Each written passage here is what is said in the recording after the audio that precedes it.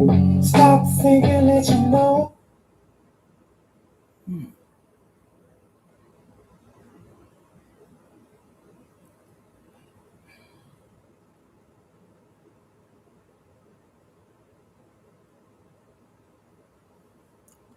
Yeah, we are the breakers of curses, the costers of glorious conspiracies, and the creators of the new world.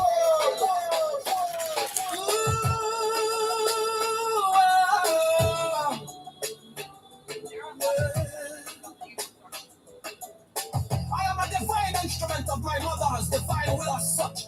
I am protected and guided by the sacred blood and water of my mother's body that anointed my entry into this life. I am divine because she is divine. I call all of our mothers to this moment. I call on she who governs everything, all time and every space in between. She with 1,000 names. Today it is Oya, the ushers of the new age. I call upon all the divine ancestors and the ash of every mother on earth to break every curse that is cast upon the mother and the children in all timelines and in every dimension. We the mothers divine children conspire together today to forever bind those who have or would harm you, great mother. We conspire together today to destroy everyone in every timeline and dimension that has caused suffering and despair. Today, we embody the sacred and divine power of our mothers. Today, we the tree, we the weavers, rewrite all time. We the tree, we the weavers, rewrite the book of life. We are mother's children, call the winds of change. We conjure the primordial dark. We summon the sacred serpent deep from within the earth. We subdue the rogue sun. We control the light. We heal the harm. We embolden the fearful. We instill courage. Today, we are staging a global evolution as is our mother's divine will. We ecstatically welcome the radical destruction of all institutions of hate and harm erected by the godheads of war. We have the power, we have the voice, we are the portals of change. We give life and sacred blood to this conspiracy. We come on, come the wind, come the storm, come the lightning. Capture all godheads of war and all betrayers of the mother's divine will. Bring them in the confusion and war to an end. Spread them to a beacon, you're to be resurrected. This is the time of reclaim and reclamation and the restoration of heaven and earth. The mother's divine merit. Love unlimited is our destiny. Hey. Destiny, excess is our destiny, pleasure is our destiny, freedom is our destiny. This is our divine will. We are the divine executors of her will. We speak our will into the now to reverberate throughout time, all space and all dimensions. It is as we say forever and ever. Mommy and I are one.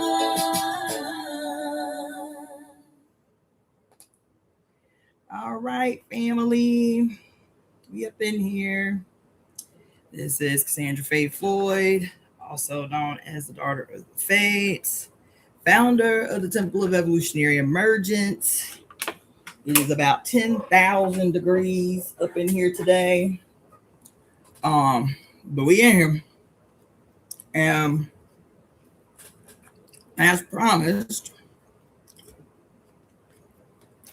for almost, it was close enough, reaching our goal the other day, today,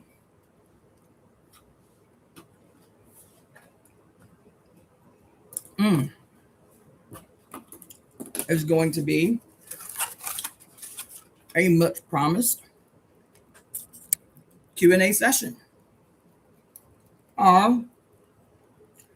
Thank you, Alicia. Oh, shoot. Thank you, Alicia, for your donation. Appreciate you. All right. Okay. What's up, Knowledge Born Allah? All right.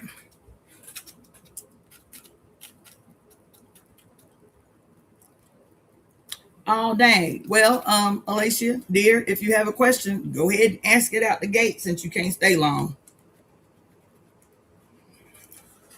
But that's what today is. Today is a Q&A session. And it does not have to be about greetings, Zuhara. It does not have to be about anything I've ever talked about, or it can totally be about something that I've talked about. Today, y'all are leading the discussion. Okay. Yo, y'all lead the discussion today. So, thank you. Consider the mango. Y'all ain't got no questions yet? Like last week, y'all was right out the gate. I could barely keep up.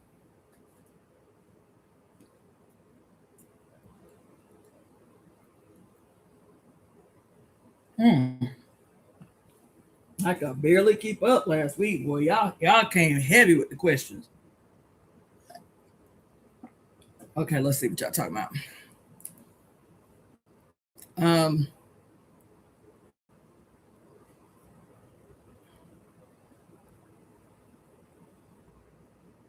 What's LPR? I don't know what LPR is. Y'all have to remember, like, I'm not actively practicing. I'm not reading text all day.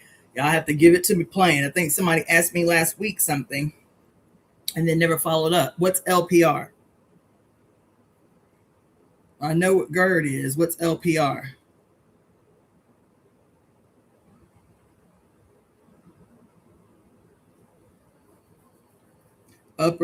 No, I know what GERD is. What's LPR?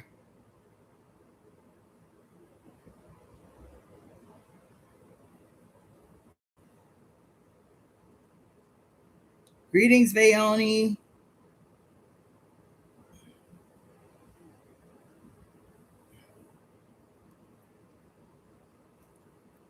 Is that what you're calling?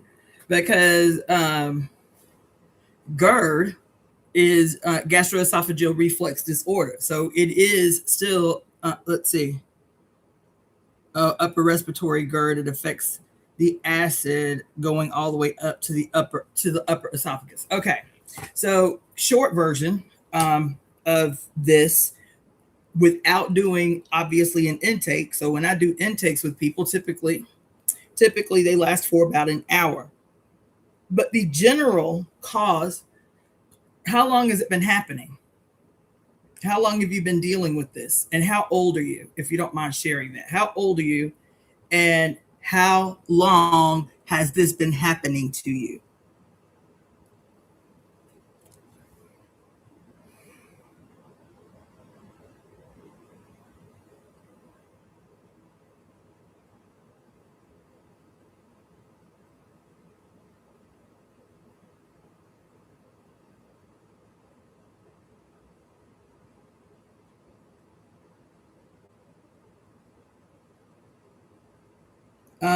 Let's see. Alacia, I'm gonna stick with you right now. So tell me, okay, let's see. A year started last October. I'm 35. I did some diet changes and it helps, but I want to cure an insight into how my mind started it. Okay, so first of all, you asked me if there were any metaphysical things that I can think of that caused it, and the answer to that is no. Listen, so I want to reiterate something. When I do intakes with people, and I would be willing, Alacia, if you would like, I would be willing to schedule an intake with you. I hadn't been doing it for about a year, but I would be willing to do that. So what I want to say about the specific nature of your question, and I don't have any of my little diagrams from home that I usually have. You know what? Let me do something really quick, okay? You know what? I can use this because gastroesophageal reflux disorder is extraordinarily common, most common in women, and typically its onset, and when I say typically, I mean 99.9% of the time, its onset is event related. stress related. So the first question, if you don't mind me sharing with the group, since you asked within the context of the group, the first thing that I would ask you in an intake after asking you how long you've been experiencing these symptoms is anywhere from 6 months to a year prior to you first noticing the symptoms. 6 months to a year prior to you noticing the symptoms, was there something that happened in your life? Did you anything that was upsetting? So whether it was you having to make a move that you didn't want to make, you lost a job or got a new job, or a loss in the family, or a loss of a loved one, conflict with a boo, anything outside of the norm that was emotionally triggering outside your norm. That would be the first thing that I would ask. And so if you can answer that, fine. If you would prefer not, you can answer yes or no. From 6 months to a year prior to you seeing symptoms, the symptoms that you are having right now, did you have some type, no matter how it could be something as seemingly simple as the loss of a pet. So do not, and all you have to do is say yes or no. Let's see. I am 3 years postpartum, breastfed 3 years. My husband and I, okay. All right. Okay.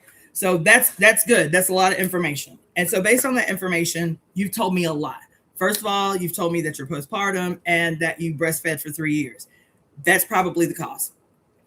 Because what happens with women who are pregnant, who are postpartum, and who have not given themselves the adequate amount of time to recover from delivery, and women who are breastfeeding, the first thing is any time a woman has a baby, whether she has a perfect pregnancy and a perfect delivery and a perfect life where she is able to not do anything for a certain period of time after she has a baby, even she has the diagnosis of blood deficiency.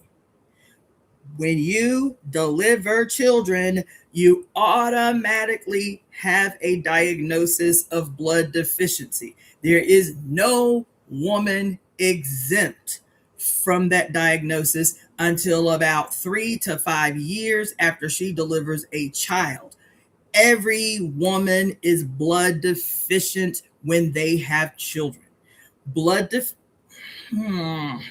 So first of all, that's the first thing that you need to know, is that in this system of medicine, the first thing that we tell women to do that have had children or have breastfed is that you need to be taking your prenatal vitamins for at least 3 years after you deliver your baby. That's just the starting point. That's just the bare minimum. For 3 years, you need to be taking your prenatals. That's one thing. The second thing is when you breastfeed, that's another thing that I find so often, is that women, whether it's they're so busy that they forget to eat or whatever it is, women are severely malnourished after they have a baby in general. And if they are breastfeeding, it's typically worse. And so, and the general rule of thumb is that, when you're pregnant, they tell you should be, so what the FDA, the recommended daily allowance of calories for a woman that is pregnant, or for a person that's not pregnant, just to maintain your body weight, is 3,000 calories. To maintain your body weight where it is, 3,000 calories a day. For a person that is pregnant, that must double 6,000 calories a day to sustain a healthy pregnancy. After you deliver your baby, you should still be maintaining a 6,000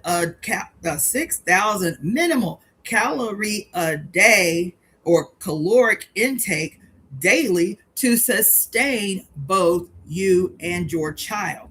This is the reason when they talk about women who, quote, have a propensity to develop gestational conditions like gestational high blood pressure or gestational diabetes, it is not because they are, quote, predisposed. It's because your ass ain't getting enough nutrients to sustain you and your dietary needs and the baby. And the baby is going to get what it needs regardless of if you are taking in enough calories or not. This in turn is the cause for why some women just look amazing while they're pregnant. Their hair grows crazy fast. Their skin looks amazing and all of this shit. And then there are some women like myself who lost teeth when I was pregnant, who lost hair when I was pregnant. It is because the baby is going to get what it needs. For example, if you're not consuming enough calcium while you are pregnant, the baby will produce a hormone. It's the same hormone produced by the parathyroid. I think it's the parathyroid. Don't quote me on that. It might be the thyroid or either the parathyroid. I want to say it's the parathyroid, but there is a hormone. So for example, say you drink a can of Coca-Cola, just one can of Coca-Cola. Because the acid content is so extremely high in a can of Coca-Cola, your body is like, oh shit, we have to save this bitch. We have to save this bitch. But to adjust to mitigate the impact of the acid. How do you mitigate the impact of acid in your body that is too much for your body to deal with?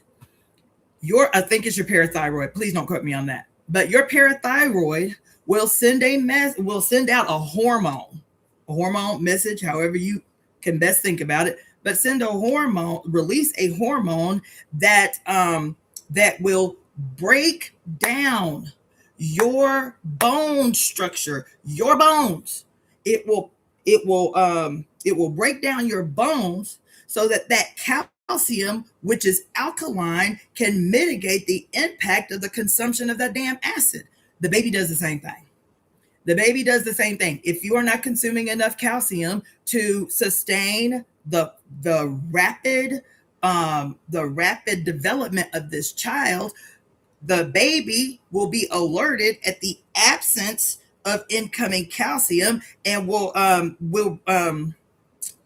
secrete or release the exact same hormone that will cause the disintegration of the bones so that quote powdered, broken down bone, liquefied bone can be consumed by the child to ensure that it gets the calcium it needs, whether your ass is getting it or not. Do you understand? So malnutrition, women, I used to like kick my babies behind because I'm like, Morgan, I get that you don't have an appetite, but you're breastfeeding. You are hurting yourself and you're not giving your baby enough of what he needs. Even if you are not hungry, you need to be taking high density protein supplements with honey, extra sugar, all the things. Purify some vegetables to toss in there to make sure you're getting enough folic acid. You got to do what you got to do. Like you signed up for it. The moment that you said, yes, I want to be a mama, for a certain period of time, there are just concessions that you have to make to guarantee the certain kind of longevity for your baby and for yourself. Okay, so that's my diatribe. Now, another thing about breastfeeding that is from the perspective of Chinese medicine is, let me tell you, those of you who have had children and say you only breastfed for a little while, you don't want to breastfeed anymore. What the old ladies tell you need to do to quote dry up your milk. People still do it to this day because it works and there's a reason. They tell you to take some cabbage, scrape the underside, and line your bra with cabbage to dry up your milk. Okay, in Chinese medicine, the meridian or the channel that is associated with the liver, that is the liver channel, starts between the big and the long toe. So these are your toes. Between the big and the long toe comes up the medial aspect or the inside of your legs. I'll demonstrate.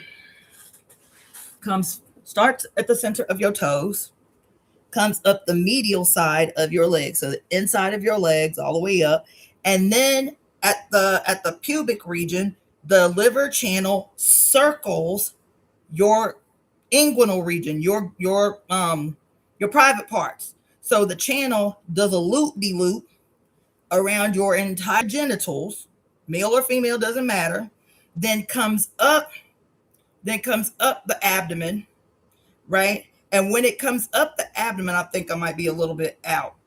I think I need to be up. Shit. Wait a minute. Liver comes up kind of like here, the center of the abdomen, and then it does another loop-de-loop around the nipples. The liver channel does a loop-de-loop around the nipples, comes up again and does yet another loop-de-loop around the throat. Right? So this is the liver channel.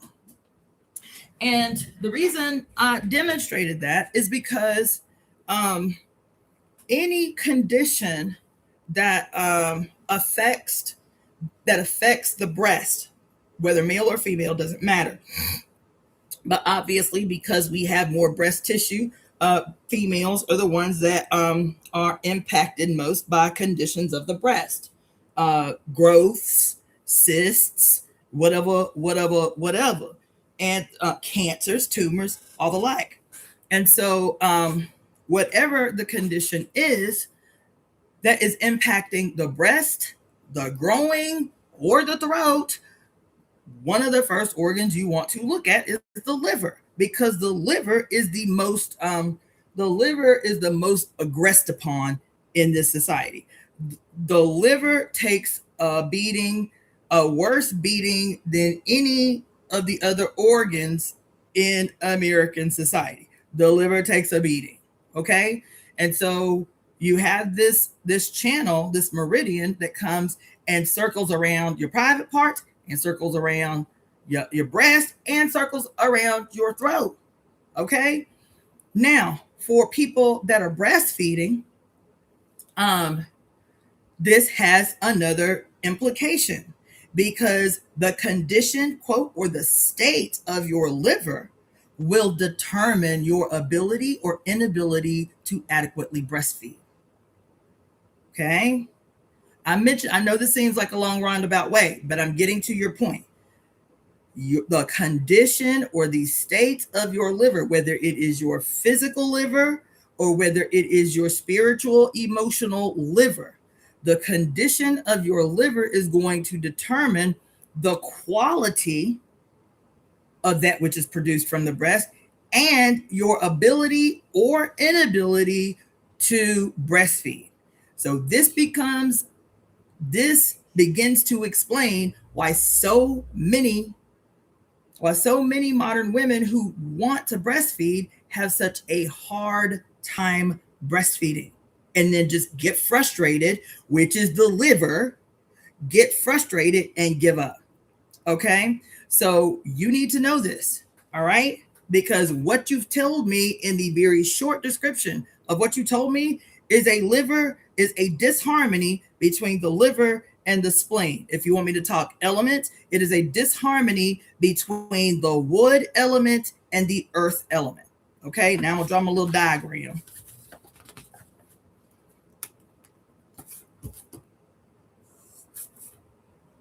And I'm certain that even though some of you have not had children, what I am telling you about this very, very, very common disharmony between the wood and the earth,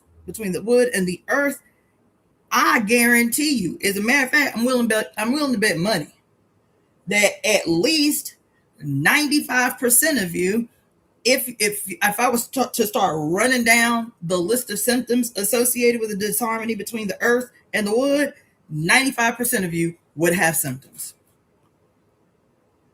It's that common.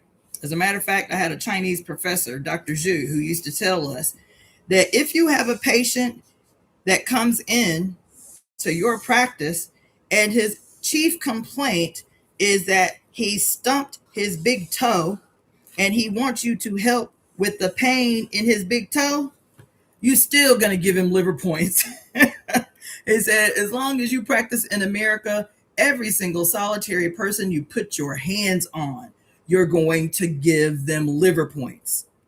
That's how prevalent it is. Okay? All right. So again, for those who don't know, or for those who need a reminder, okay?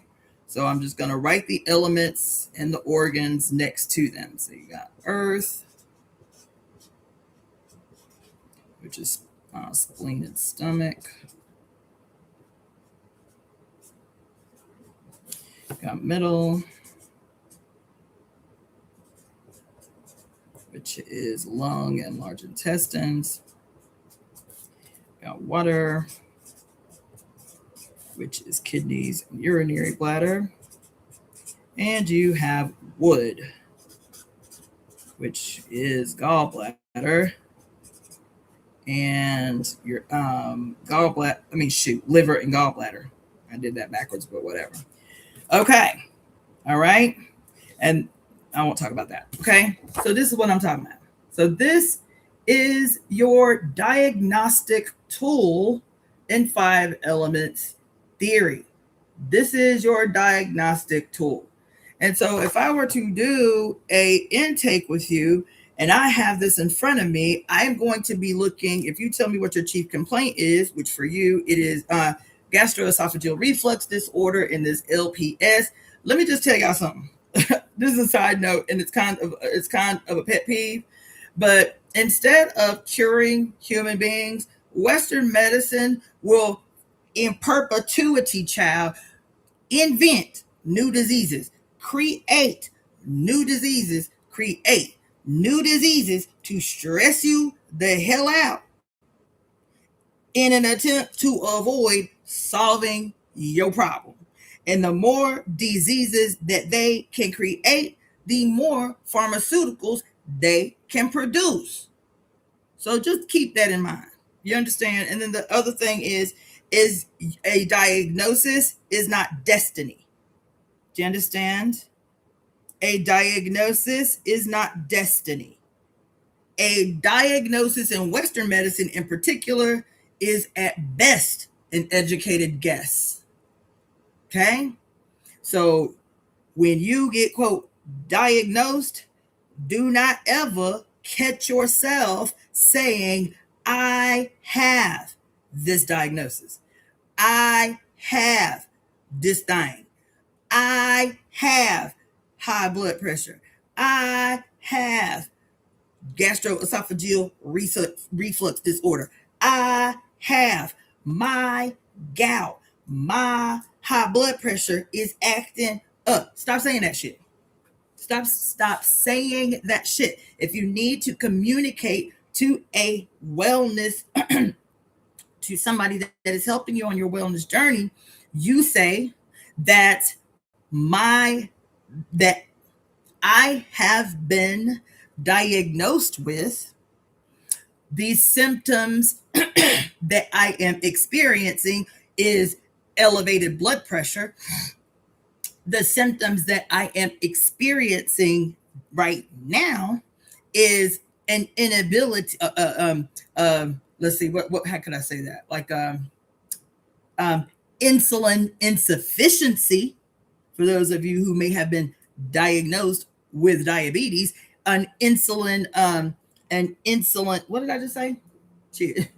Insulin insufficiency, and that particular symptom that I am currently presenting with is either type 1 or type 2. But listen, do not let is my soapbox. Is my soapbox. Is my soapbox. Is my soapbox. Your body. I do not care how unwell you feel in the moment. I want you to hear this, and please take it into yourself as concrete and unflinchable and unwavering as you began believing in the Bible. This is holy Rit, I'm about to tell you. You understand me? Your body is not betraying you. So I understand when you do not feel well and you do not have at your disposal the information or the language to help you tap into yourself, or you can't find people in the world genuinely interested in helping you to transform your current position. But I want you to know I am not minimizing your pain, your discomfort, or your concern. But these things that we call symptoms are a communication. Your body is not betraying you. Your body is ringing the alarm, bitch, just like it is programmed to do. Symptoms are the body's perfectly functioning self ringing the alarm. There's some intervention that we need that we cannot repair on our own. We need help to repair this issue, because even if you get an intervention from somebody like myself or whatever, it is an intervention to assist your perfectly functioning flesh to do the job it needs to do. Your body, your flesh is overburdened. That is all. It is still perfect. It still functions perfectly all the time. Do you understand what I'm saying? So these things can be true at the same time. You can be uncomfortable. You can be psychologically uncomfortable. You can have a myriad of ways that your organs are shouting at the rooftops. But one thing is unwavering. It is unconditional. I do not care what nobody in a white coat tells you. You say, Sister so-and-so said, Sister so-and-so, Sister Cassandra say, you a lie. You a lie. You a lie. That my flesh is functioning perfectly, and you, having spent all this money to go to medical school, you are supposed to be assisting me in my perfect flesh's ability to return to center.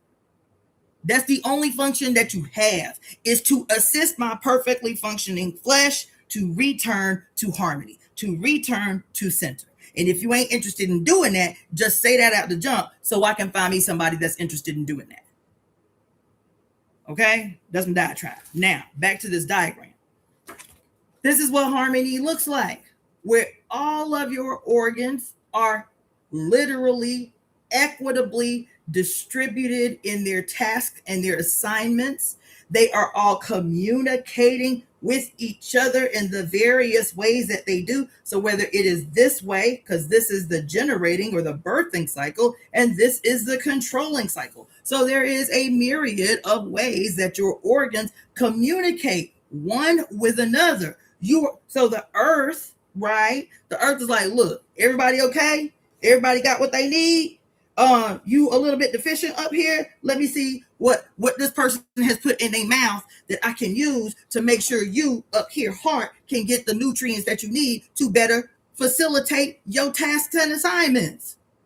I know it seems oversimplified. I treated somebody yesterday, and he was like, but you talking about colors and shapes and this and that. I was like, fifth graders can understand this. And so I know that you can. What you have to do is remove the typical resistance that we all have been conditioned to have when something is, quote, presented too simple that it cannot be useful. That when it's presented simplistically, it must not work. Get that shit out your head. That's what's got you fucked up in the game right now, because you can't even advocate for yourself. Because they have mystified medicine. They have mystified the magic and the mystery of how your own body works and how you are always supposed to be your own advocate. That's why they don't teach you nothing about your flesh of any significance until you go to college. You feel me? This is all all the information that you need to self-diagnose, to diagnose your children, to understand in an instant, something must be going on in a disharmony between the earth and the water element because the baby is constipated. That's an automatic. It's an automatic. You see what I'm saying? So I know I sound preachy, but anyway. So with you, just based on what you've told me, this is not a diagnosis, okay? But just based on what you've told me, which is a lot, and I would still do an hour-long intake with you to find out what the nuances are, because it's not just about gastroesophageal reflux disorder. It is about, I guarantee you that there are other symptoms that you didn't know were symptoms, or that were so minor you didn't think anything about it, okay? And that will make a difference in a solid diagnosis and then subsequent treatment protocol, okay? Yes, you can just email me. Okay, so when I tell you that the symptoms that you are presenting with, at least in the interim, without a full intake and diagnostic process, the most common cause of gastroesophageal reflux disorder, at least within the context of Chinese medicine, because there is something I need to tell you about that, okay, is a disharmony between the earth element and the wood element. So when you're talking about earth and wood, this is your body. And that's not a metaphor, by the way. This is your body. And let me demonstrate. So if you're looking at this 5-point star, and you're looking in the mirror at yourself, you see here in the west, you have the liver, which is right here. As a matter of fact, if you want to locate your own liver, you take your left hand and put it at your side and then just bring it over, and wherever your fingers, now I got a big belly, but wherever your fingers land, so right about here is going to be the center of your liver. This is your liver, okay, and it's big. Right? So this is your liver. Do the same thing to locate your spleen or your earth element. Put your right hand on the side, put it straight across your ribs, or what we call your hypochondriac region. And again, I've got a big belly. So your spleen is going to be, the center of your spleen is going to be about right here, where your fingertips meet. Okay? There it is, right there in your face. Here is your liver. Here is your stomach and spleen. Here, I mean, is a little, lower than that, but here is your heart. We always picture our heart up here, but here is your heart.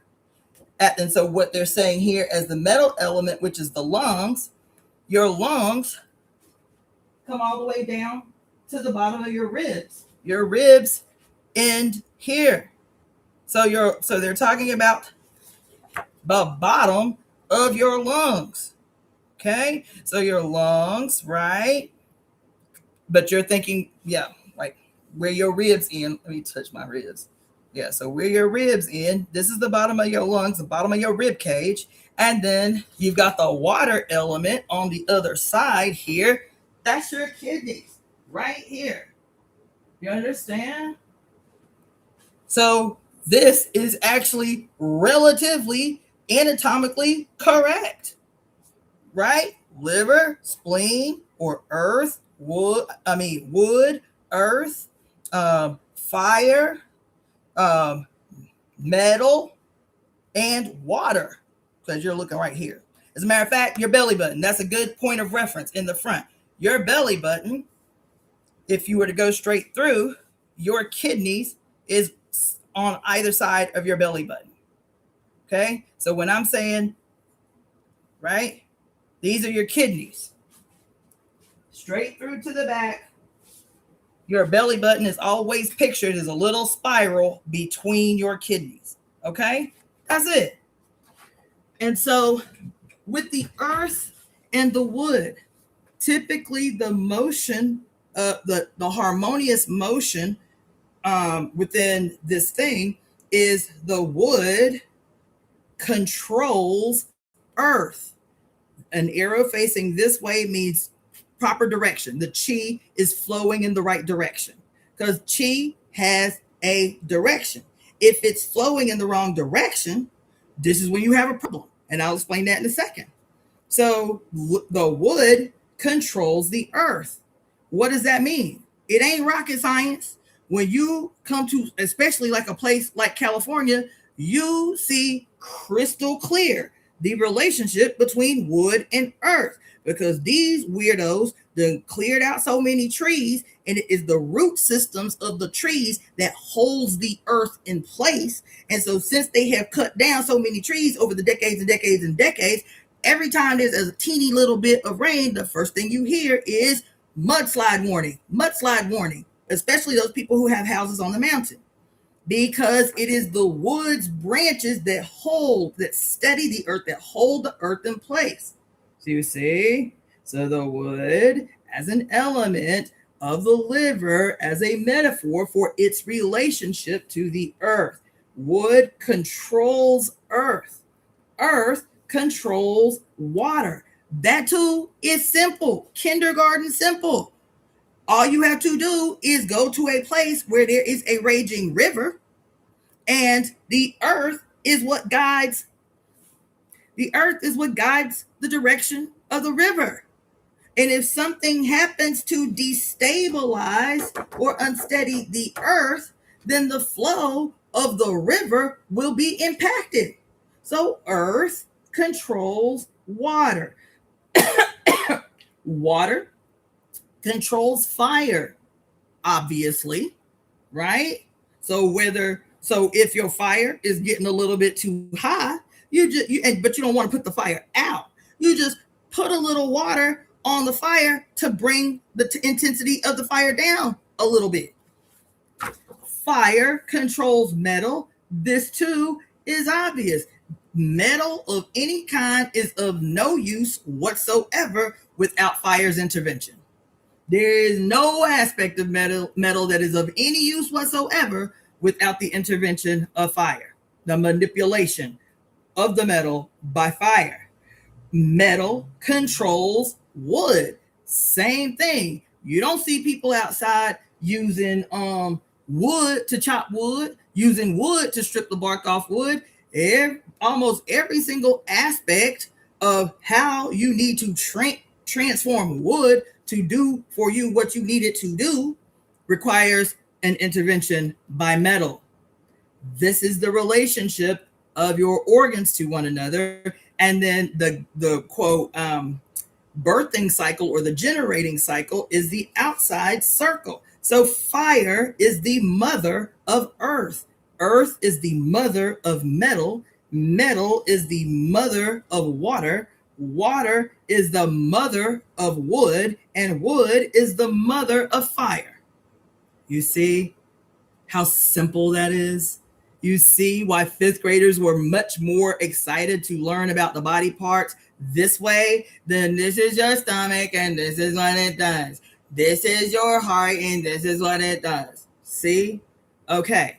Now, in this relationship between wood and earth, okay, earth, the direction that the chi moves in the stomach and spleen, which is your earth element, the direction is down and out. Down and out. That is the direction of chi, the correct direction of chi. The correct direction of the flow of the chi of liver is down, period. Down. Whenever the chi of any organ is going in the opposite direction of its natural course, we say that the chi is in rebellion. The chi is in rebellion, or quote, rebellious chi is the diagnosis. Okay? Y'all following? Let me get a thumbs up. Let me know y'all up in here, because I can shorten this answer for this sister if y'all are not getting anything from this. Okay. All right. So when a person so I don't know the intensity of your of the symptoms of that you're experiencing with this diagnosis of gastroesophageal reflux disorder. However, if you, after every meal or even thinking, because some people are so sensitive that they think about food or they think about eating. I want y'all to hear this. They think about food or they think about eating, and they get nervous because they know every time they eat, they're going to have acid reflux, or they're going to be uncomfortable or whatever, that they begin to emotionally experience these symptoms. You understand? In anticipation of pain or discomfort, they don't even have to eat. They'll experience GERD. So I don't know if you've gotten that far yet, but that's just something to think about. And it's because of the nature of the organs involved. So depending upon the other symptoms that would be corresponding in your diagnostic process, right? The general, especially where women are concerned, the general diagnosis for this condition is liver chi, or so depending upon what language you want to use, I'll tell you both. Liver overacting on the spleen and stomach, or earth over controlling the wood over controlling the earth. Wood over controlling the earth.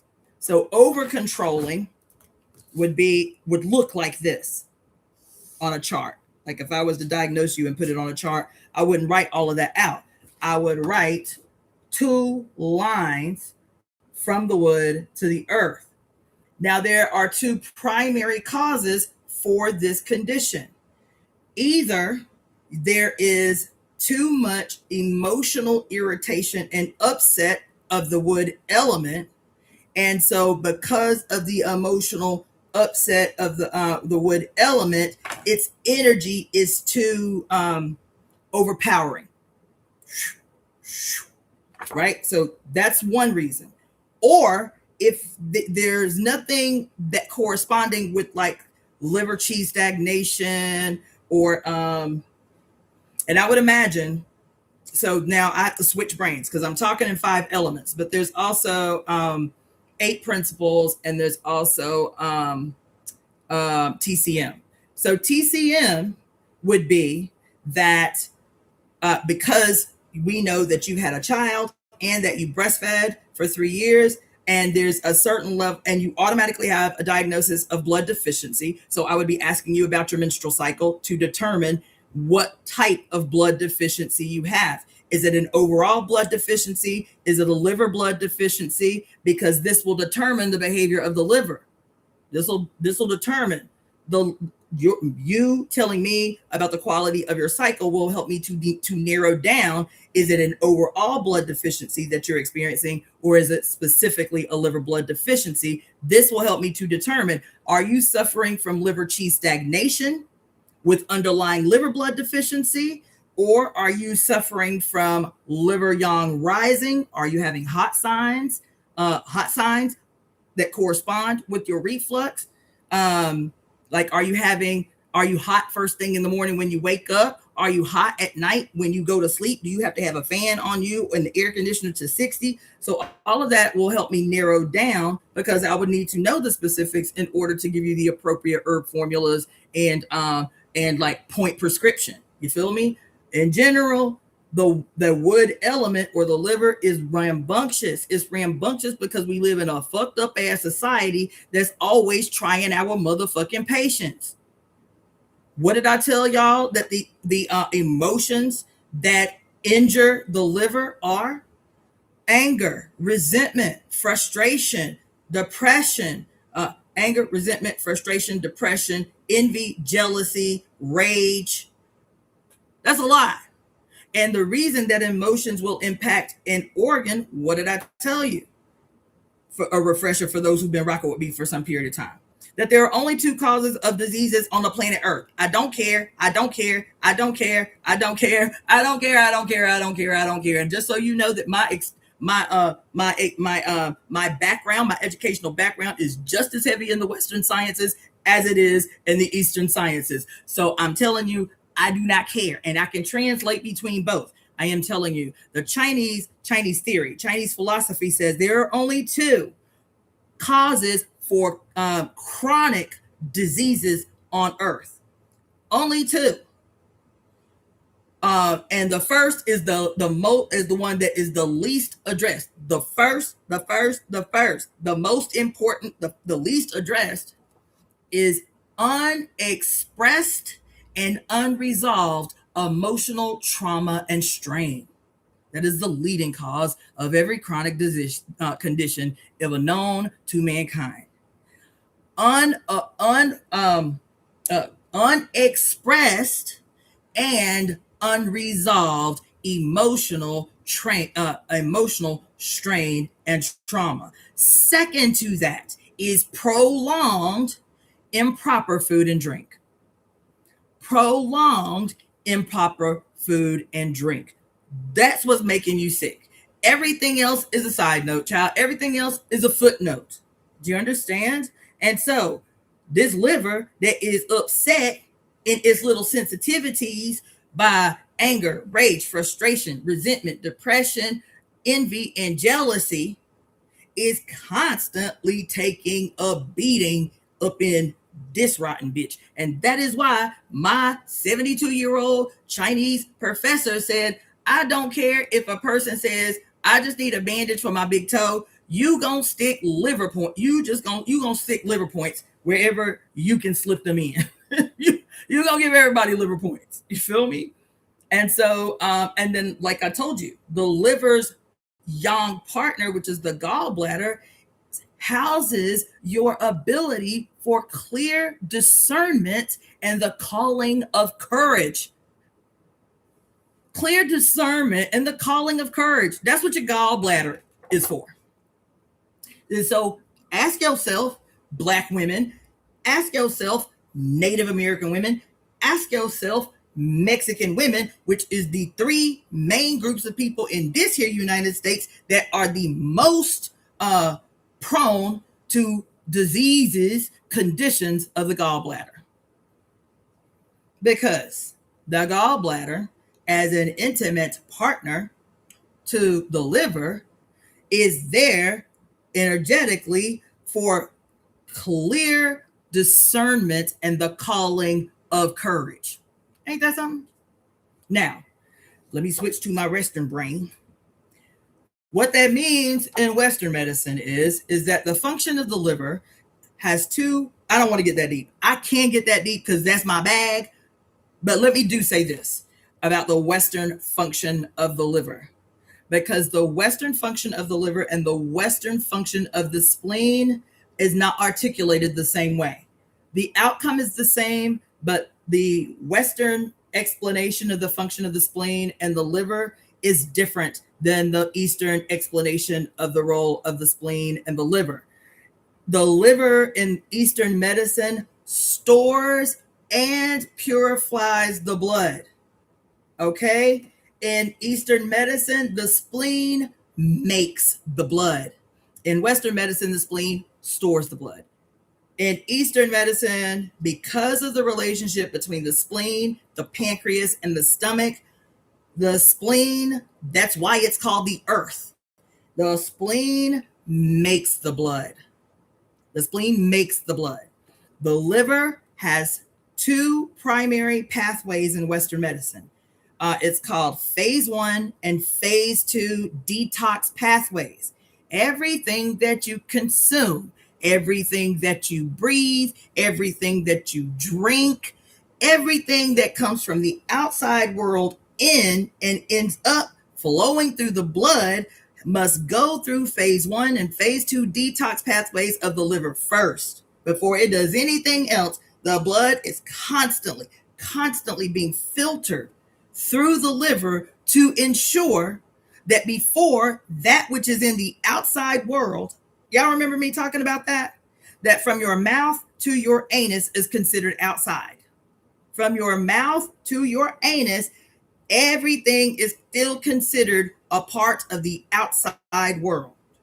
It does not become a part of self until you get to the small intestines and then the large intestines, where the filtration happens, and that which you can use from the food that you've consumed and it has been pulverized through these different stages, so the nutrients, the amino acids, your glucose and all of that stuff can be absorbed in the deep of the little what do they call it, phalange? I think that's what it's called. Child, y'all testing my Western science right now, but anyway, it is absorbed in by crossing the barrier of the small intestines and the large intestines to become a part of self. That way, everything that you cannot use is further filtered down to exit the body either as urine or as stool. Okay? So from the mouth to the anus is considered a tube that is outside your body. So when the blood, and so this whole cycle that happens, when what you consume becomes a part of self, and now not just consume, because you're also talking about oxygen. Oxygen goes straight to the blood, right through the lungs, the alveoli down here, and the smallest little capillaries. It goes, the oxygen is then, the blood is oxygenated, and then it circulates through the body. The liver is filtering it all, whether the food, the nutrients from the food is uptaken in the large intestines, whether it is air that you have breathed in that transitions over that barrier to become a part of self. The blood is like, we ain't taking no chances. We still gonna push all this blood through the liver all day, every day, 24 hours a day, to make sure that there are no bad guys that have slipped through trying to do dirt. That's phase one. And phase two, detox pathways. So you can begin to see why, one, the liver, at least that we know of right now, I'll put a pin in that, but the liver is the only organ that we know of right now that immediately regenerates if part of it is removed, if part of it is damaged or injured, whatever, because the liver's job is massive. So what happens when these emotions like rage, frustration, resentment, anger, jealousy, envy, depression, stress, be kicking the shit out of your very vital, necessary liver? Well, think about an engine in your car. You need the engine to flow smoothly. We know more about our cars than we do about our bodies, so let me talk about it in that language. What happens if the oil flowing through your engine, you let it get too old, you let it go too long before you get an oil change? The engine has to work too hard to push this old oil through the gears. And what do they tell you is the risk? If you go too long, too often without getting your oil changed, so you have pure oil flowing through there, you will blow a gasket. You'll destroy your whole engine. You'll have to get your whole engine replaced. That's the metaphor for the rest of your life for your poor liver. Okay? So there are a myriad of things that can either cause, and the same thing if you don't have enough oil in your car. If there is not enough oil in the car, but you're still driving your car to work every day, you will destroy the engine because there's not enough oil to make sure that all the gears, think about the gears, because it's the oils, it's the lubrication of the oil in the engine that lubricates the gears. What are the gears that your liver is lubricating with the oil? The blood. The liver controls all of your sinews. What sinews are all of your joints, your cartilage and your sinews. Everywhere, everywhere in the body, not just bones, because your bones and joints are not the only thing that have sinews and cartilage. So everything that you want to be flowing gracefully, you have the liver blood to thank for that. For women, for females, liver blood controls your menstrual cycle. Liver blood controls your menstrual cycle. I will tell you something else that it might be a little bit controversial. It is also the condition of the liver that will determine your ability or inability to orgasm. It is for women. It is the liver that is responsible for your ability or inability to orgasm. And not just orgasm, But if there are those of you who the nature of your orgasmic stimulation and release is ejaculatory, your liver is what you have to thank for that. So you can see how important the liver is. For males, it's a whole different anatomical relationship and the role that the liver plays, particularly because what did I tell you? The liver channel circles around the reproductive organ. So the channel comes up the center of the leg, circles around the groin, and comes up, both in males and females, and circles around the breast of both males and females, and so on and so forth. So there's a lot implicated in the beating that our poor liver takes. I know I went on too long about that, but anyway, it's my bag. The health shit, the science shit, the medical shit, that's my bag.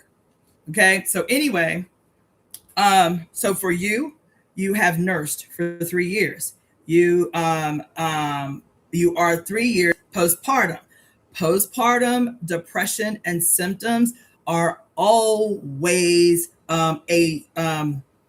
postpartum depression is always due to nutritional deficiency in general and blood deficiency in particular. You are blood deficient, and so we will have to do an intake because acupuncture cannot resolve blood deficiency. And there is some huge dietary adjustments that you're going to need to make to build blood.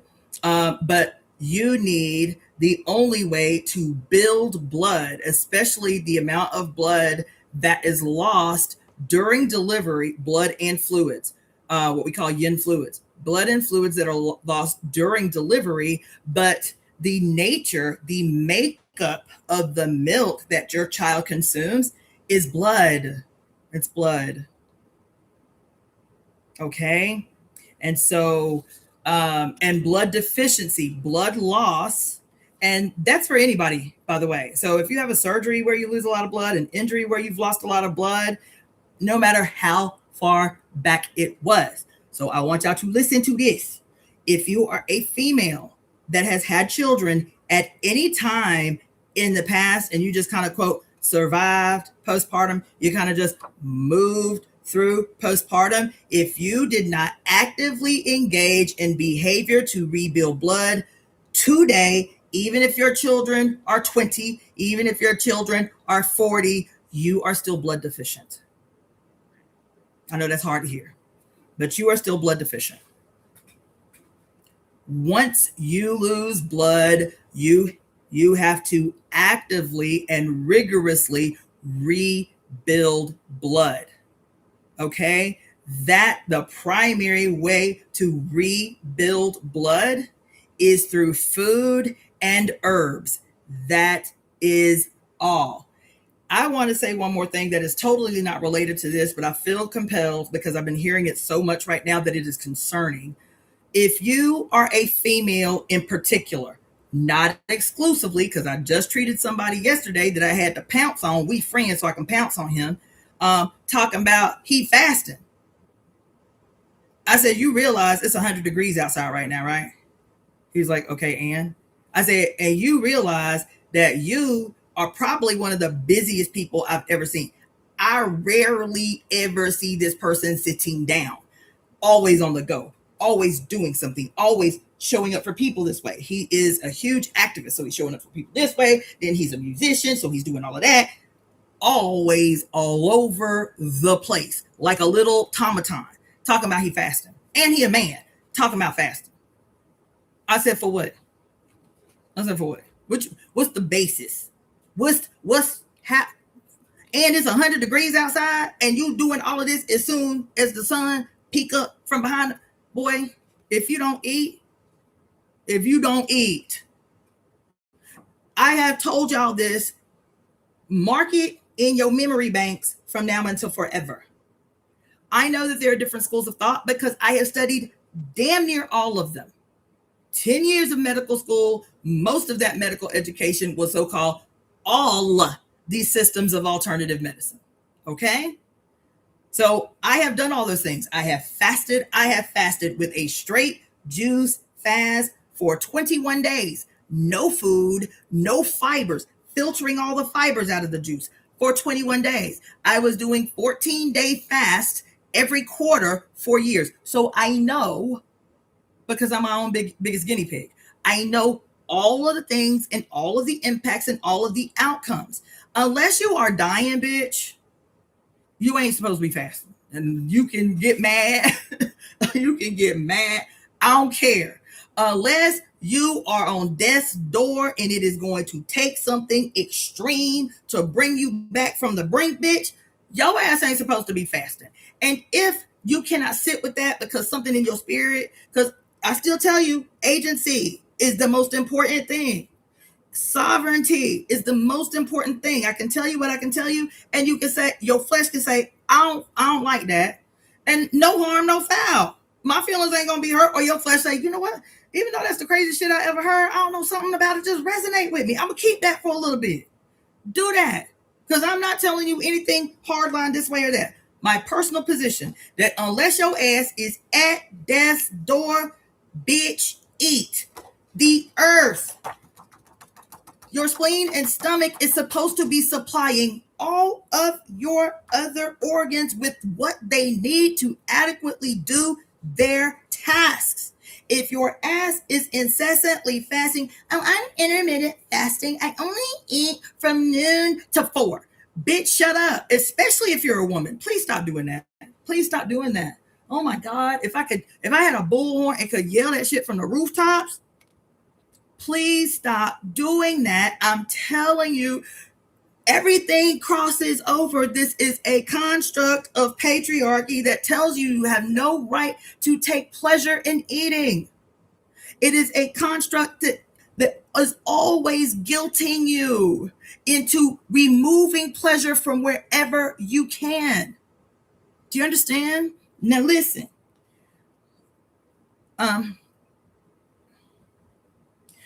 Okay, so I'm gonna bring it back around. But that's what we need to do. We need to do an intake, because all of this I will be telling you the very particulars. Because I can't tell you in a lie. You need to do this and this and this and this and such and such and this and this. One more thing about acid reflux. Those of you who may be suffering from acid reflux, you may not even think it's acid reflux because it doesn't hurt. So this diagnosis is it is stomach chi in rebellion. That is the technical diagnosis. You have acid regurgitation. It is either the outcome is still stomach chi in rebellion. Now, whether that's the spleen causing the stomach to rebel, whether that's the liver causing the stomach to rebel, that's what you have to deduce. But the outcome is stomach chi, what comes into the stomach and is supposed to continue to go down, goes in the wrong direction. Now, when I say stomach chi in rebellion, most people think just acid regurgitation or whatever. Excessive belching after you eat is still stomach chi in rebellion. If you don't have acid regurgitation, but you feel nauseous just slight nauseous every time you eat, this is still stomach chi in rebellion. Do you understand? So that's the short version to this story. The other thing I want to say is about Western medicine. When we have symptoms of acid regurgitation, our default, because we've been told wrong, is to grab an antacid. Let me just tell you, you have to hear this from a Western perspective, from a Western alternative, okay? From a Western naturopathic alternative perspective. If you are, I got to tell you this, because the Chinese medicine is awesome, but you need to know this Western medicine, okay? I got another picture. It's going to be janky. Do not be laughing at my pictures.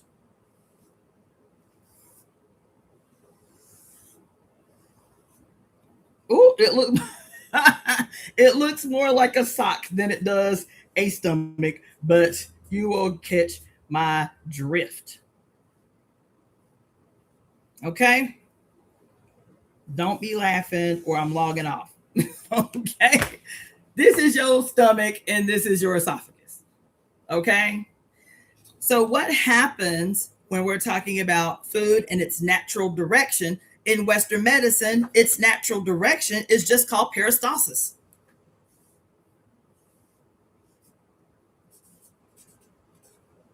So we call it the direction of chi in Chinese medicine. That same thing in a different language, Western language, is called peristalsis. It is that, oh my God.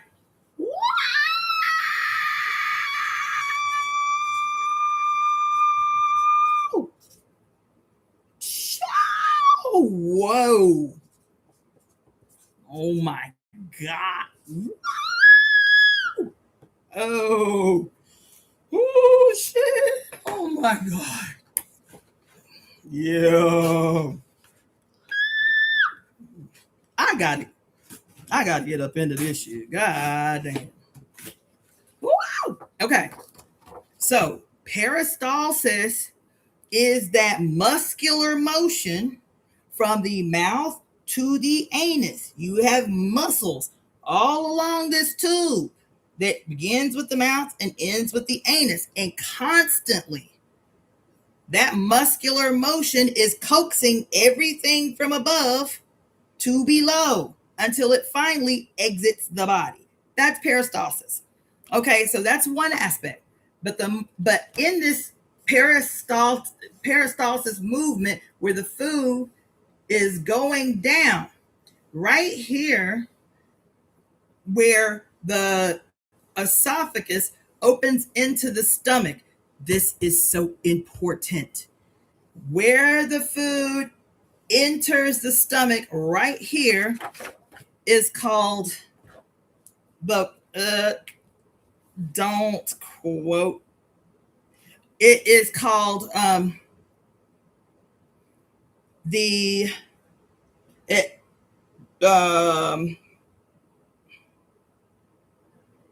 I'll just put GE sphincter. Okay, the gastroesophageal sphincter. That's, let me put an arrow.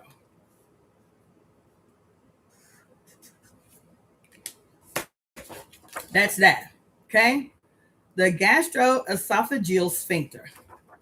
The sphincter, like any sphincter, because you have several of them along the same track. The purpose of a sphincter, yes, same thing. The gastroesophageal junction is what lies in the gastroesophageal junction is the sphincter. The purpose of a sphincter, think about,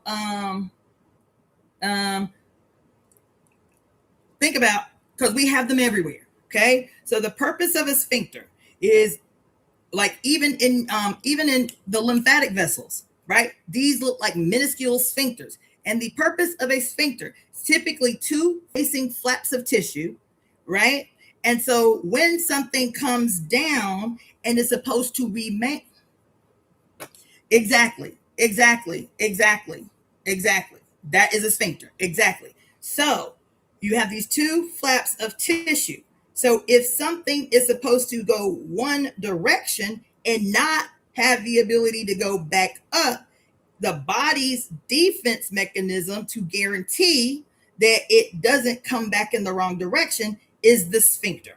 Okay, so once the food opens up the sphincter and passes the sphincter will automatically close so that what is happening in the stomach cannot go back past the sphincter.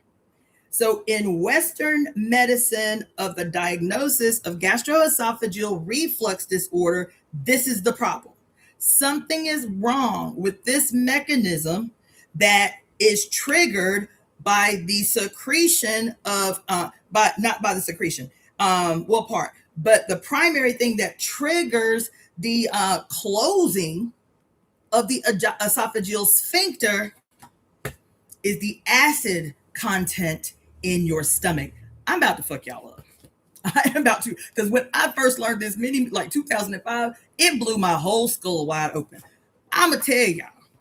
So y'all know the acid alkaline little thing that you measure, like the acidity in your water or whatever, right? And don't quote me on this. As a matter of fact, can I look it up somewhere? Hold on, let me look it up somewhere so I don't lie to you.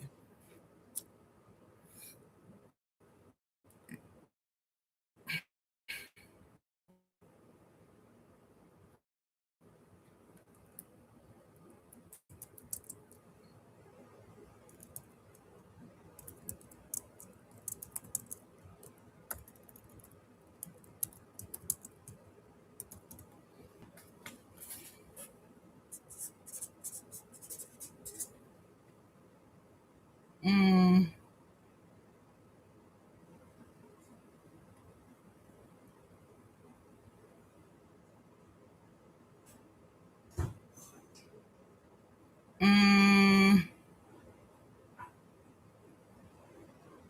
Okay, we'll just do that. Okay, let's see. Um.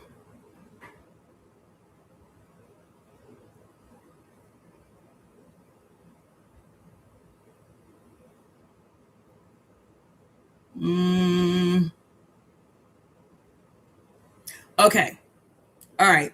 I think this will do. Hold on. All right. Yeah, I like that one better. Okay. All right. Let me share the screen really quick. This is going to gut punch you. Okay. Let's see. Is that the one I want to use? Yes. Okay. There you go. All right. Oh my God. So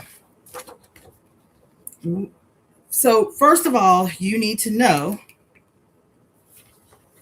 that the environment of the esophagus is extremely alkaline. Yet another reason you should not be drinking sodas. Okay.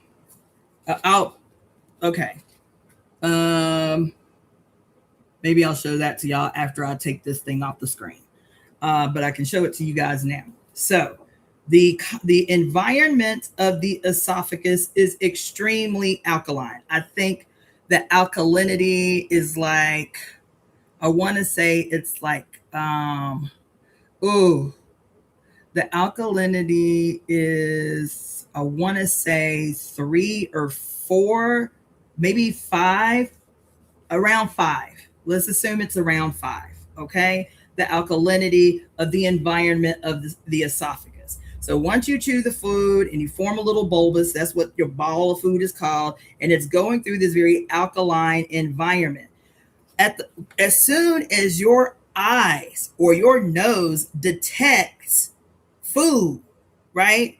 You start salivating, and you also, your stomach is preparing the environment for the digestive process. As soon as you detect food, hell, sometimes as soon as you see food in this journey to go get food, you're already developing the environment in the stomach to guarantee that you can digest the food once you eat. Okay, so that's already starting. So once you eat the food and the food goes down into the stomach, because just the down motion is going to open up the sphincter, but something has to happen in the stomach to trigger the closing of the sphincter. The sphincter does not close on its own. There is a detective mechanism between a feedback loop between the brain and this sphincter and the stomach. I know, it's amazing. That's what I'm telling you. Your fucking body is amazing. Amazing. Okay. And so what has to happen is that the acidity of the stomach in the process of digestion or preparing for digestion, the stomach acid has to get down to the acidity of 2.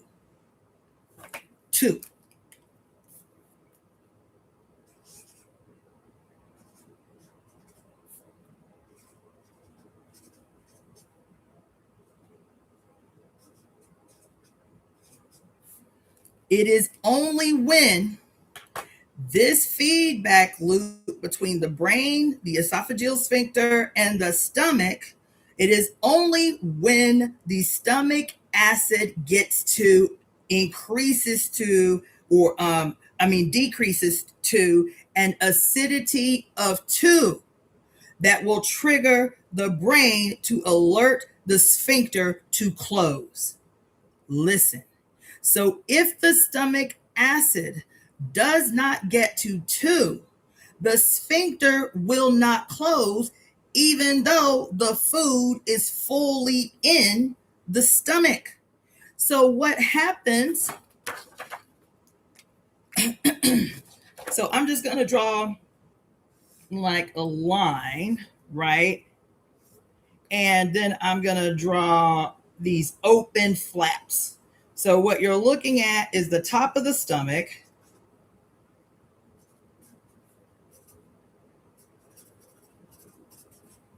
And you're looking at the esophagus.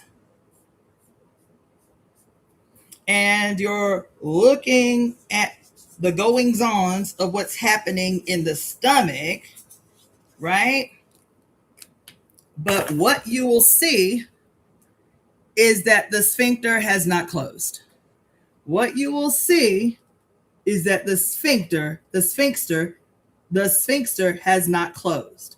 So even though, and the reason that the sphincter has not closed is because the environment is too alkaline. Somebody gonna be mad. The environment of the stomach is too alkaline, child.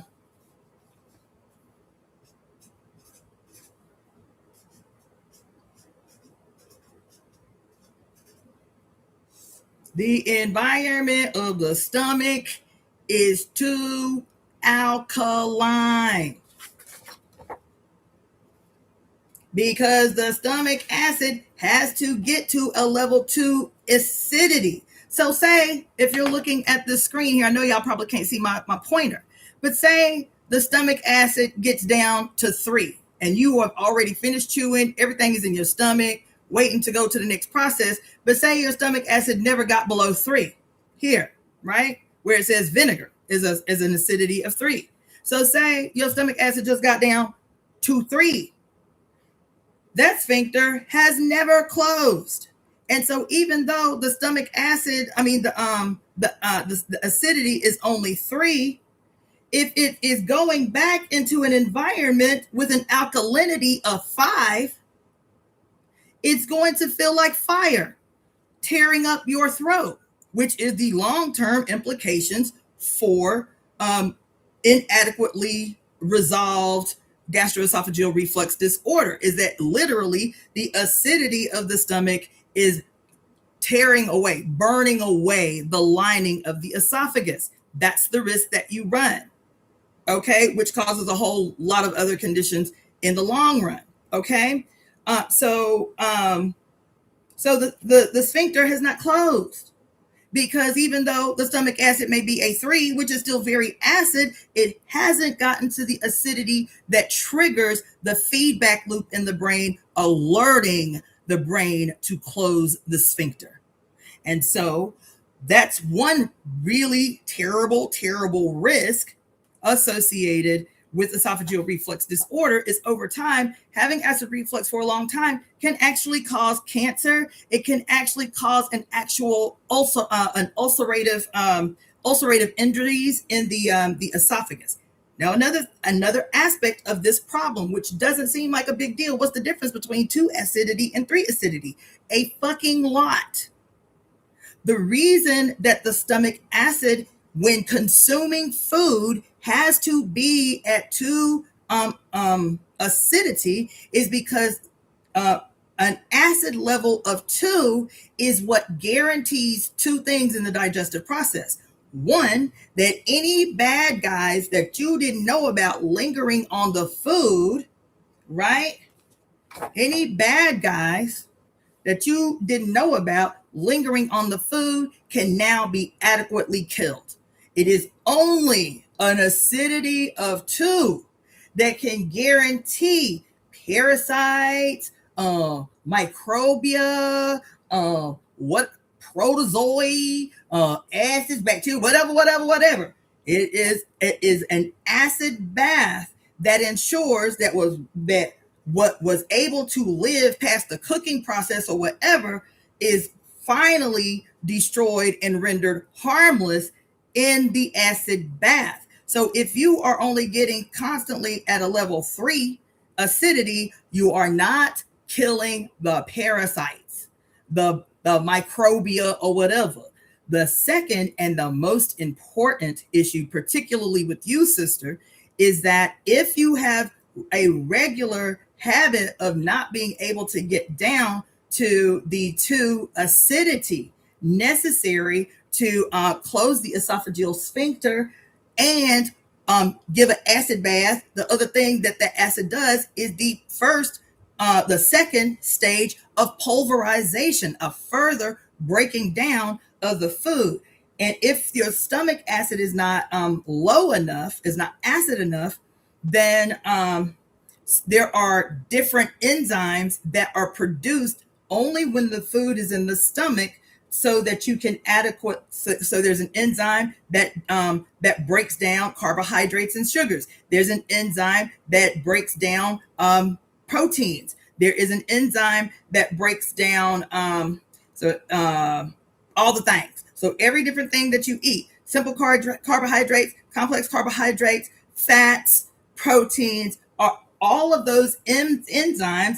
Once the food is pulverized by the acid enough, those enzymes start doing the work that they need to do there, so that in the stomach, you can start to extract the specific micronutrients that you need to separate in the stomach before it goes off into the next phase, which is the duodenum. So if the food is not pulverized enough because the acid is not too acid, then you can eat all the healthy food you want. If something is wrong with the hair, you are not extracting the micronutrients from the food that you need, from the food that you eat, particularly B vitamins. What's another big one? B vitamins, calcium, and vitamin D. B vitamins, calcium, and vitamin D. So listen. So somebody mentioned earlier, so I shouldn't be taking antacids. Absolutely, positively, 10,000% no. Not only no, not ever, for any fucking reason.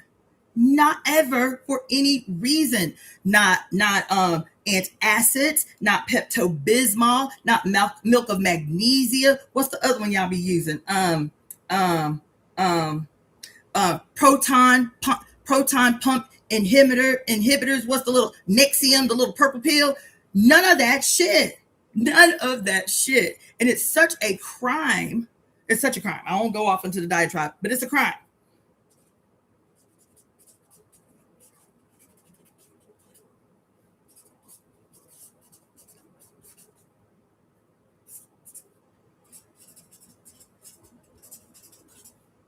Okay, so when you take an antacid, because again, what did I tell you about the baby in the mama's stomach? Or not only mama's stomach, what did I tell you about about drinking a soda? How I think it's parathyroid will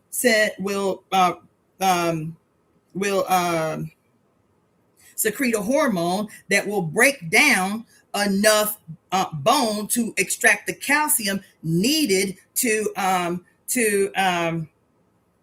what's the word that they use to neutralize the impact of the acid. It is calcium that is the primary thing used to neutralize a large amount of acid.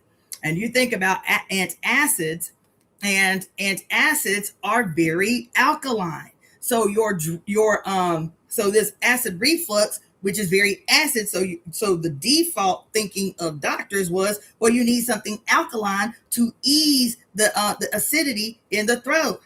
But alkalinity is the fucking problem in the first place. Your stomach's environment is too alkaline. There's a third problem.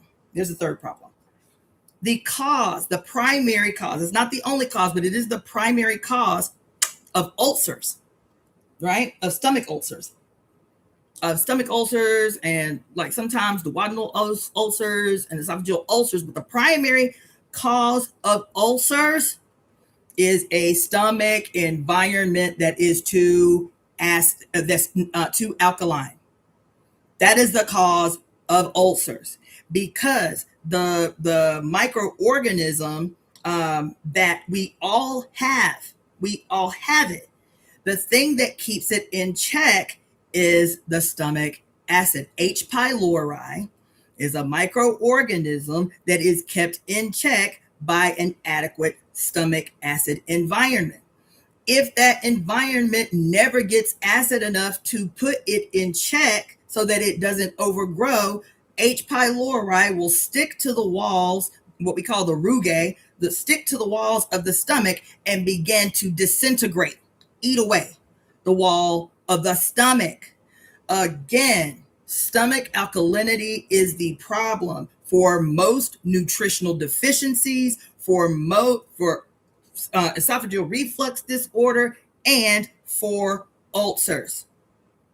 It's not a small issue, it's massive. And all of these years, people have been popping antacids or drinking milk of magnesia or Pepto-Bismol like it's going the hell out of style, deepening and worsening the condition. So the first thing that you should do if you have any of those conditions that I mentioned, right? If you are chronically nutritionally deficient, if you have had a history of stomach ulcers, if you have esophageal reflux disorder or any kind of, quote, rebellious chi, nausea or vomiting after meals, or if you have had, eating disorders that you, like bulimia, where you force yourself to, force the rebellious chi, any of those conditions, the first thing that you need to be doing is what the ancients always knew to do. Why is it that we always have a salad before a meal? Like when you go to a restaurant, they give you a salad and soup first, right? Salad, dark leafy greens with both vinegar and oil stimulate not only the digestive acid, but also calls out the digestive enzymes. See? So it is, and it has to be both vinegar and oil.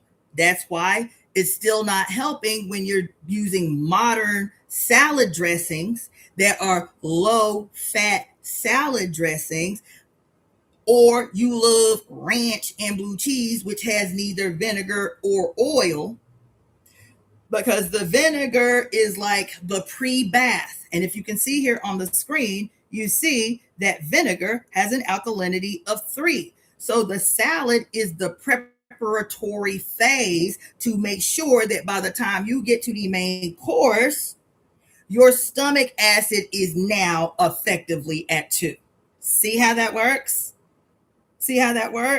So your pre-small meal, a cup size, a little bowl size of mixed greens with oil and vinegar. The vinegar stimulates the stomach acid. The greens, it is the nutrients from the greens that are fat soluble, hence the oil. You need to extract the fat soluble minerals and vitamins in the greens. That's why, look, I can teach a whole workshop tonight. Ooh, that's why I don't want to talk about it. But you need both vinegar and oil on your little pre-salad. Your little pre-salad should occur about 5 minutes from. So you should, when you finish your salad, there should be about a 5-minute wait time before you get to your main course. Now, if you want to be even more strategic, if you see here on this this scale that I have up for you, so you have vinegar at 3. Look at there what you got there at 2. lemon juice. You see that? And so if you take a warm, so in Chinese, listen, in every Chinese restaurant you go to in the world, that's an actual authentic Chinese restaurant, they're not going to ask you if you want an ice cold soda to drink. They're going to ask you if you want hot tea with lemon. Why? Because you take the hot tea, look at this, with the lemon, which has a 2 acidity, and so you drink your fluid before you eat your meal, not while, not during. You drink your fluid, sip on some tea, then you get your little salad, right, with your oil and vinegar. And they give you a little bowl of salad, your little salad to finish the process of churning and stimulating both the stomach acid and all of the necessary digestive enzymes. You've got the digestive enzymes to extract the nutrients from your greens and your vegetables. You've got the digestive enzymes presence that is going to break down the fat, aka the oil. You've got the digestive enzymes that are going to adjust for this acid content in your body, aka the vinegar. And now everything is churned and present to take in the big portion of your food. Now all of the enzymes are present. Feel what I'm saying? Now, the other thing, so ideally, sister, to start even before you and I get up on this intake is, okay, well, that's what I can do right away and see if it makes a difference over the next 2 or 3 days. Is every meal is going to be preceded by like a half a cup of warm water and half the juice of a lemon, and drink that down, and then take myself a little salad with vinegar and oil of your choice. You feel me? Vinegar and oil. And then 5 minutes after I complete my salad, I am ready to take in my meal and see if this makes the slightest difference. Because another thing is we want magic right away. But I tell people, if you do it tonight and you feel 5% better than you did before, that is something that you can work with. See what I'm saying? Is it 25% better? Is it 50% better? All right. Okay. So that's the place to start for anybody. Okay. Any of those conditions that I mentioned, if you've ever had ulcers, if you've ever blah, blah, blah, blah, blah, that's how we all should be eating anyway.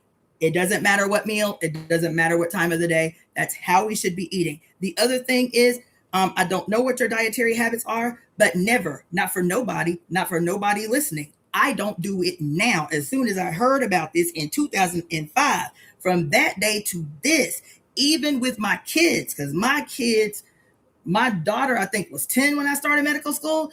From that day to this, you can have something to drink before you sit down to eat, but you cannot have anything to drink while you're eating. And ideally, just because of the biochemistry of the digestive process, particularly where the acidity of the stomach is concerned, you can have something to drink up to 15 minutes before you eat. I'm not talking about your tea. I'm talking about whatever. If you want to take a big glass of water, speaking of which,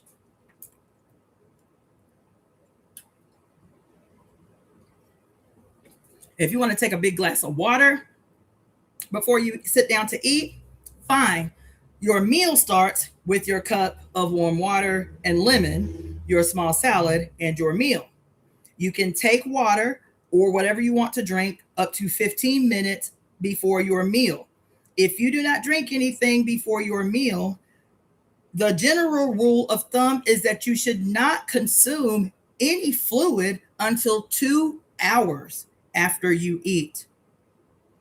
2 hours after you eat is the soonest that you should consume fluids.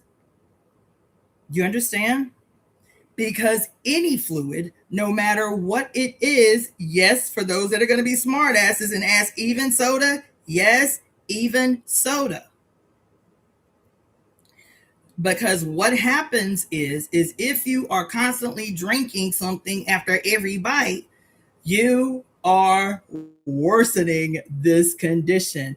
Every time you consume fluid, while you, not only that, you're also diluting and confusing the digestive enzymes in the whole process. So no fluid during your meal. You can have, like, if you get thirsty a lot and you like, damn, I can't have no water for 2 hours. Let me go ahead and chug, a pint glass of water. And then you start your meal, which starts with your warm cup of lemon water, so on and so forth.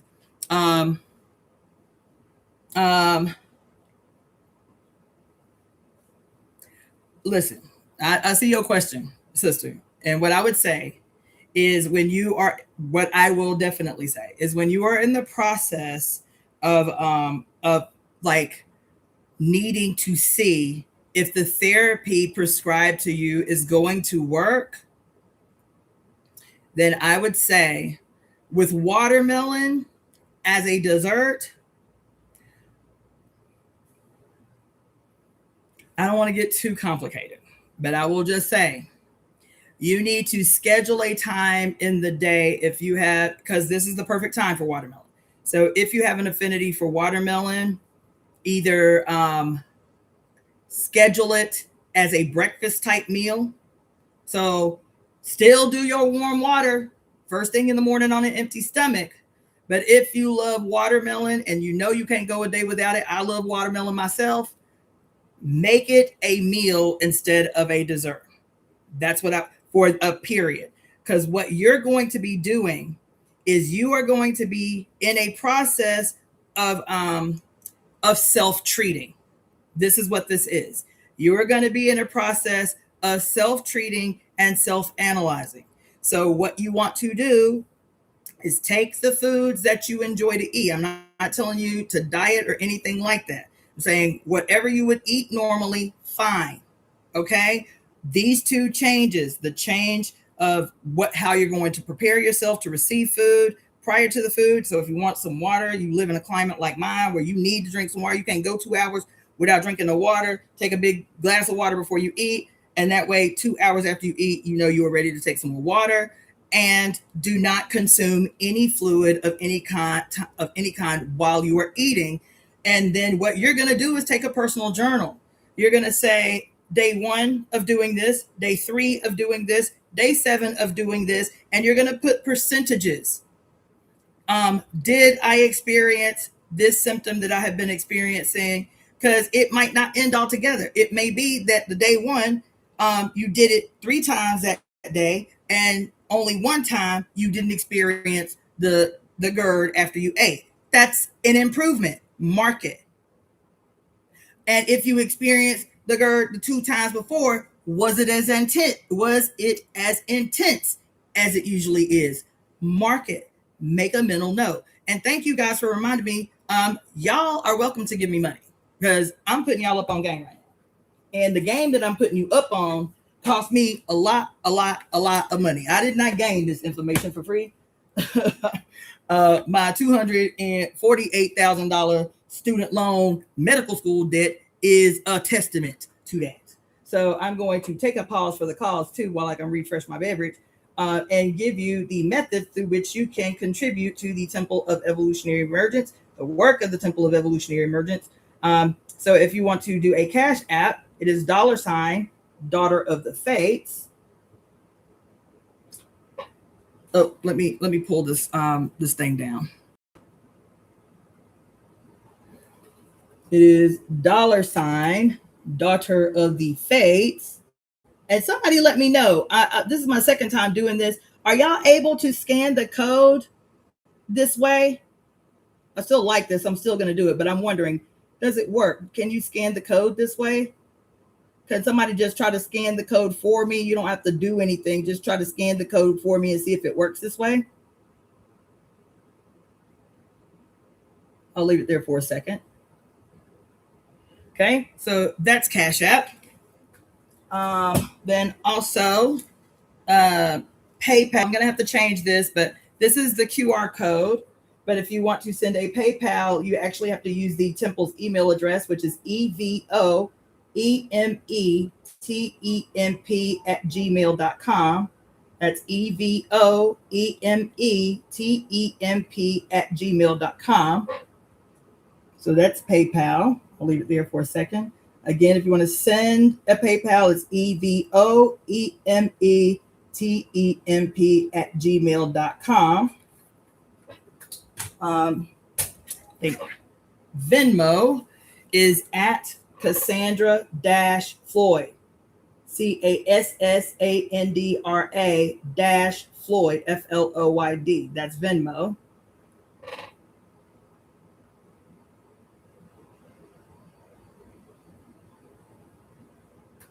And then lastly, for those of you, I prefer Zelle because obviously there are no fees that I incur. So Zelle, if you would like to send a Zelle, it is again the temple's email address, EvoEmeTemp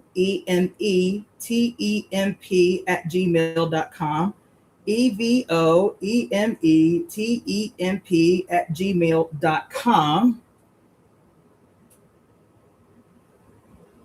For those that would prefer to send a Zelle. And something, let me fix myself, refresh myself a drink.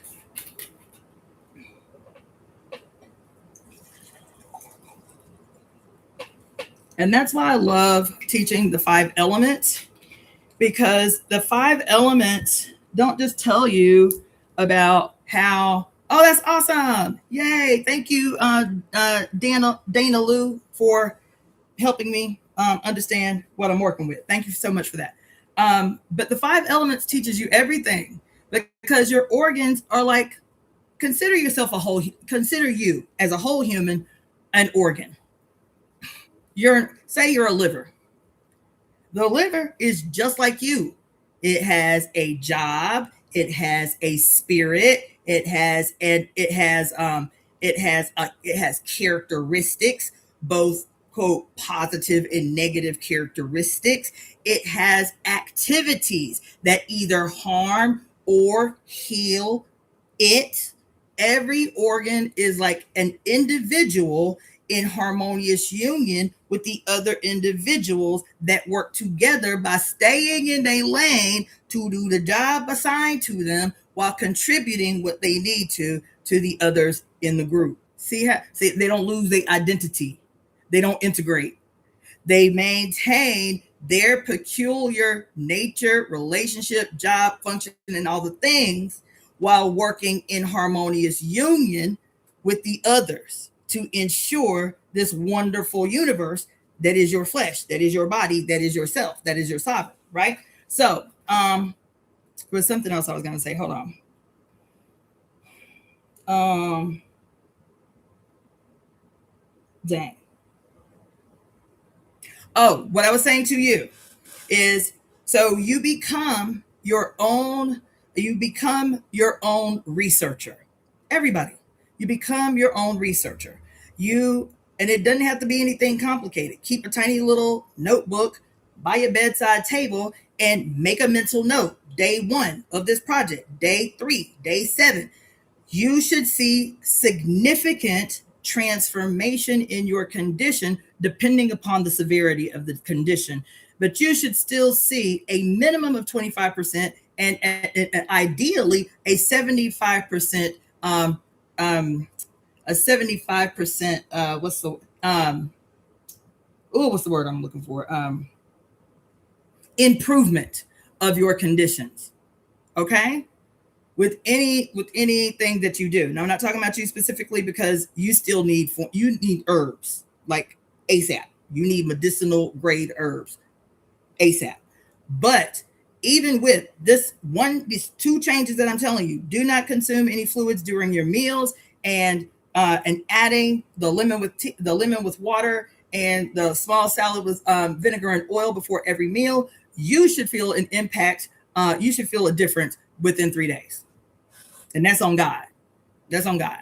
And then there are other things that I do need to tell you right away that you need to do that are going to resolve a multiplicity of issues at the same time.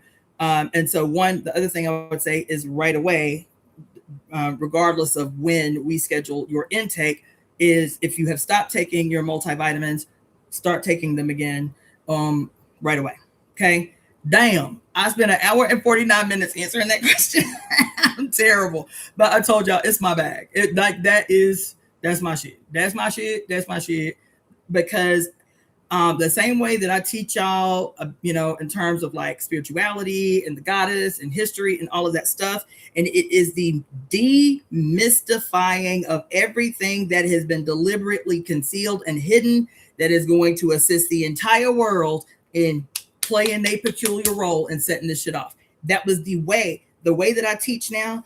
The reason I started teaching that way, but while I was still an atheist in medical school, was I saw right away how this monstrosity called the Western medical industry deliberately conceals, keeps information from you. And that information that it keeps from you is the way to keep you tied to the system itself and to keep you perpetually victimized, while all at the same time never feeling any better. Never feeling any better. Never feeling any better. Surgeries, never feeling any better. Medications, never feeling any better. And so I was like, that's how I'm going to do this radio show. I told y'all I was doing a radio show called Colonialism is Bad for Your Health. That is what I did. When I would do a show, if it was something, because I would allow for people to email me and tell me if there was a specific health topic they wanted me to address. And then I would research, watch documentaries about it, call up, email people that were in the documentary, whatever. I would pull peer-reviewed journal articles around the topic, and then I would read word for word the peer-reviewed article. I did this strategically and deliberately. I would read word for word the peer-reviewed article, and then I would translate that shit. I would translate it into a language that the masses of people can understand, whether they have a 3rd grade education, an 8th grade education, or college education, to learn to be a translator for that shit in those spaces that they keep from everybody and keep secrets so that they could, I'm telling you what it is. Perpetually exploit, and then turn you on you like it's some inherent flaw of blackness, some inherent flaw of womanness, some inherent flaw of indigeneity that is the reason that your ass is sick all the time, and your ass has had an average of 20 to 30 years of life expectancy stolen from your ass. Everything becomes the issue, but the issue because you do not know where to go to understand what it is you're confronted with. So you turn in on yourself. And so I went into doing this radio show saying that is the purpose of this show. It is not to, quote, diagnose people, because people have the same kind of questions. What do I take for this? What do I take for that? I would do one of those shows a week. One of those shows a month. But the rest of the show was specifically to demystify modern medicine, to empower the average working class person who is told that because they work in class, there is no way that they can achieve optimal health. That is a lie. It is a lie. It is a lie. It is a lie. Okay. So that's why I teach the way that I do. So anyway, okay. I think I discussed as much as I'm going to discuss on that. That was a lie. I did not even know I had been talking for 2 hours about one question. So, but I will say I do not regret it, because if I had to choose a topic, a wellness topic, a health topic, if somebody was to ask me what if a person only had one thing that they could do that would have the greatest impact on their overall health, what would it be? What would it be? It would be what I just talked to you about. It would be what I just talked to you about. As a matter of fact, I will say one more thing about it, and then I'm going to move on. It would be what I just talked to you about. It would be what I just talked to you about. Because the stomach and the spleen represents the metaphor of the earth. Okay? The earth that is supposed to be ever abundant.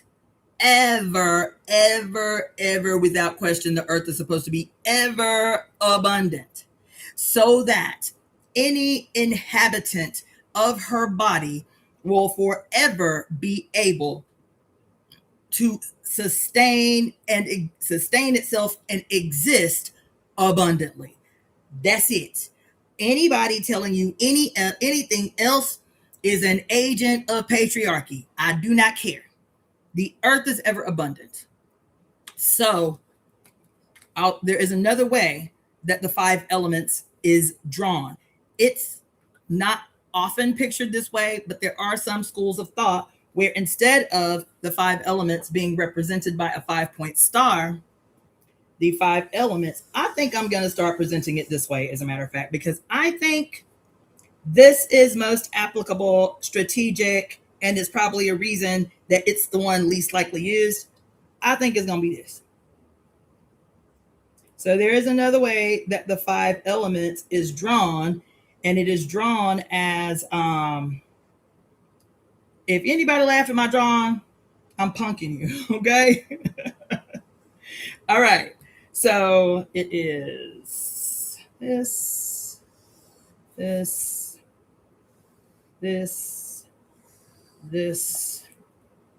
Yep, I think I'm going to use this one more. This, and this. Now, mind you, so I'll put 5 elements over here.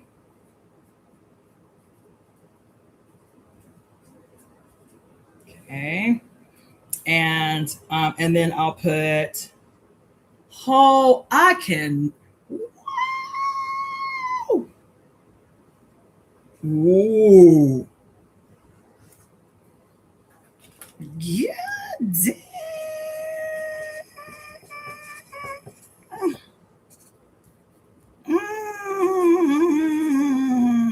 Oh shit.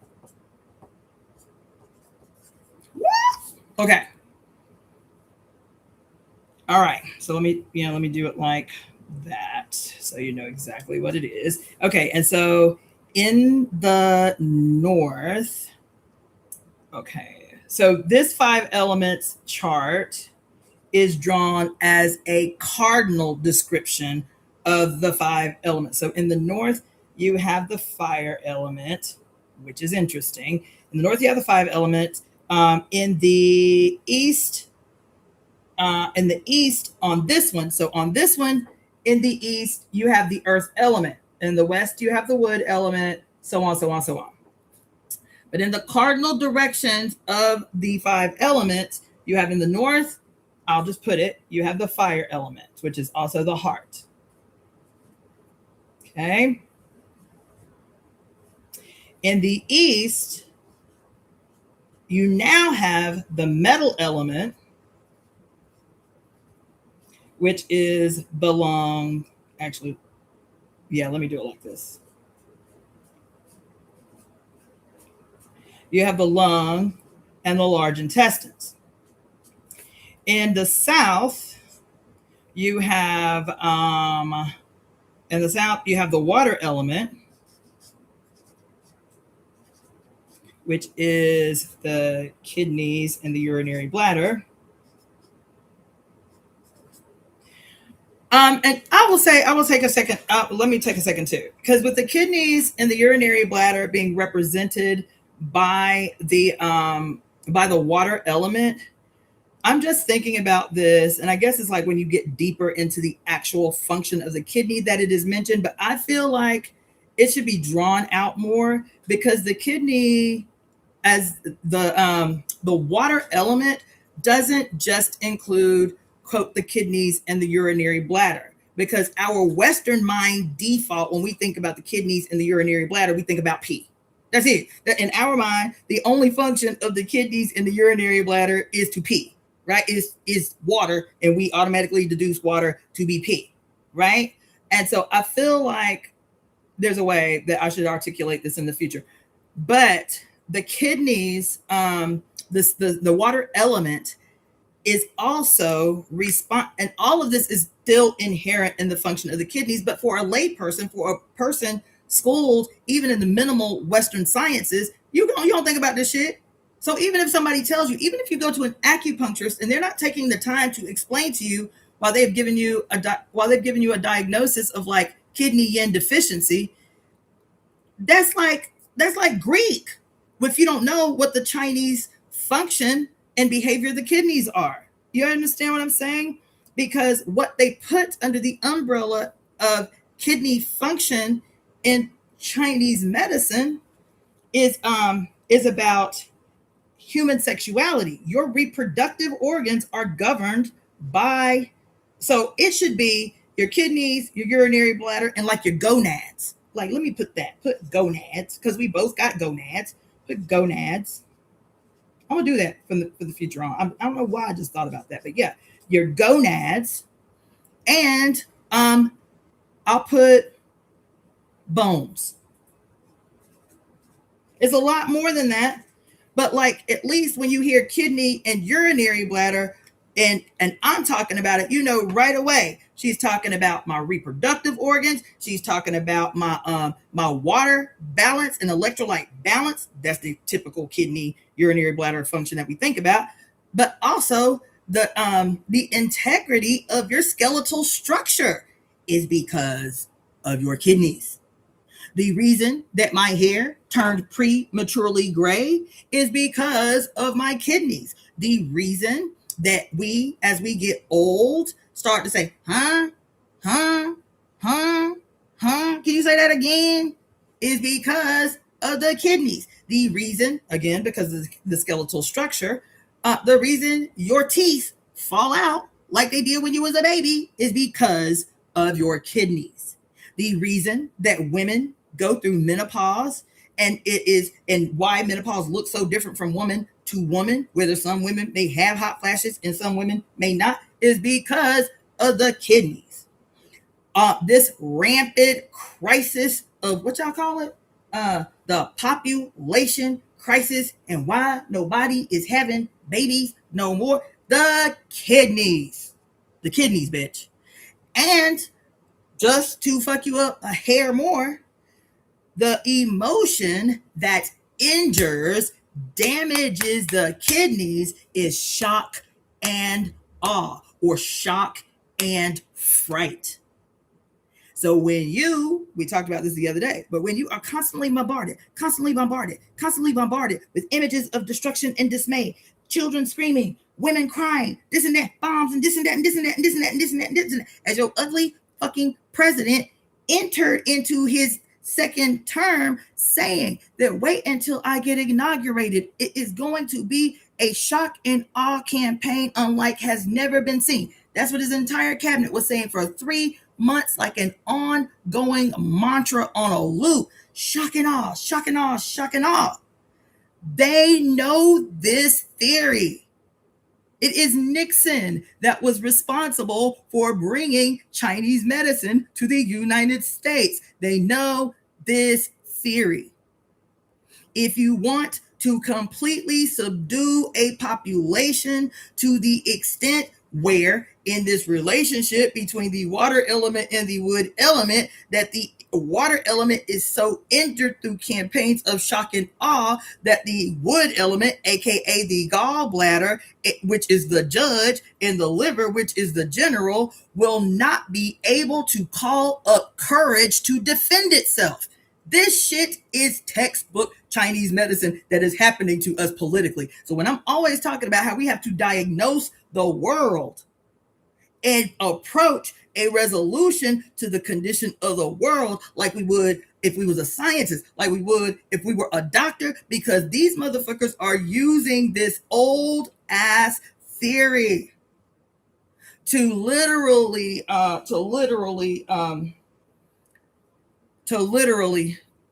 grind you into the dirt to ensure that you never call up the courage or the willpower governed by the kidneys to do what must be done to secure your right to a sovereign and abundant life.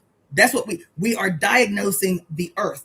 We are diagnosing the political condition of the earth. We are diagnosing the spiritual condition of the earth. We are diagnosing the disruption in what otherwise would be harmonious union between the inhabitants of the earth. If we don't approach it this way, we will forever fail ourselves and betray our descendants. Now that I'm off my diatribe. But anyway, so the south is the water element, okay? And then the west is the wood element,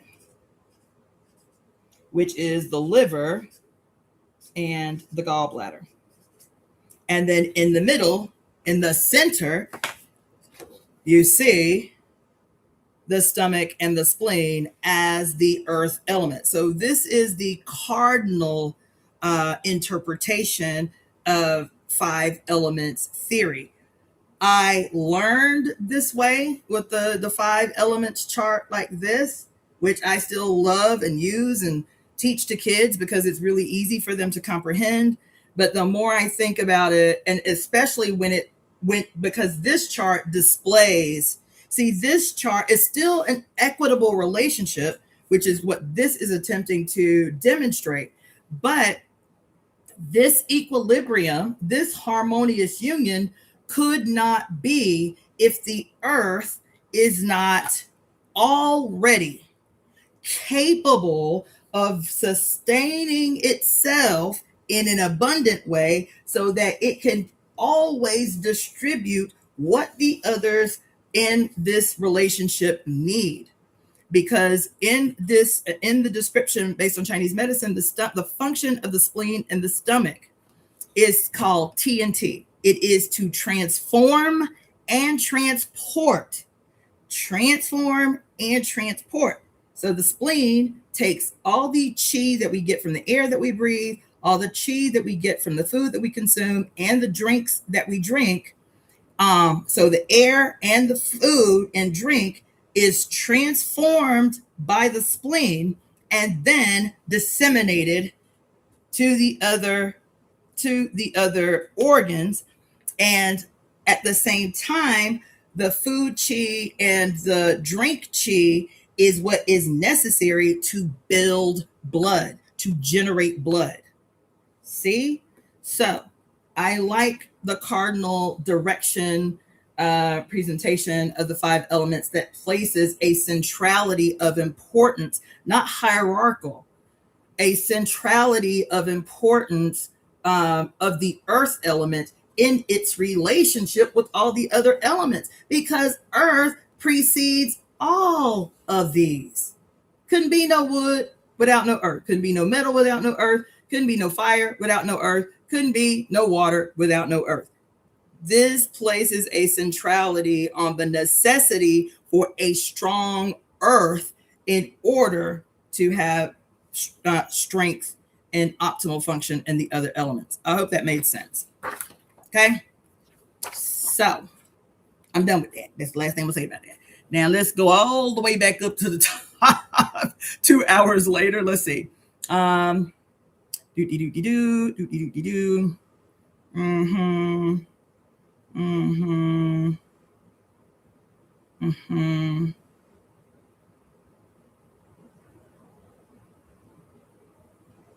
Okay, so the next question that came through way back when was let's see. I had a dream almost a year ago where Anansi showed up and said he had been watching me. Ever since then, I've had spiders fall. Okay, from the ceiling onto my face and lap, my clothes, etc.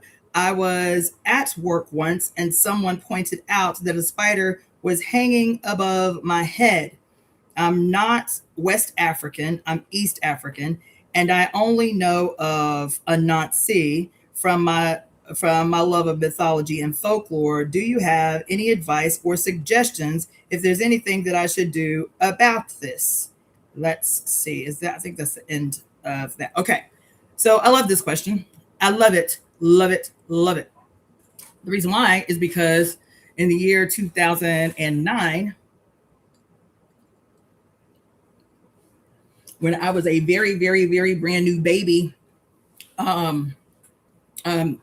like not even a devotee, just tiptoeing my big toe into African spirituality for the first time as, quote, an atheist materialist historical a dialectical historical materialist, aka socialist, right?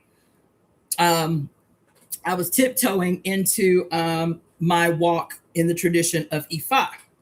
And I know this is gonna get deep too. God damn it. I'm not gonna try to make it wormhole deep, but this is gonna get deep. I can already feel it. So anyway, in the tradition, I was tiptoeing. We were doing like my ex-husband and I had created this political organization called the Black Star Action Network, and we wanted to incorporate African culture and spirituality into the political activism that we were doing in Tampa. All right. And so we had this woman and this man come and start doing once a month Orisha study groups for people in the community who didn't know nothing about Orisha, West African religions, and nothing like that. And we would host potlucks at the house, and they would come and teach. They would come and teach introduction to Yoruba language, and then they would teach us about a different Orisha each time they came. So maybe about 3 months into this walk with Orisha, me and my husband and our 3 kids had just moved into a bigger house in Ybor City in Tampa, and we hadn't even been there a month. And I go into the bathroom to take a shower, and there was like a wolf spider, like them big brown ugly spiders, a big old wolf spider in the bathroom. I'm flipping out. I'm like, you got it. I get out of the bathroom. I don't kill him. I'm like, you got it. You the one. This your domain. You feel me? I put a towel under the door and told nobody, don't nobody go into the bathroom until this dude decide what he gonna do. Okay. So a couple of days go by. Now, this is my personal bathroom in my bedroom. So we left the door closed and left it at that, right? A couple of days go by, I peep in, the spider's gone. The same day that I investigate to see if the spider is there, I'm walking out of my front door to go to school, and I let the blinds up to like let some sun in. I let the blinds up, and there was a little teeny weeny brown spider. I just noticed out of the side of my eye, I was like, ooh, there's a spider. Didn't think nothing else about it. Maybe by the time, so I was in school, I usually did 12-hour days. So by the time 12 hours later I get home from school, this bitch done had babies. In 12 hours, this little bitty spider done had babies, and there were hundreds of little baby spiders all over the screen. I was like, oh my God, what the fuck, right? 2 days after that, I am driving to Sarasota where I was going to school, and I pulled off the freeway onto the off-ramp, and there was a traffic light at the bottom of the off-ramp. When I get to the stoplight and stop, a spider must have fallen off the fucking light fixture or whatever, but a spider, what do they call them? A huntsman? Y'all know what a huntsman is? That motherfucker was as big as my hand. I'm not exaggerating. This was Florida, so everything grow bigger in Florida. This huntsman spider was as big as my fucking hand. Drops on the hood of my car, and instead of going off the front of the fucking car, this motherfucker gonna crawl towards me, towards the front of my car where my windshield is, and then duck down behind, like up underneath the hood. I was like, oh shit, I gotta get out of the car, because his ass is trying to get inside the car. Pull the car off the side of the road. I got all the doors open, got the trunk open, got the hood open. I was like, and I'm not getting back into this car until I see this giant hand-sized, hairy-ass spider crawl the fuck up out my car. So I'm walking around the car. I'm beating on the car. This dude on a motorcycle stops and is like, you okay? I was like, no. Can you find the spider in my car?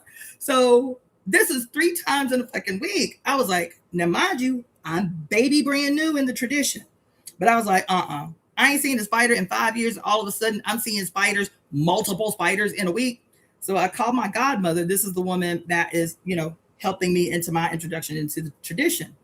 I'm like, look, I don't know if the tradition says nothing about this, but spiders are ruling my whole existence these days. Oh, and there was a black widow on my ceiling. That was the kicker. I woke up one night, pitch black in my room, but I still saw like a speck on my ceiling. I was like, damn, it's a cockroach, right? And so I turned on the light, and it's a black widow. I said, I'm sleeping in the living room. And the next day I called Guade. I was like, look, man, I don't know. This is all new to me, but can you do a reading for me? And the first thing that she told me, so you're saying Anansi, that's fine. But in Ifa tradition, the spider is a messenger. And the spider is a messenger of the deity or the Orisha Obatala. Obatala is said to be like that's his totem. So even if you're talking about Anansi, you would be talking about Obatala. Anansi isn't depending upon the tradition. Anansi in Ifa tradition is a messenger of Obatala. Okay, now we've been talking a lot over the last couple of weeks about the change in my position on Ifa tradition, of which I was a devotee for 15 years. So you can take any of you that are listening, those of you who might be in the tradition right now, priest of the tradition, devotees of the tradition. This is my personal position. This is my personal opinion based on my very personal walk through this tradition, relinquishing my status as a devotee to this tradition while still incorporating the tradition in my very specific and peculiar religion. My religion is my own. I don't know if y'all remember. The last thing I said was that if I had my way and could wave a magic wand, that there would be 8.5 billion religions on earth, that everybody as their own universe, as their own personal earth, as their own personal universe, living harmoniously within a relationship to other universes, which makes, quote, multiverse, right? And if we get singular in mind, despite our religious beliefs or spiritual ideologies, we go from being the multiverse to the omniverse. See how that works? Okay. So that being said, there is nothing that I will say after this that you should be offended by. What I am telling you is my personal interpretation of my relationship to Orisha based on the understanding that Orisha, like every other deity on earth, is a personification of our individual relationship with heaven, with the stars, with the planets, with the asteroids, with the constellations. Okay? Orisha, which means forces of nature, are the anthropomorphic metaphors used, superimposed on these bodies to help us see the similarity in their presentation and our relationship to them. That's it. That's it. That's my personal position. So with that being said, because I know I probably ruffled some feathers. As a matter of fact, I know I ruffled some feathers, and let me make a mental note because I got some emails. I got some emails and some comments for some people who did not take the message in totality and chunked off a bit and was in their feels. And I said, because it was 3 different people that asked me almost verbatim the same thing. I was like, how is that what they got from what I said? If they listen to it within totality. Feel me? So it is something I'm going to address. But that to say, I will tell you a million times, take what you need, that which you do not need, leave it where it is. Do not get emotionally triggered or involved in something that does not intuitively apply to you. Your flesh will inform you every time if something that anyone says is for you or not for you. There is no reason to have an emotional response to anything that I say, because what my purpose is, what my mission is to free the sovereign that exists in all of us. That's it. That's it. Not on my terms, on the terms that you set for your sovereignty and what your sovereignty looks like for you, feels like for you, and gives you the best chance at a perfectly happy and abundant life. That's all I'm here for. So if I say something that does not resonate with you, don't get upset about it, baby. Don't get upset about it. Say, okay, well, my flesh rejected that because that's exactly what I do. I was like, well, I reject that. That ain't for me. And keep it pushing. If it is for you, your flesh will alert you. If it's not for you, your flesh will be like, that ain't for me. Take what you need and leave everything else. Okay? That being said, I have been talking a lot about Obatala over the last 3 months. And what I've been talking about Obatala, and I'm not going to get that deep, but just to answer your question without getting that deep, maybe it's something that I will do later because it needs to be done.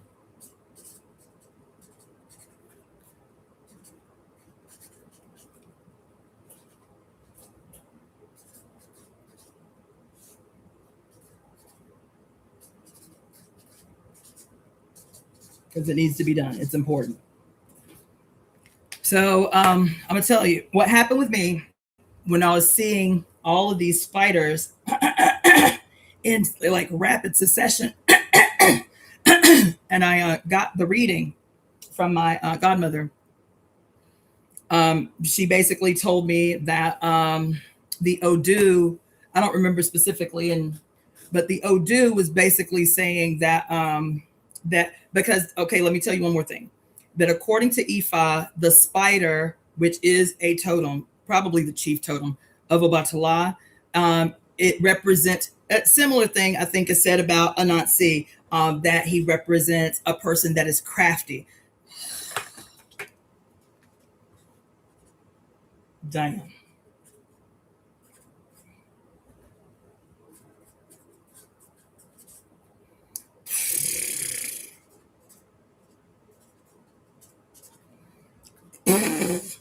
Okay, let me just tell you the moment that I'm having.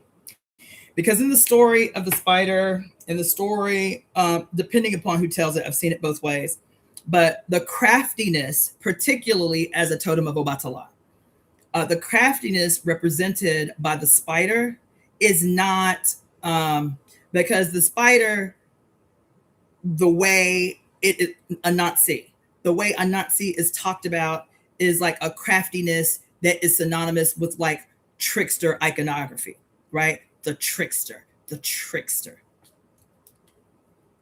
God damn it.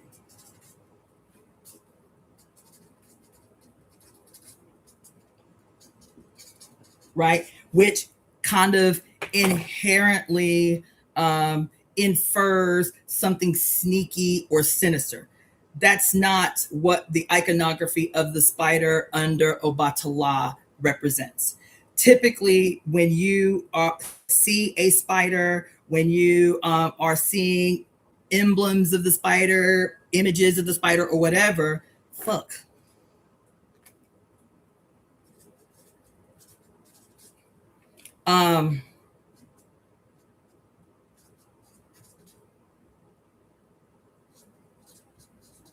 Damn. You are looking at a person, like if it comes up in a reading or whatever, you're looking at a person who has a lot of skills, that kind of crafty. You're looking at a person who may be very skilled, crafty, very skilled at multiple things, right? And depending upon the circumstances with which the spider shows up in your life, it may be telling you that you have your hands into many things.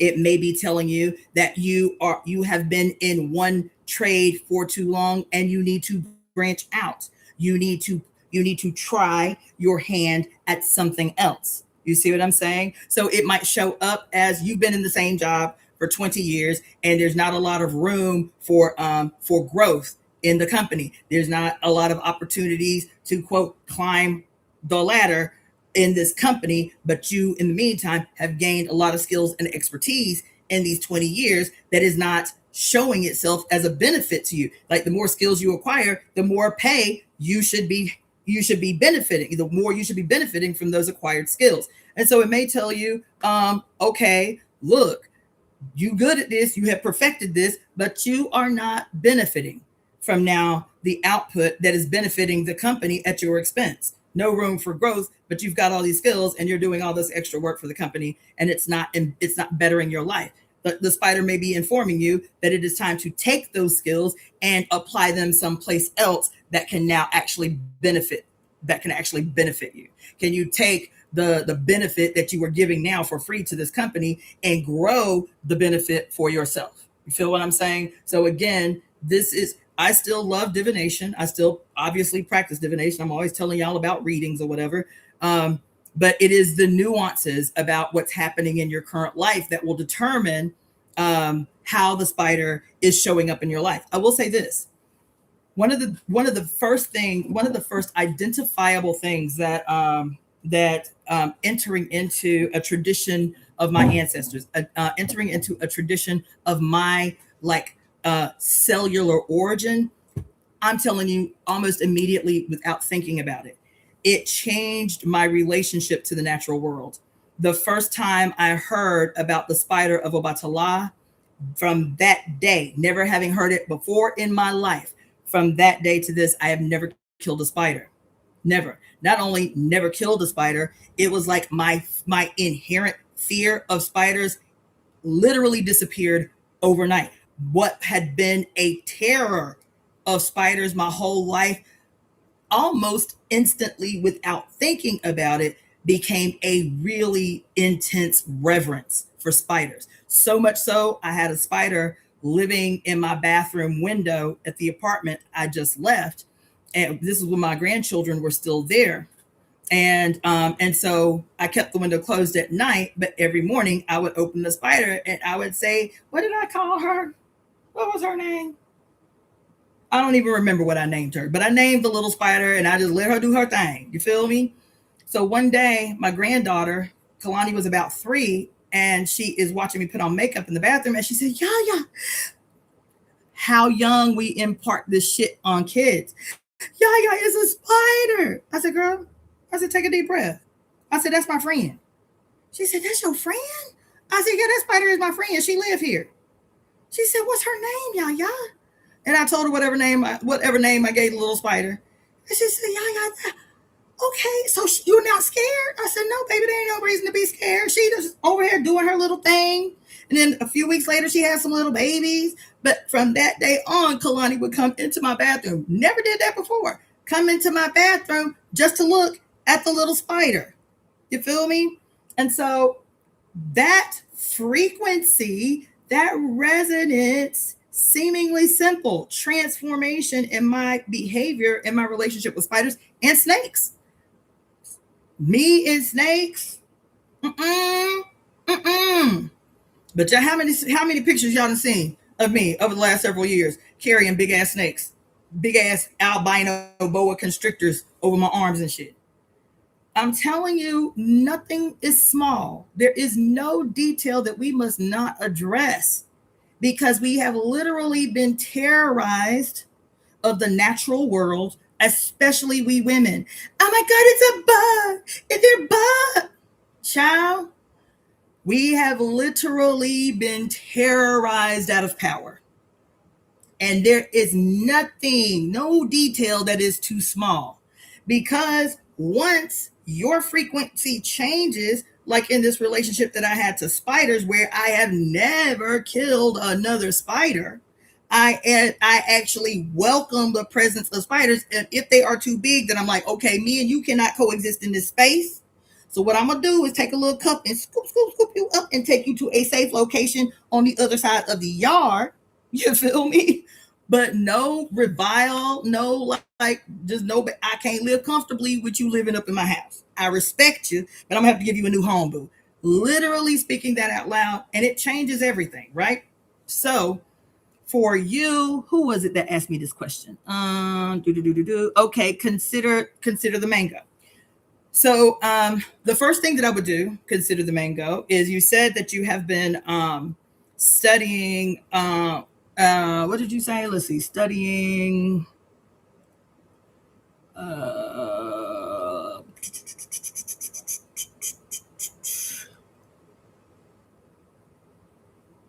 studying mythology and folklore.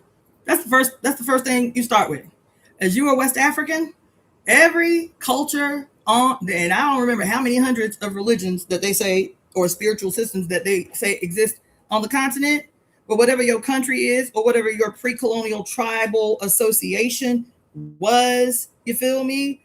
They all have stories about the spider. Every last one. Every last one. Every last one. And I'm gonna tell you another thing, because I was talking about Obatala. The reason I said somebody gonna be mad is because Obatala, just like every single solitary other deity on earth that ever was and ever will be and ever has been, began as female. Every single solitary, every single one, from the brutest of roughnecks, every single solitary deity that ever was, has been, will be, or is, began as female. And some religions do a better job at hiding that than others, but it's always there. The spider, like many other creatures, the spider is always, and in every culture, a very highly revered totem of the goddess. Always. Especially and most in particularly the personification of the goddess as fate. Every tradition, fate, destiny, the future, seeing the future, anything that has to do with fate and destiny and anything like that is always represented by the spider, and the spider is always 100,000% of the time.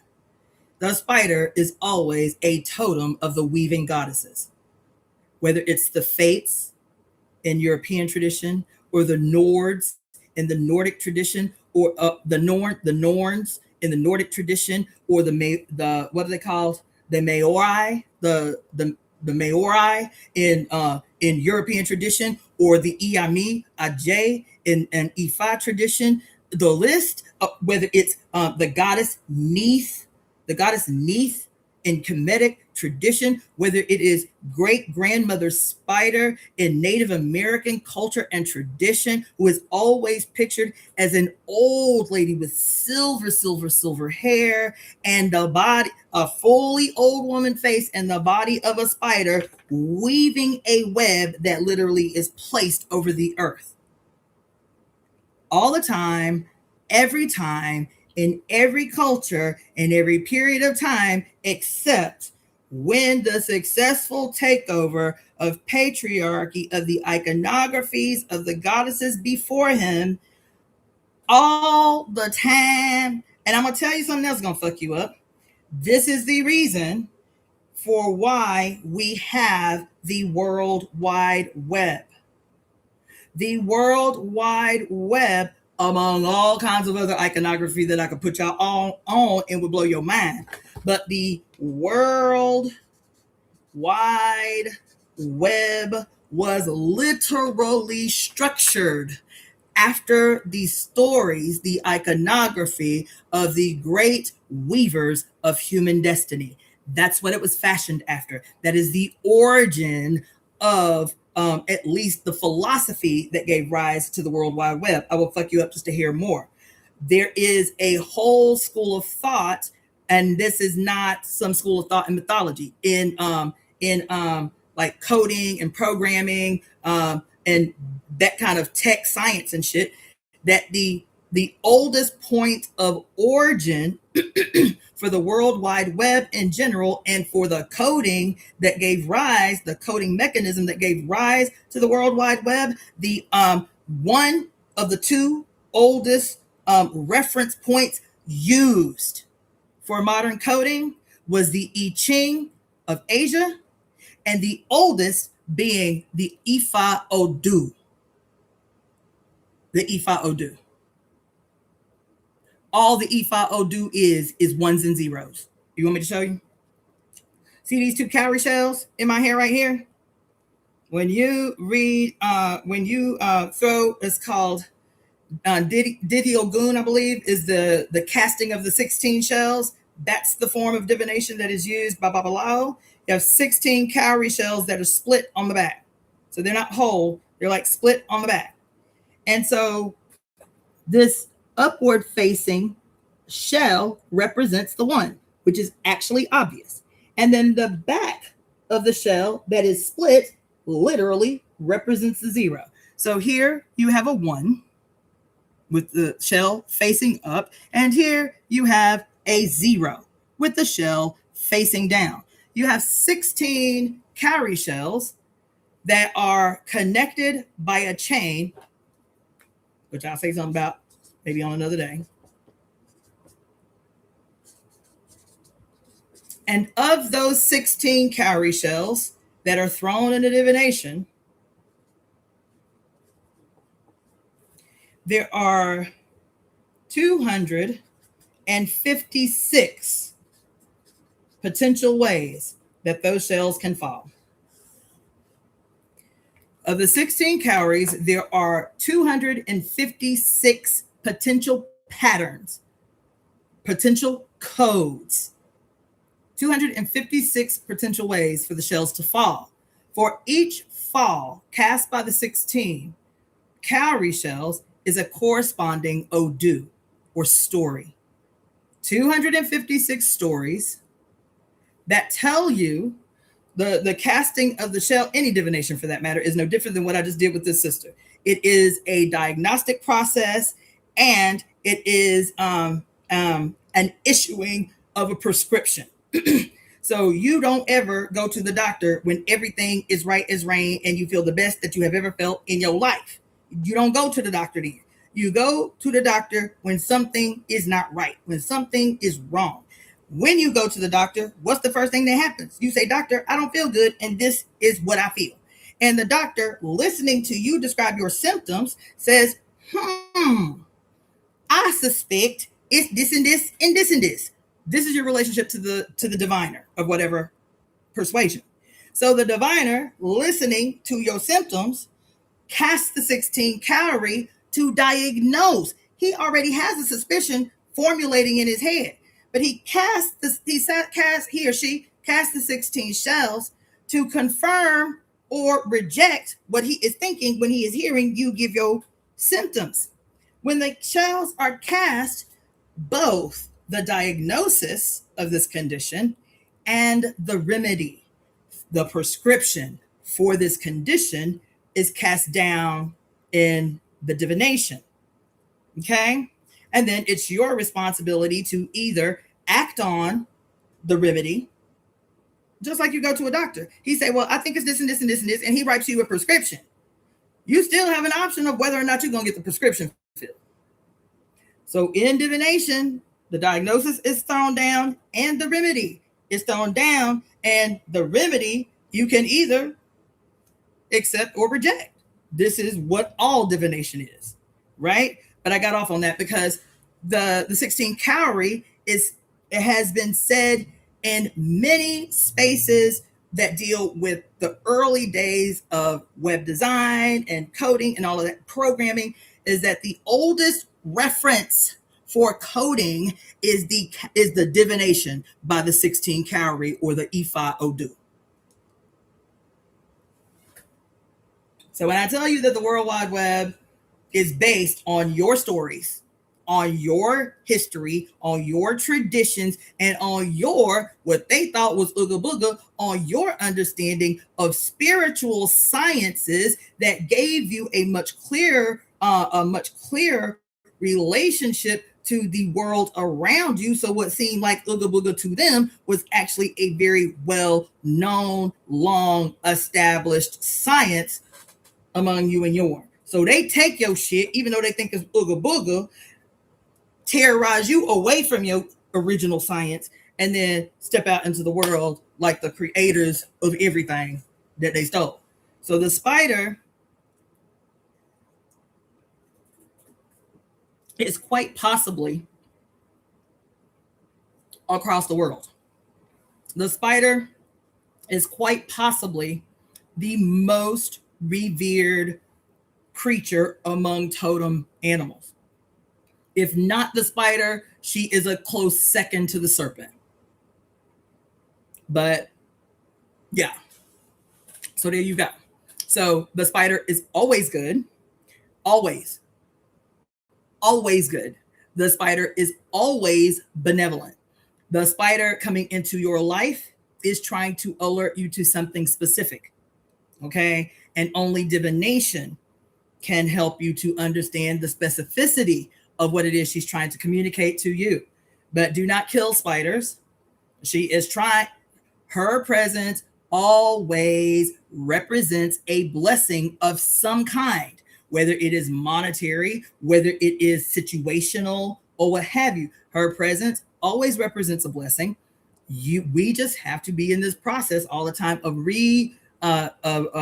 reestablishing a method of communication with the world around us, so that we can always be aware of what the world around us is trying to communicate to us. So that too was a long way to answer that question, but there you go. So it's a prime opportunity for me to tell you that if you would like to get a reading from me, you can do that. I offer 30-minute and 60-minute divination sessions. You can email me at EvoEmeTemp@gmail.com. I will type it in the comment section. This is the email address of the Temple of Evolutionary Emergence, which is EvoEmeTemp@gmail.com to inquire about divination.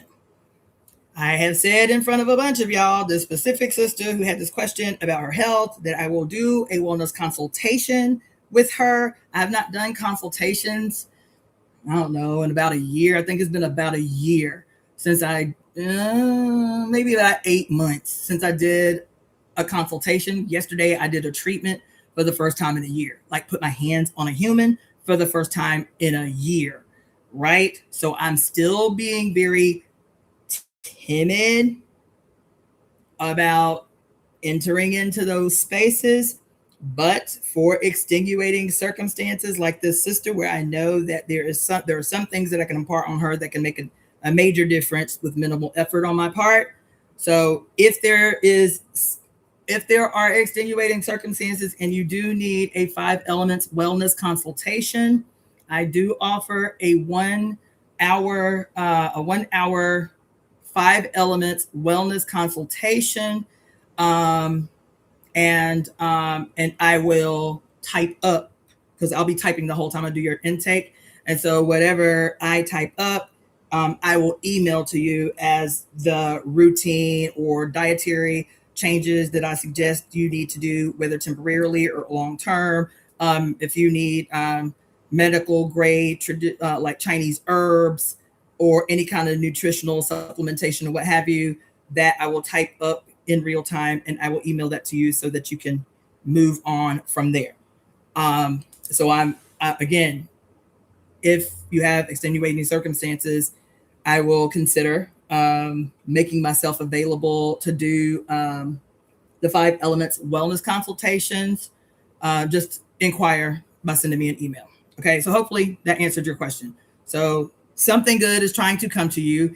You just need to, so my suggestion is book yourself a 30-minute consultation so I can cast for you and talk to you and see specifically what the spiders in your life are trying to call your attention to. Hopefully that was helpful. Okay, let's see. Okay, Bayoni 777. Thoughts on CERN. I felt like when they turned it off, I've been able to recollect my dreams. How can we combat them tampering with time if we are the architects of the new age? What a fantastically worded question. Yes.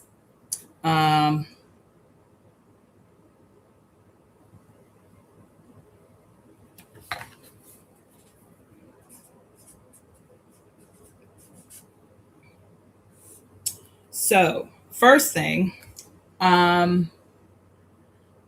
soon as anybody, it's not just you, as soon as anybody mentions the word or the acronym CERN, the first thing I think about is the Stephen King movie adaptation called The Mist.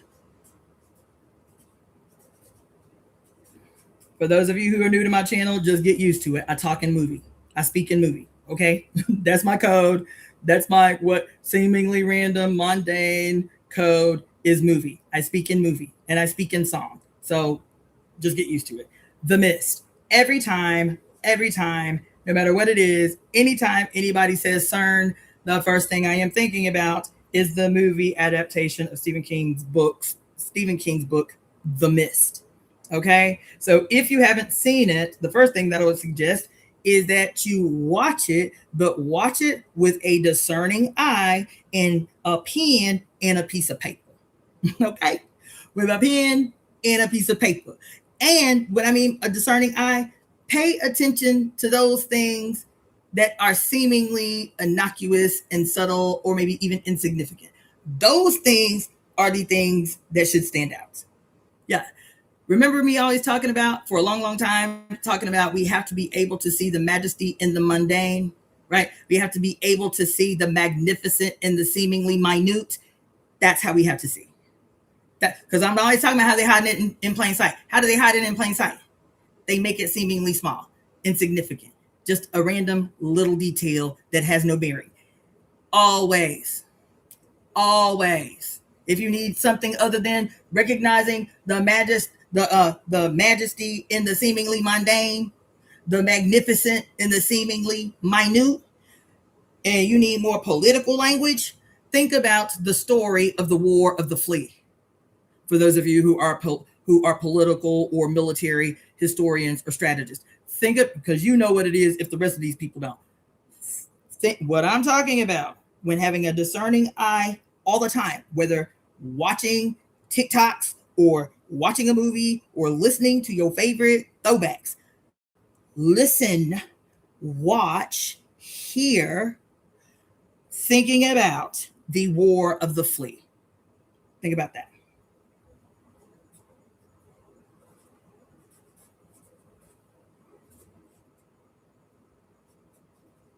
Because in the story of the War of the Flea, the fleas are victorious, not the lion.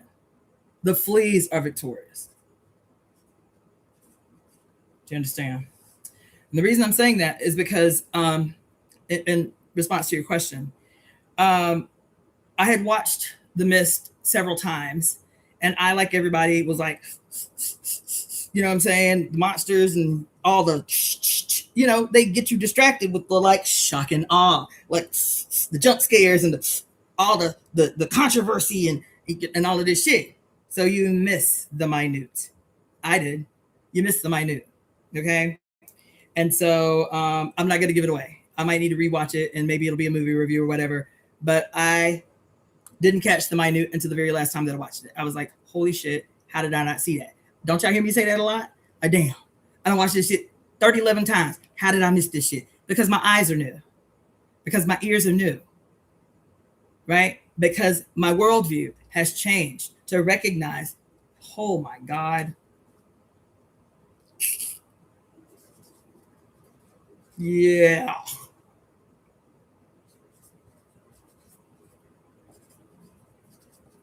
Yeah. You understand? So in terms of specifically your question, what I want to try to win with us, and I'm guilty of this, so I'm saying with us, what I want to try to win with us is, again, what we are in right now, what we are experiencing. It's not new. It is just different phases of the same old thing. Right now, we are deeply entrenched in what Trump admitted. He didn't even lie to you. He said it in your face, and it went in one ear and out the other. He said that my new administration was going to be an administration of shock and awe. And if that is the case,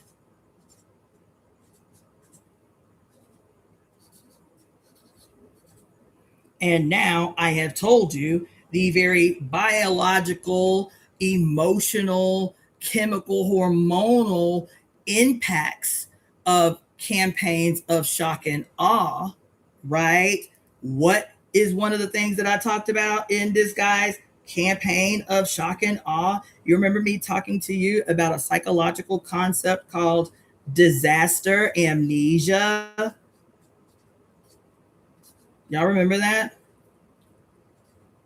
Disaster amnesia, remember? Or remember that I'm telling you that the kidneys are injured by shock and fright or shock and awe, and that the kidneys are responsible for everything: your sexual cravings and desires, your inability or ability to reproduce, your will to exist is housed. That is the spirit. And I'm always talking about the spirit of the organ. The spirit of the kidneys is will, not like, you got to have the willpower to persevere. No. The will, the spirit is the jur. The will of the kidneys is like the exciting, enthusiastic will to exist, like abundantly, like happily, like you are when you were a kid before your parents started imposing their fears on you. Like, when you're a little kid, like 6 or 7, and somebody asks you, what you want to be when you grow up? And you say, I want to be Superman, or I want to be a firefighter, or I want to be an astronaut, right? That kind of like unbridled enthusiasm for your future to see, because the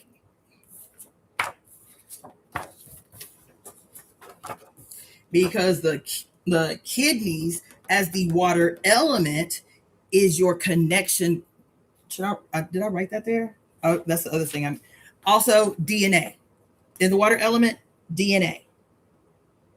I don't know how I missed that. So bones, gonads, and DNA.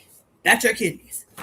So when you're a little kid and you have healthy kidneys because your parents are making sure you eat 3 meals a day and making sure you drink all the water and do all the things. So you got healthy little kidneys and a healthy little liver, and everybody's so happy because you were fully living in your flesh as a little kid. You're fully living in your flesh. All you are worried about is what is the next closest good time I can have. That's all you're worried about as a kid, right? And so your water element is the enthusiastic will to live. It is said of the kidneys that the will that is personified in the kidneys is the will to exist. It is the drive that existed before you existed. The sperm and the egg that come perfectly together at the perfect time, so that the perfect you that will never exist again and has never existed before comes to be. That is the will described by the water element. The water described in the water element is not the water in your faucet. It is the color of the kidneys is blue and black. It is because the water that is being talked about of the kidney, of the water element, is said to be the deep water of the undiscovered ocean floor from which the very first single cell organism made itself known. That's what it said. You understand? It is said of the kidneys that your parents, wait a minute. It says that your kidneys existed before your kidneys. You, the person looking at me right now, your kidneys existed before your parents ever met. You're like, what? What's that mean? I know, it's very poetic. Your kidneys existed before your parents ever met. It is a very poetic, not less scientific. It is a very poetic way to express what we know today, is that you get 23 chromosomes from your mother, you get 23 chromosomes from your father, and that is your genetic inheritance, you see. So your kidneys existed before your parents ever met, see? So anyway, I'm saying that because your kidneys play such a massive, massive role in the integrity of how you live, the enthusiasm or lack of enthusiasm that you have for living. And I will say something else, that your kidneys are always 100% implicated in people who develop suicidal ideation and tendencies. The kidneys are always implicated in people who no longer have the will to live. And when I say that, I am also saying the adverse, that if you now know that kidneys are always implicated in the disintegration of the will, now you know that these ideations or tendencies can actually be transformed in some cases, depending upon how long the injury to the kidneys has gone, can actually be reversed or cured. Do you understand? To know the language of what your organs are trying to communicate to you demystifies everything. I don't care what the everything is. Psychopathy, sociopathy, on and on and on. Okay? So, what were we talking about? God damn it. Okay. So I got on the kidneys because the first thing I said was this, quote, shock and awe campaign, which is a documented military strategy. It's not something that I am trying to deduce to you in this metaphysical way. Shock and awe is a documented strategy of military warfare in general and counterinsurgency in particular. Okay? That's why you got to know all the things.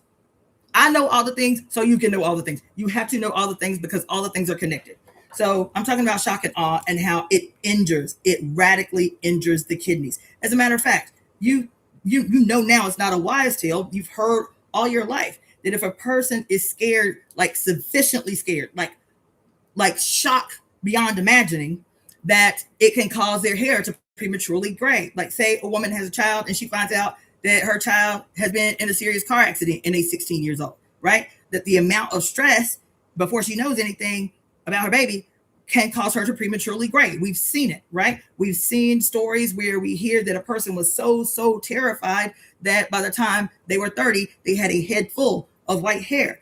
That shit is real because your kidneys govern your head hair. Your kidneys govern your head hair. So if you are prematurely graying, right, in particular, then you know that there has been some type of sharp, because shock and awe or shock and fright is like sharp, immediate, deep trauma, because they make a distinction between shock and fright and fear, which can be prolonged. Both still injure the kidneys, but the injury of shock and fright or shock and awe is instant and it's deep. It's a deep, like penetrative injury to the kidneys, where like long-term exposure to fear injures both the kidneys and the earth. The kidneys and the earth. See here, the kidneys and the earth. Okay, so that makes a difference. But anyway, so still talking about CERN. So kidneys, that's another thing. Oh, that's how I got on it, is because your opposition, your adversary has read all the things. Your adversary has read 48 Laws of Power. Your adversary has read The Art of War, has studied it extensively. Your adversary has read The War of the Flea and actually produced its counter. It was written by the United States Army after witnessing the military strategy of the Mau Mau against the British in Kenya. After they witnessed the guerrilla tactics of the Mau Mau in Kenya against the British, it was the United States Army that wrote. It was the War of the Flea was written in Cuba, I think. Don't quote me on that. I think it was written in Cuba, but the name of the document that the United States Army put out was called Winning the war of the flea, a protocol on counterinsurgency. They watch everything you do. They watch every move you make, every small victory you win, and how you retreat after every victory because you think you done won the war, not a scrimmage. You think that in the first quarter of the football game and you make the first touchdown, you stop playing and you celebrate because the game is over. You make one touchdown, you're like, we did that. You don't go back, regroup, hydrate up. What we gonna do next? You don't see these small victories as what they are, scrimmages that have to happen consistently and back to back, so you don't give your adversary time to fucking regroup. No, you have a small victory at the polls. You have a small victory with some legislation, and then you fall all the way back like you done won the whole war. And every time you do that, they study every single thing that you did. And it was like, okay, they did that. They got one off. They got one off in the job. Not me. Stumbled me a little bit, but they are predictable. They'll get comfortable. They'll fall back. They'll retreat, thinking they done won some shit, thinking they done did some shit. And that'll give us just enough time to create a new strategy. So I'm telling you. All right. Okay. So they study this stuff. This Chinese medicine that you think has no role in political life, they study it. Nixon, the rabid ass reactionary dog that he was, why would he see it so important, so valuable to bring Chinese medicine to the United States? And particularly at a period of time where we were still involved in a war with Vietnam. Why would he do that? Because he saw the strategic value of this, of the philosophy of the medicine. Because the philosophy of the medicine teaches your adversary how to injure your organs, how to destabilize you internally. But I'm just a weirdo who sees shit too deep. But anyway, so the kidneys, disaster amnesia. Why a discussion about shock and awe and its impact on your kidneys and disaster amnesia in particular? Why? Because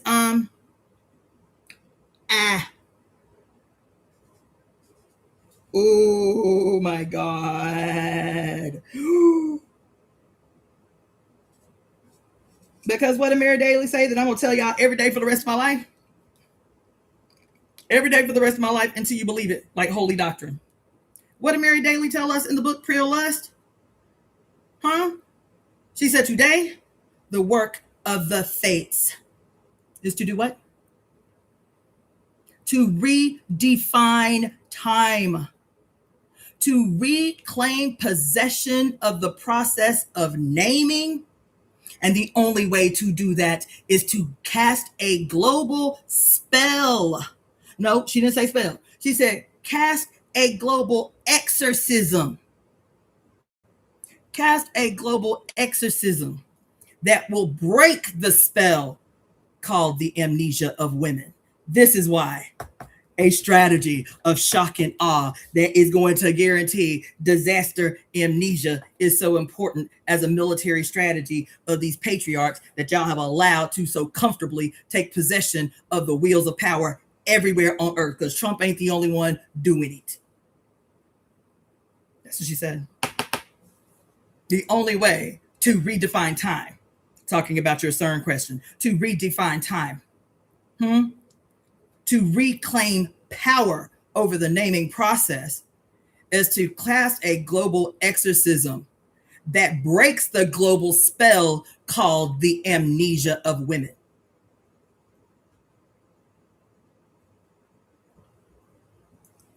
I will say something else to demonstrate how your adversary knows you.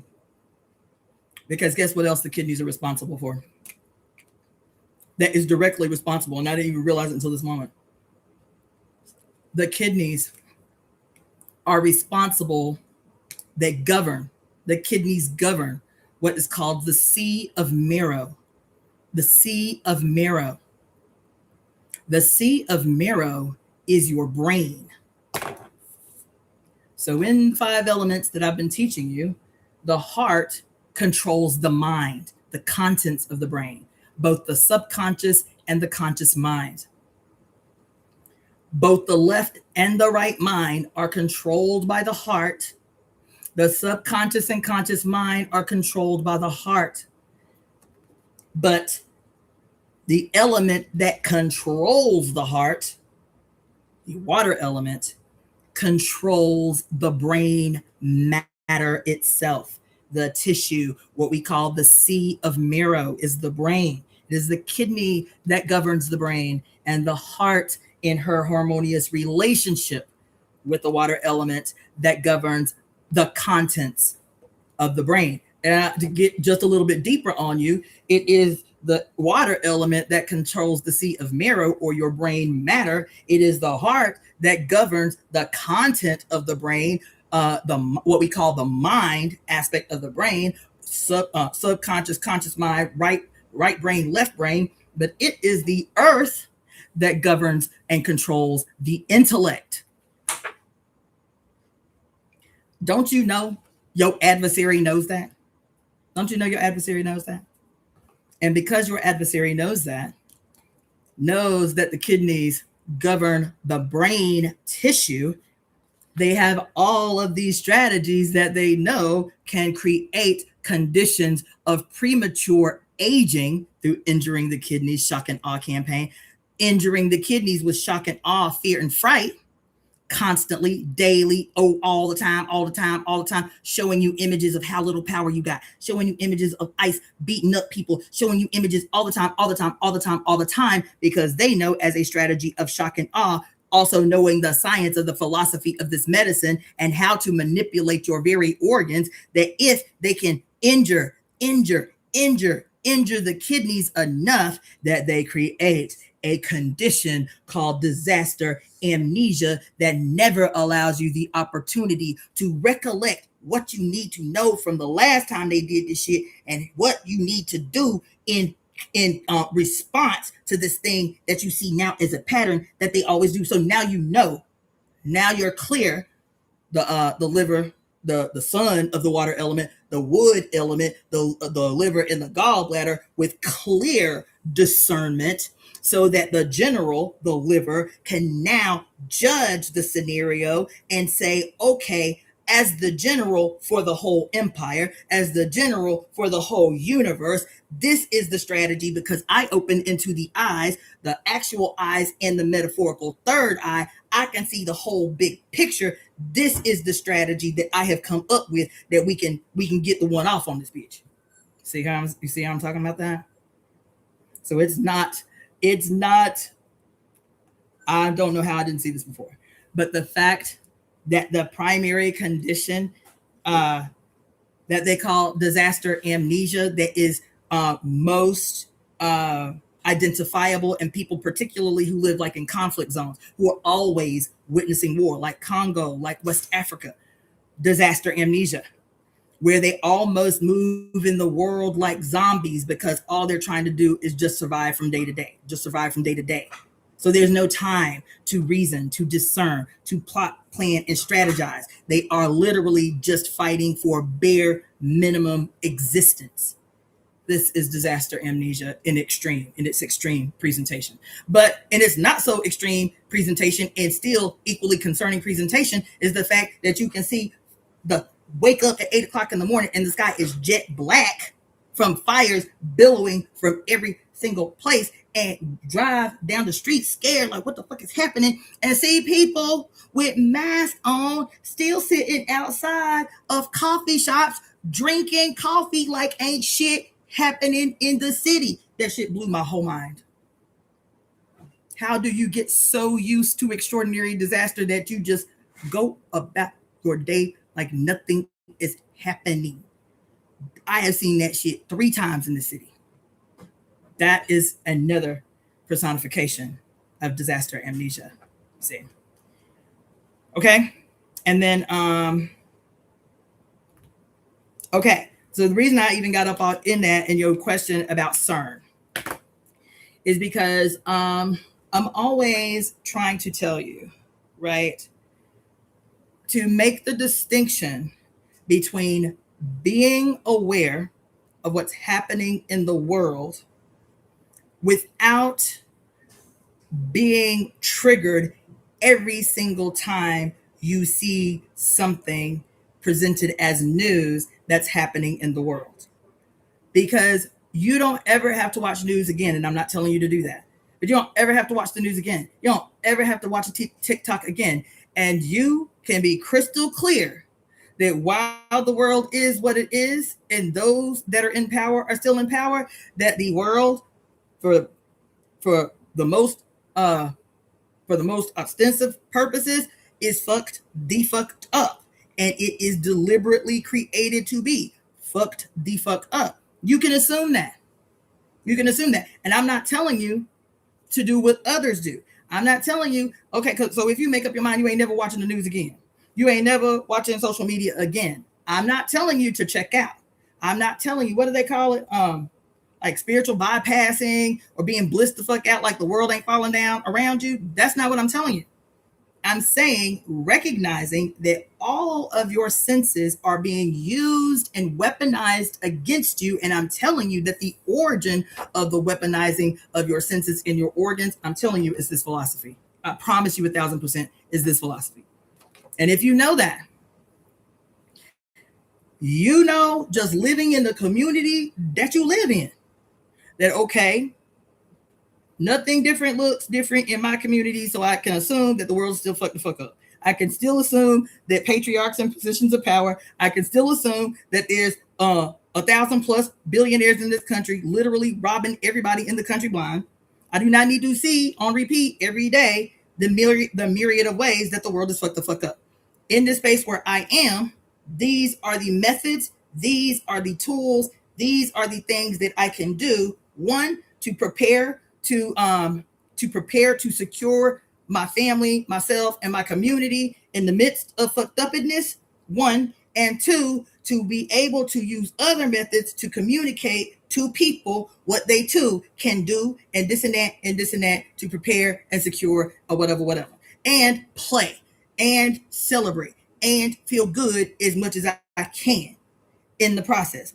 Going back to the story I told you last night about the last time that I watched Rebel Moon, and the thing that I missed every time I watched it before was that between every scrimmage, but they were clear that every small victory was just that, a small victory in what is a necessary, strategic, and unending, unrelenting advancing on the adversary. But for every small victory, they turned. These is farming agriculturalists. Between every scrimmage, they turned up. The military leader say, look, take the time to fuck your wife and your husband, play with your kids, turn up the music, dance in the street, because tomorrow we go back to war. See how that's different? Because the hormones, I'm trying to tell you with science. Because the hormones of celebration, especially, she makes the distinction. Not only makes the distinction, every time she telling the people to do it, she going to do it too. Make sure she get herself a few orgasms. You feel me? Make sure she gets a close, she hugging everybody. Everybody's hugging and touching and playing, because in war, they become one. They close ranks. This is how they build trust. This is how they stir up courage. Now it's not them, the lone person in the world, trying to defend and protect themselves. Now they are invested through touch, through community, through laughter, through play, through sex. They are committed now, not just to themselves. Now they are committed to everyone in proximity to them. We've talked about this so much, because what I'm talking about in the celebration that y'all always want to separate from ceremony, celebration is the ceremony. And so ceremony, what did she talk about in the early pages of the Great Cosmic Mother? That the establishment, that the creation of the Godhead began in its earliest years, 300,000 years ago, when the first humans centered themselves around a fire and started to sing together, and started to move around the fire together, and started to laugh and play. And at a moment that is no different from orgasm. at a certain moment where everybody is in sync, dancing around the fire, playing and laughing and drinking or whatever they're doing, and they're just celebrating. What do they call it? Oh my God.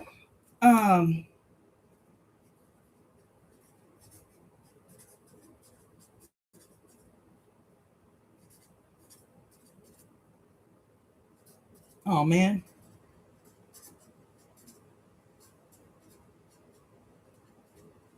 What do they call it?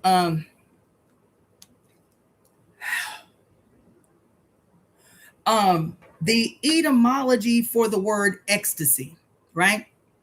The etymology for the word ecstasy literally means to stand outside oneself, to stand outside oneself, right? And so that moment where they're in a bag, it's like, yes, oh my God, this is awesome. Something bigger emanates from the group and rises above the group and becomes one, a singular manifestation of the moment of ecstasy, not in sex, in celebratory ecstasy, in celebratory orgasm, in spiritual orgasm. The thing that emanates from the individual, all of the individuals joins together to become one, something from them that they give birth to, something from them that joins in unity, that becomes bigger than them and in return feeds them. This is the creation of the Godhead.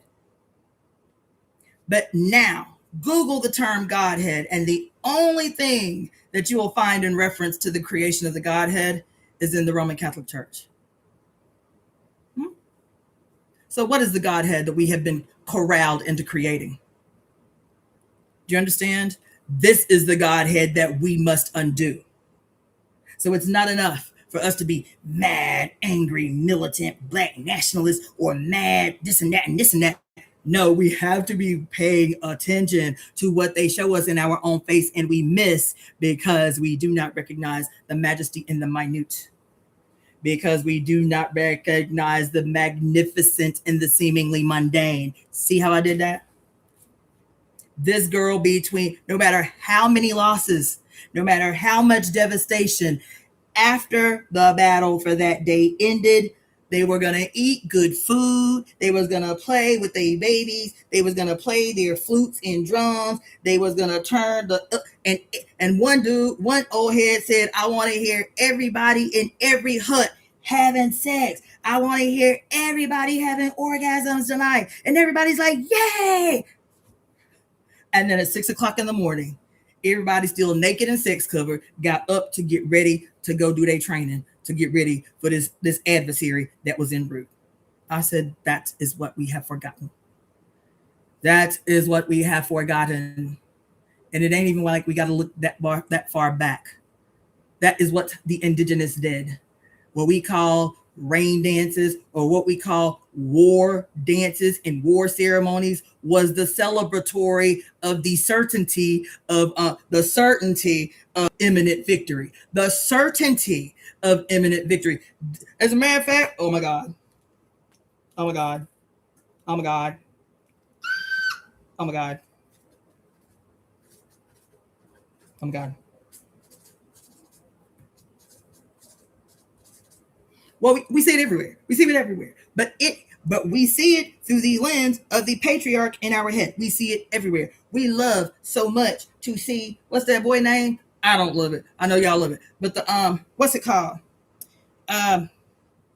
What is it called? When every time Jason Momoa go on the red carpet, they want to see him do the Maori, like war call, the war cry, whatever. White people are always trying to get this boy to do it because they have minimized everybody's spiritual traditions. They want him to shuck and jive on the red carpet to do the traditional war ceremony of the Maori because they have reduced it to play and pleasure for their entertainment. See how they did that? And so Lisa Bonet was like, when they went on the red carpet together one time, and this white reporter was like, oh, well, you do the, what's it called, man? Oh, what's wrong with my brain? I can't remember. But she's like, well, you do the And Lisa was like, he's not doing that. With a stone faced. He's not doing that. We're here for something else. He's not doing that. Before he could even say anything. And he was like, well, my wife say I can't do it. Sorry. And they gone about I was like, come on. The little black and Lisa came on through. I said, come on. She said, no, you ain't about to make a clown out of my motherfucking husband, bitch. You understand? But the reason I say that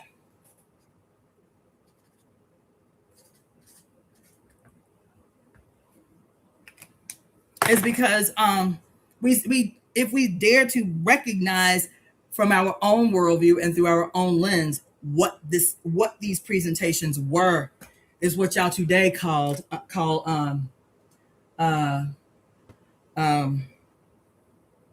the power of manifestation. That's what war dances were.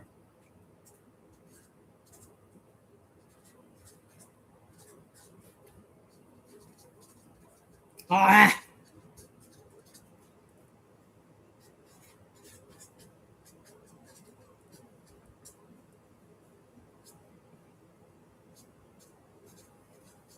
Ah. God damn.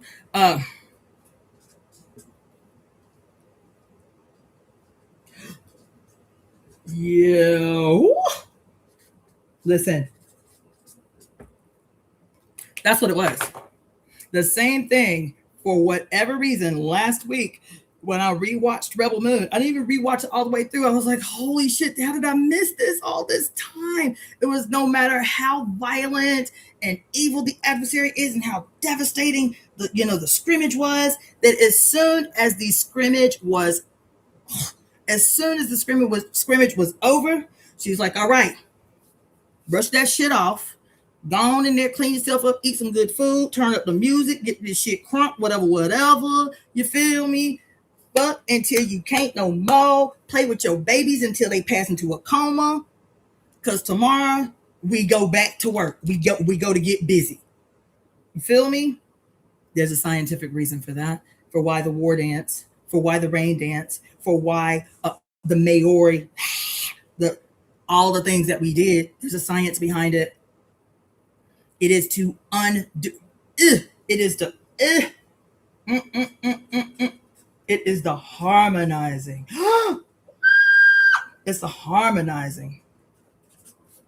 The harmonizing. What is it called? The healing through the harmony of opposites, bitch.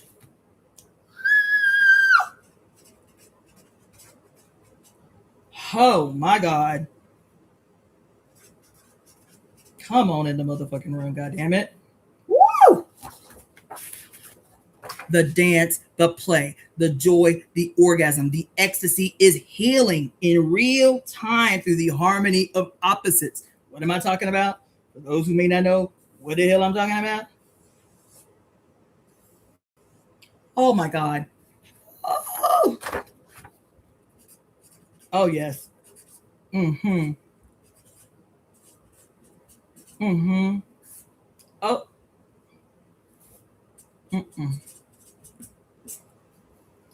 All the time, all the time, every day. Not once in a while, not just on Sunday. All the time, every day. Goddamn.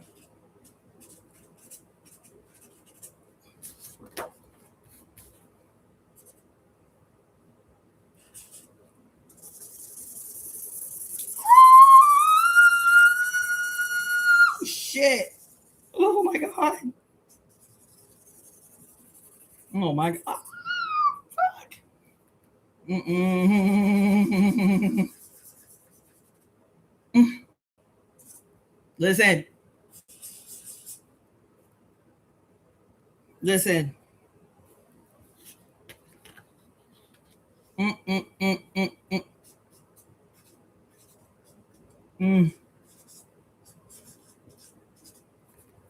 Oh my God.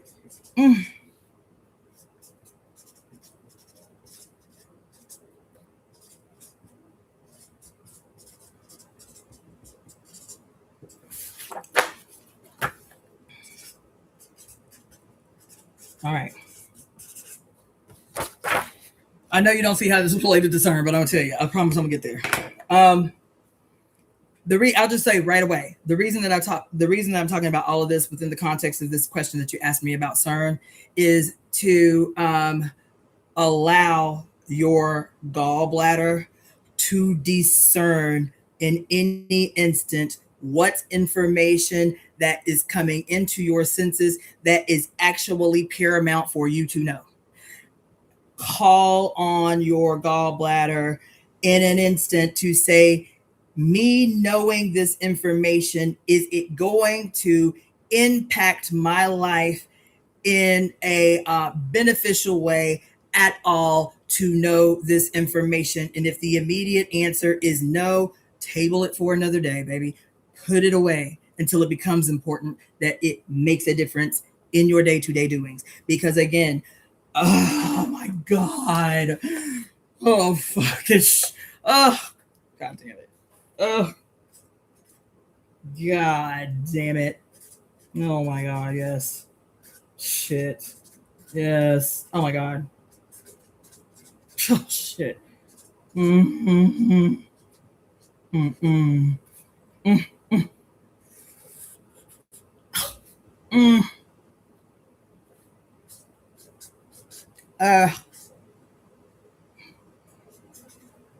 Oh my God. Mm. Holy shit. Oh my God, it's so much. Oh, fuck. Mm. Oh my God. Yes. Yes, yes, yes, yes, yes. How?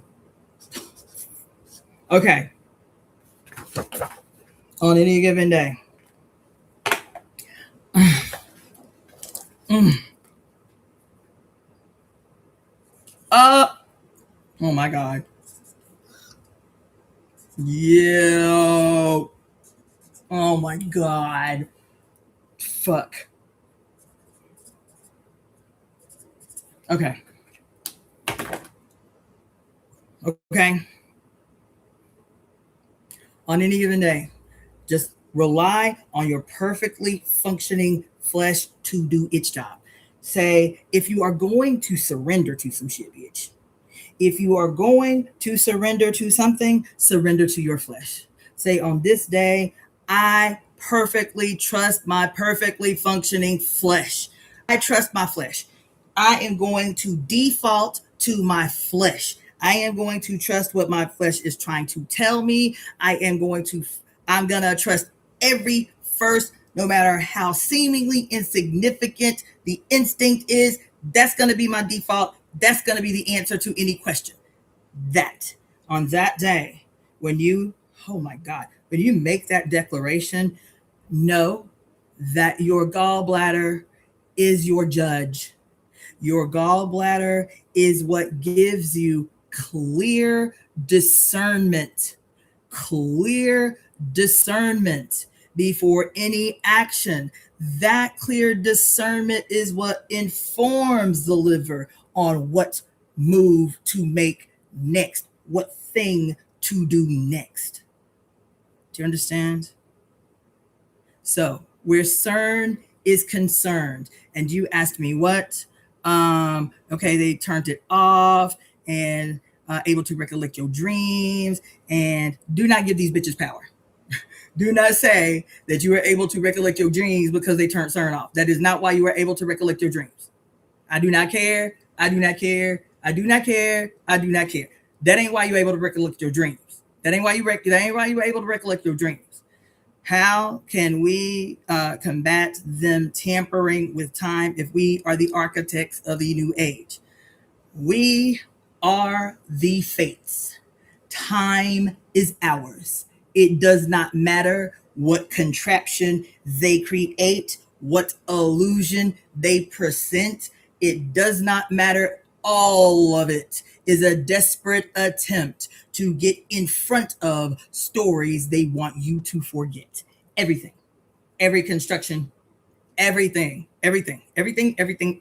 is a desperate, it's the desperate temper tantrum-esque machinations of a childlike lunatic desperately fighting to fill in all of the holes of an imminently sinking boat in his feeble attempt to reproduce the mother's power and magic to no avail. I'm trying to tell you, it is a temper tantrum. It's a deadly one. It's a violent one, but it is a temper tantrum of failure. It is a temper tantrum that only is thrown when you see that nothing you try to do is going your fucking way, but you still have to produce an illusion that makes you the all-powerful. This is what we are witnessing.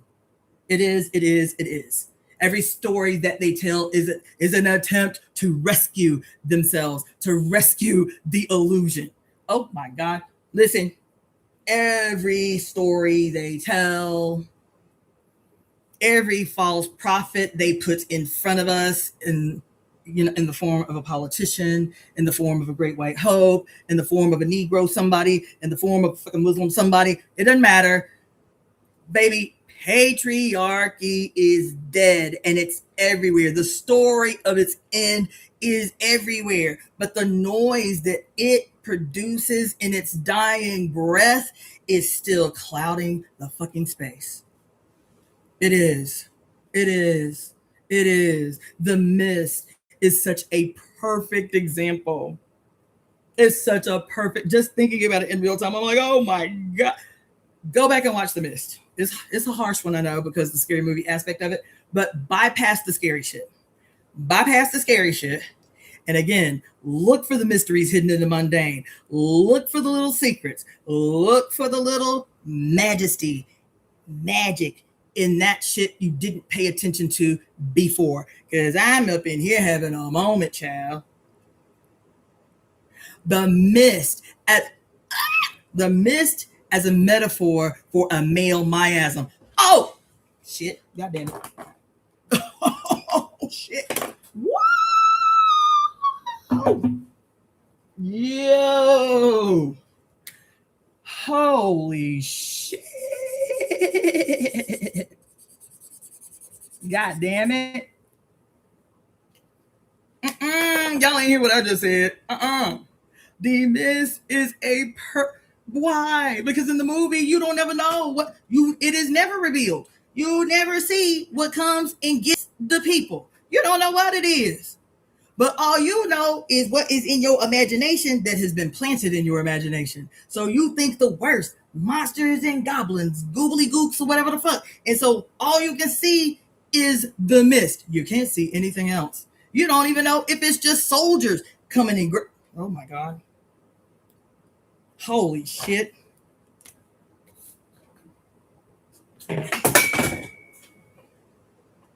Damn. Yeah. Oh my God.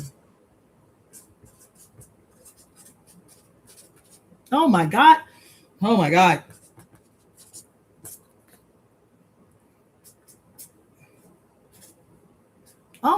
What the fuck?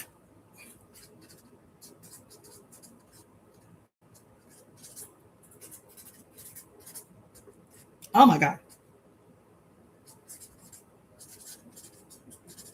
Holy shit.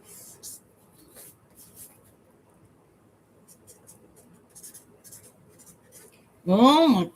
So listen, I'm just having a moment because it's literally everywhere, right? The mist as a metaphor for a male miasm. What did we say the miasm was? What did Barbara Walker tell us? Let me get my glasses. I hope y'all in here with me because I'm up in here because I'm working some shit out right now that's coming through me on some next level shit. What'd she say? The miasm? The mother's curse. That's what she called it.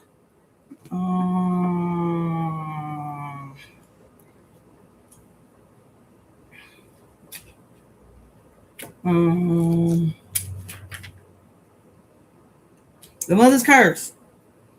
In ancient Asiatic belief, a mother's curse.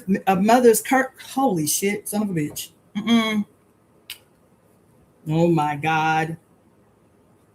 What I'm telling you, we gotta redo it all. Even now, reading this now, as many times as I've read it, it is totally different. Totally different. Totally different. I'm going to read it as it is, but this ain't it.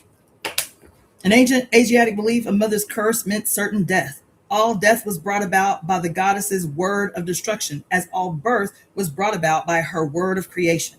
By virtue of motherhood, any woman could tap the verbal power. Holy motherfucking shit. Goddamn. Oh my God.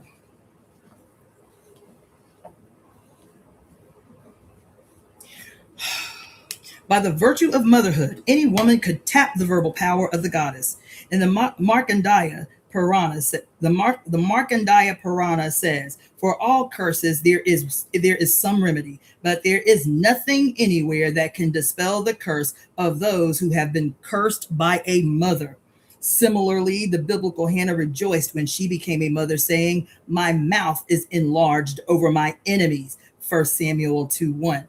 Because maternity gave her curses irresistible power. Homer tells of the story of Meleagha, cursed by his mother for murdering her brothers. Falling on her knees, she knocked the earth with her fist and called upon the underground goddess. And the Fury that walks in the dark and has inexorable thoughts heard her from Erebus. The Fury told by Meleagha's mother to burn his soul in the form of a wand, so that he was stricken with a fever and soon died. Witchcraft of this sort was not even necessary. The curse alone could kill. The Greek word for the effect of a mother's curse was miasma, a kind of spiritual pollution. Listen. God dog it.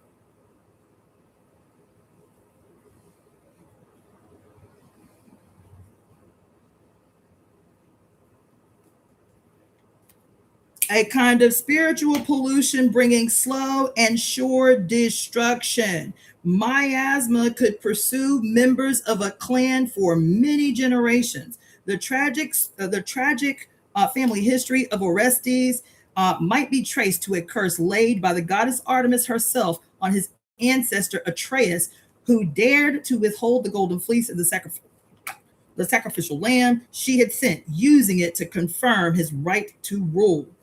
Okay, on and on and on, so and so and this and that.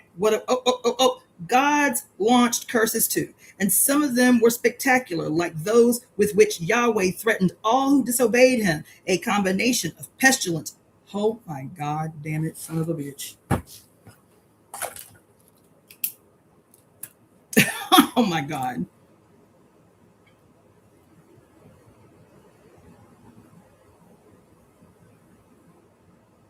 Listen to me. Oh my God.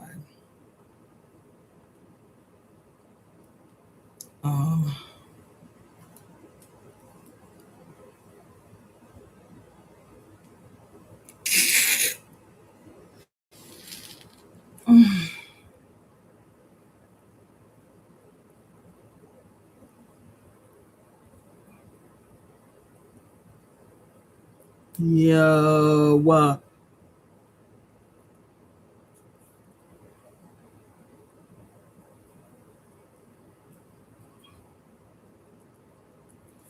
Okay.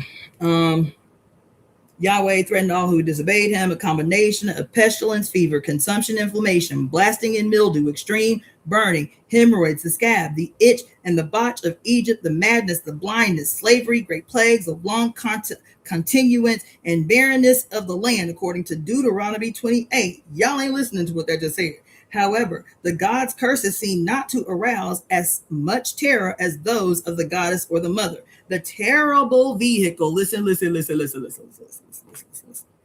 Oh my God. Oh my God.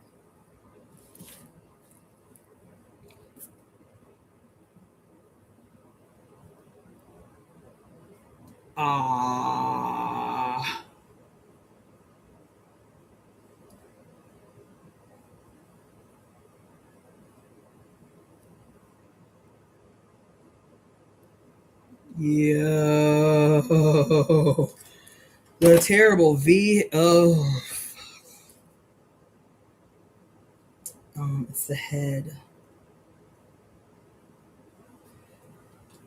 The terrible vehicle of the feminine curse was menstrual blood, still called the curse today. The quote, to damn has been, I cannot, this is too much. Oh my God.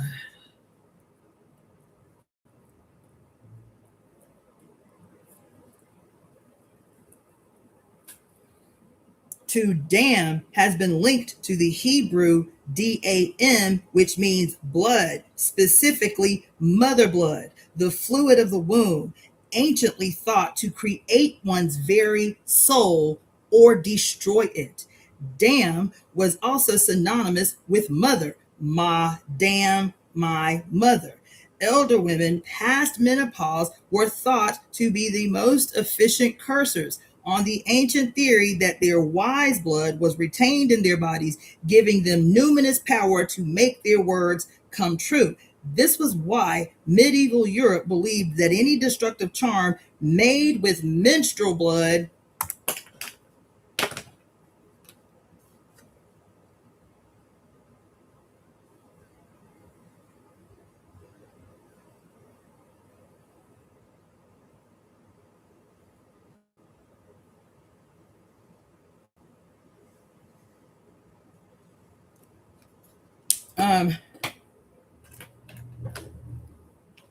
let's see.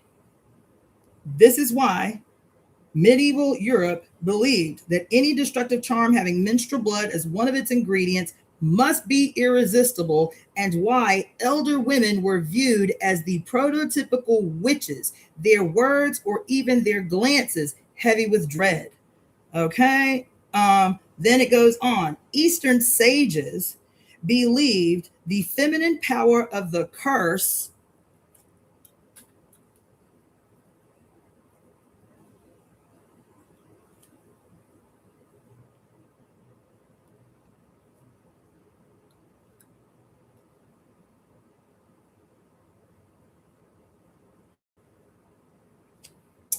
the Eastern sages believe the feminine power of the curse must be allayed, not so much by opposing it with a patriarchal religion as by treating women well, so that they would not be inclined to use their destructive power. The laws of Manu says that women must be honored and adorned by their fathers, brothers, husbands, and brothers-in-law who desire their own welfare. Where women are honored, the gods are pleased. But where they are not honored, no sacred right yields any reward. Oh my God. Where the female relations live in grief, the family soon wholly perishes. But that family where they are not unhappy ever prospers. The houses on which female relations, not being duly honored, pronounce a curse, perish completely as if destroyed by magic. This advice came from the place Northern Aryans called Mutspellum, the home of the mother's curse in the hot lands of the South. Goddamn.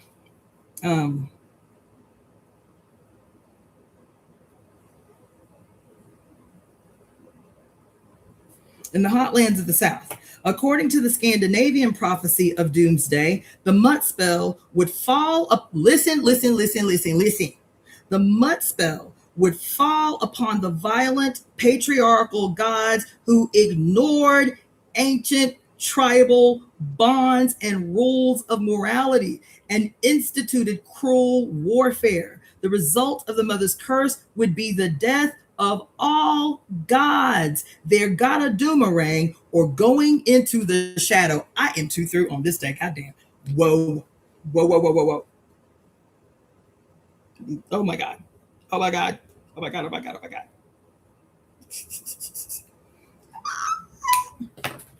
The Godadoomerang, or going into the shadow. Thus it seemed the mother's word of destruction meant the end of the world. Let's see. Christian Gnostic writings reveal the same belief in a world-destroying curse from Oh my God.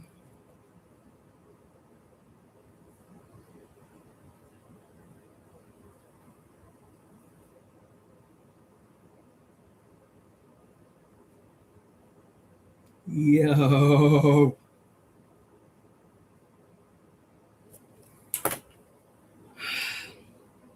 Let's see.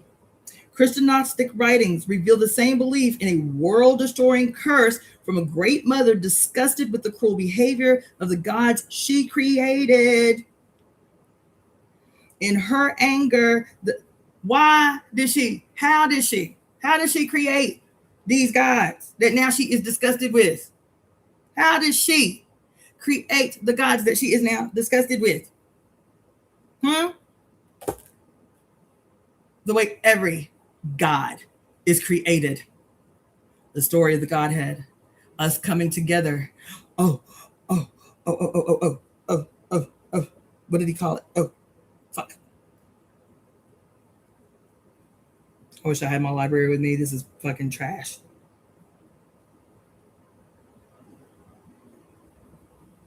Ha. Um, um,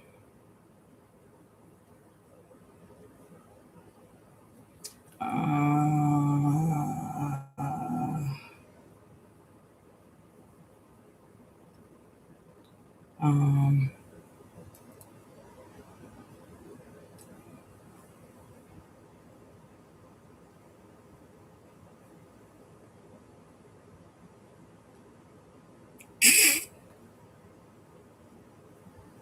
oh,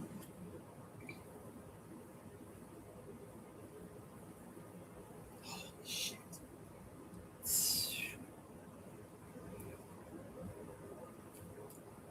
Oh my God. Oh my God. Oh my God.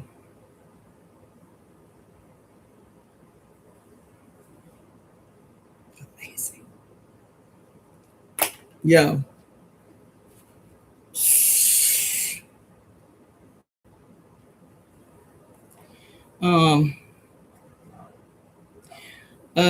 Disgusted with the cruel behavior of the god she created, in her anger, the goddess would send a great power from the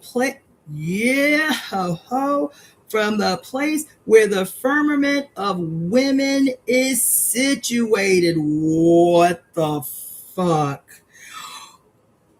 This is awesome. Oh my God. Oh. Yo, my God. Oh my shit. I just saw it the other day. Where did I see that at? That was somebody was talking about, some astrologer or whatever was talking about, and I was like, oh yeah, that tracks. I like that, right? She was talking about how the she was talking about the Lionsgate portal and the energy leading up to the eclipse coming up on the 12th, right? So that's what she's doing the astrology about. But she was talking about how the lion represents the harmony between the heart and the head. I was like, yeah, that tracks, whatever. I'm telling y'all that the heart governs the mind, right? Whatever.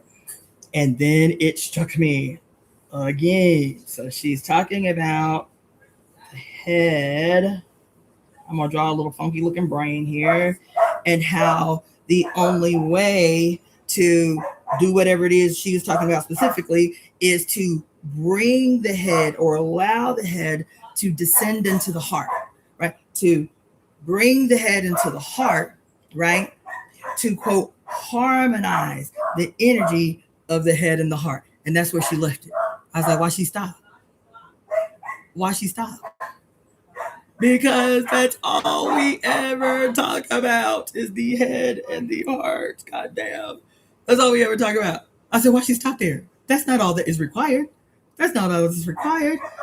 She said, and she spent a whole hour talking about the methods that you can use to bring the head out of the air, out of the fire, and into the heart, right? to harmonize and unify and all of this shit. And she stopped there. Baby. Oh my God. This is science. I want to tell you. So I have to do a whole thing where I talk at length, at nauseum about all of the kind of metaphorical, metaphysical, spiritual, Chinese philosophical language used to talk about, the organs and all of this shit and their relationship. And then I have to come back and do a whole nother thing exactly like it verbatim and in order to explain the very Western scientific translation of everything I said before. Because she stopped with the head and the heart, but something is necessary for this harmonic synergy between the head and the heart can even happen. Yeah, oh my God. Yeah. As above, so below, bitch.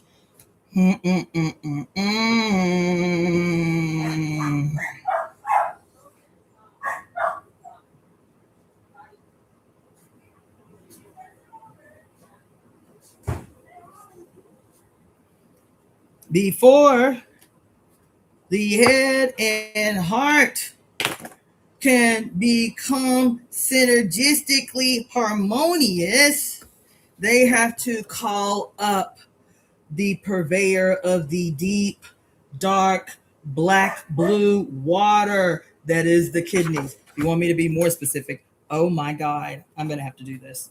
Like stat, like ASAP.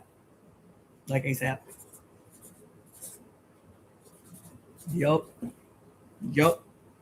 If you want me to be even more specific, yes, bitch.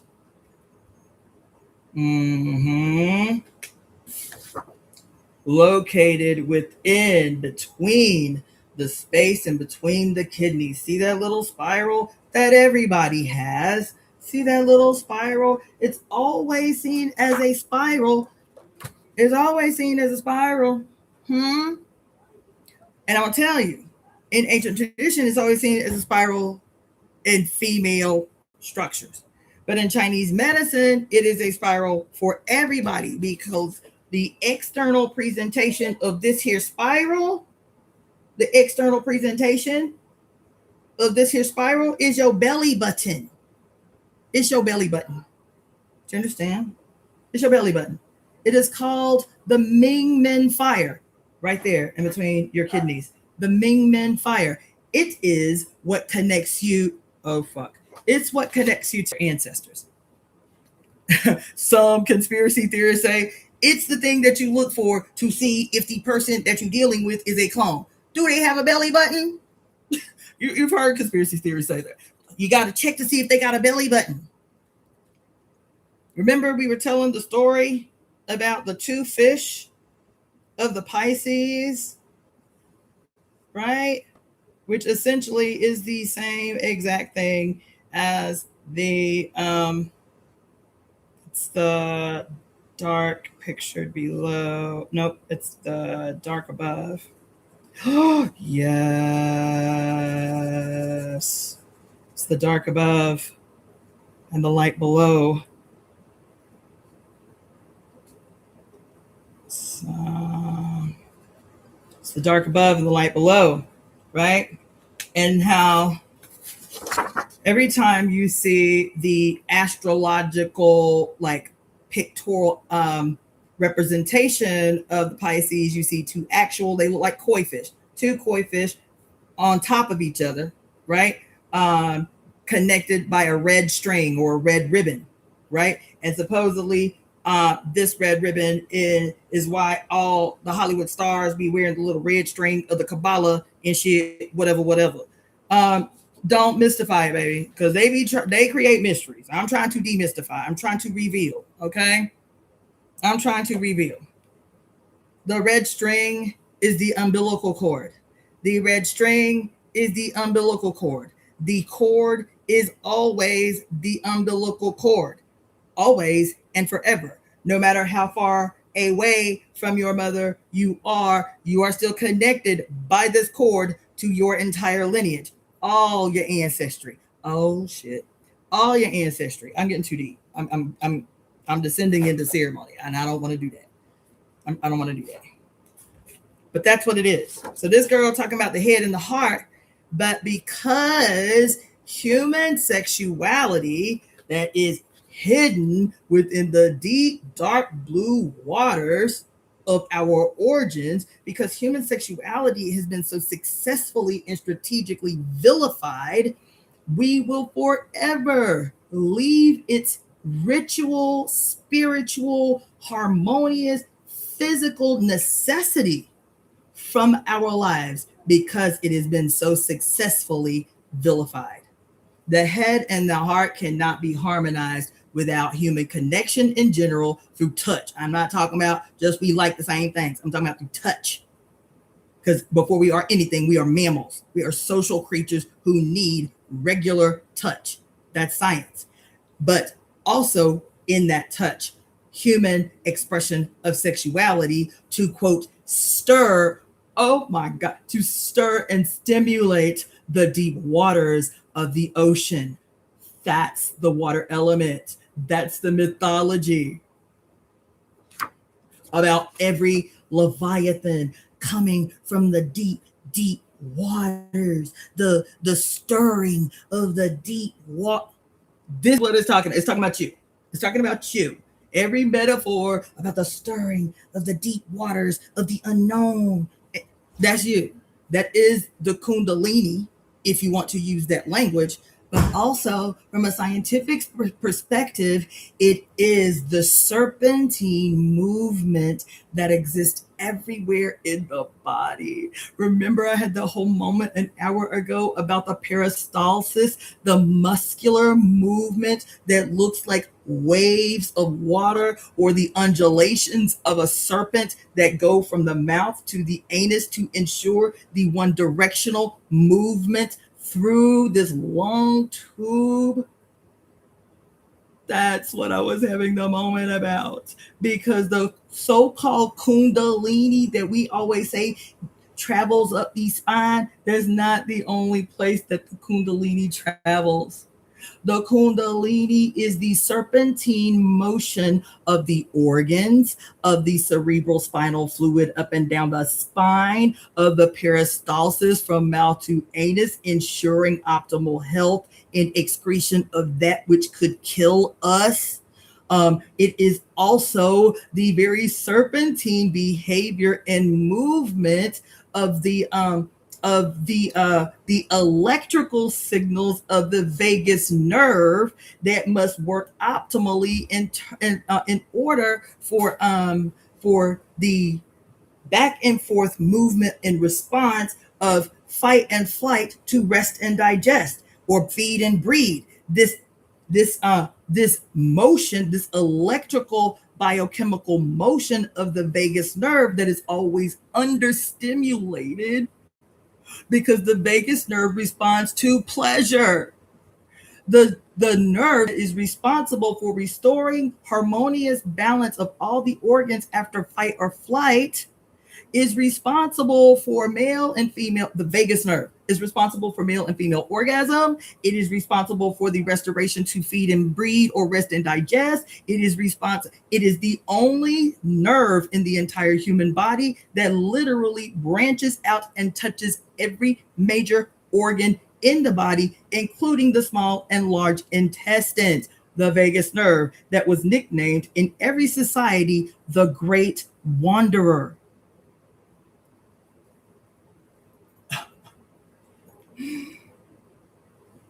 The only way, the primary way, the vagus nerve is activated is through acts of pleasure and play. That's why the girl in Rebel Moon was like, no matter how bad the battle gets, when the end of the day comes and we go back and rest before the next day of battle, turn up, because the endocrine glands require oppositional behavior to bring back to harmonious balance. That's why I was telling y'all yesterday that that in Chinese philosophy, there's one saying about the development of disease that fear causes 1,000 diseases, but courageous action cures all.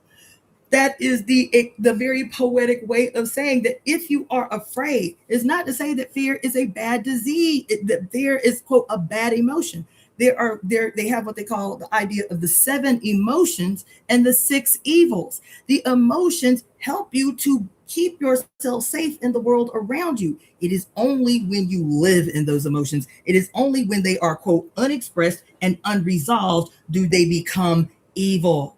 The emotions. So this is a way of saying fear causes 1,000 diseases. It doesn't mean that if you are afraid, you're going to have disease. It means that if you are not regularly engaging in courageous action, which is the opposing emotion to fear, that courage cures all.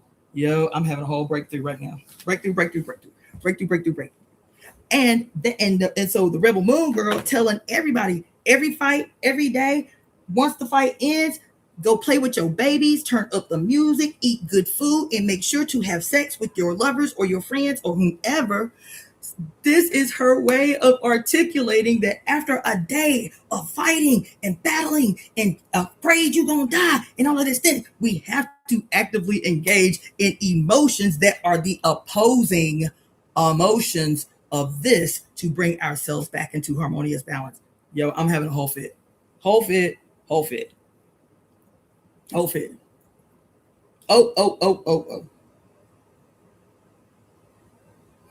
And I believe because of this, that is why under patriarchy, sex more than anything has been weaponized and justified in warfare. It is to counteract this automatic medicine. I'm convinced of it. I'm having a whole breakthrough today. Yes, I am. And I only answered 2 questions. So do not be in a perpetual state of fear and trying to reason how you are going to, quote, defeat CERN. That's not the issue of the day. That is not for us to solve. That's not for us to solve.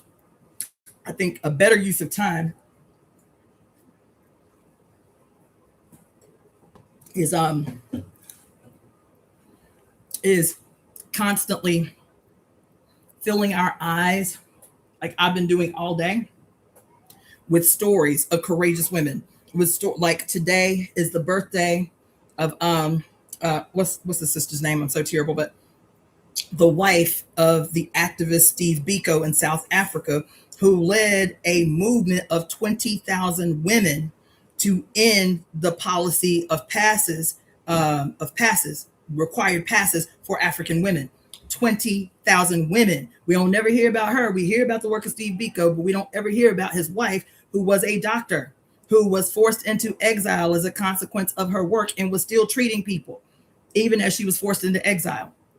Led a movement of 20,000 women to end the policy of requiring passes for women to move about the country. She did that. We need to be constantly bombarding our head with stories of women who regularly engaged in courageous action. And it's so invigorating that so many of them were already old women, crone women. You understand? So many who were already crones, who were already old, and was like, if ain't nobody else gonna do it, I gotta do it. We need to be filling our head. So if you don't ever have to read about all these bad guys in the world, there is still enough information about women coming to the surface that we did not know about to fill our heads every day with courageous people, with courageous women, with courageous children.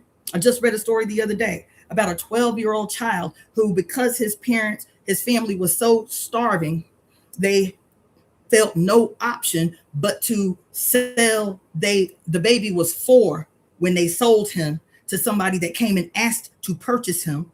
And he was held hostage till he was 12, where he broke out. He got free.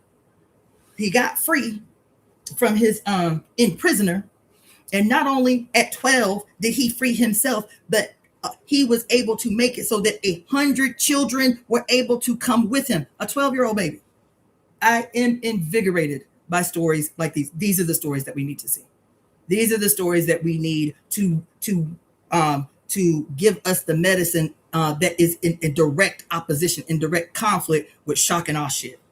That's what I think. That's what we need to be doing. We need to be sharing those stories every day. So not only that we are invigorated by them, so we can see, yes, we can win. We can do this, right? But we need to be sharing them in mass just as much as these terror campaigns are sending all this terrible shit out on a regular basis, and nobody's seeing the opposition. Nobody's seeing victories. Nobody's seeing victorious struggles. Nobody's seeing 25,000 topless women in Nigeria with no weapons beat back the British.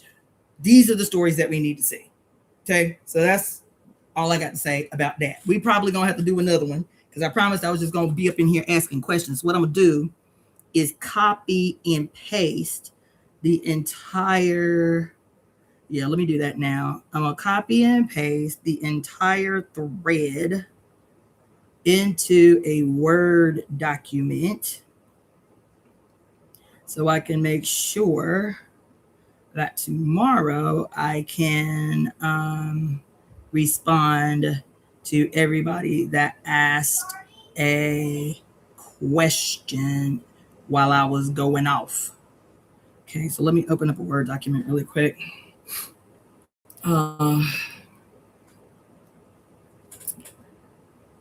Let's see here.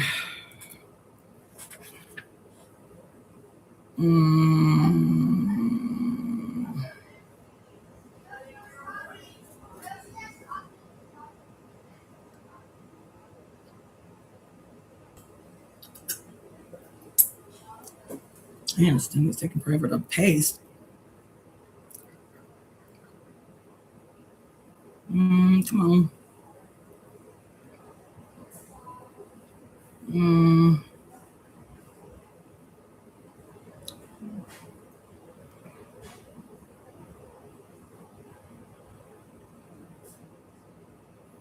Okay. Okay, cool. So that is pasted.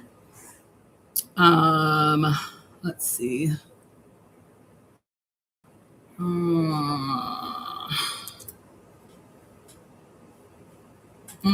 Okay, that's that. So I will say that, and I will do another live tomorrow where I can. I don't even know how many more questions came in. Oh. Wait.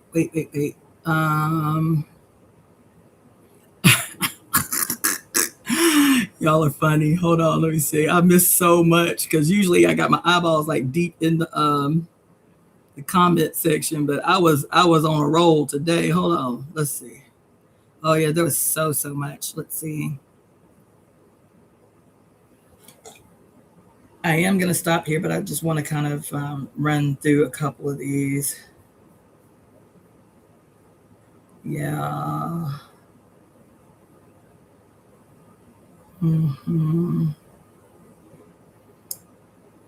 Thank y'all for doing that. Constance Woo Woo. Don't forget to support Dr. Cassandra financially. Y'all be really in here being cheerleaders. I love that. Yes. Okay. All right. Okay. Yeah, so that's what I will do. I will run through here and see if there's any other questions that I might have missed in the go off, and be ready to address those first thing before going off into something else. My kids love bugs except roaches. Child, they daddy old house to the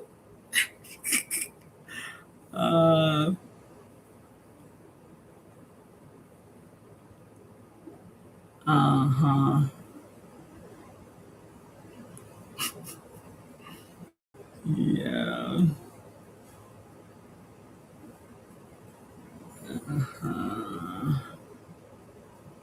Okay.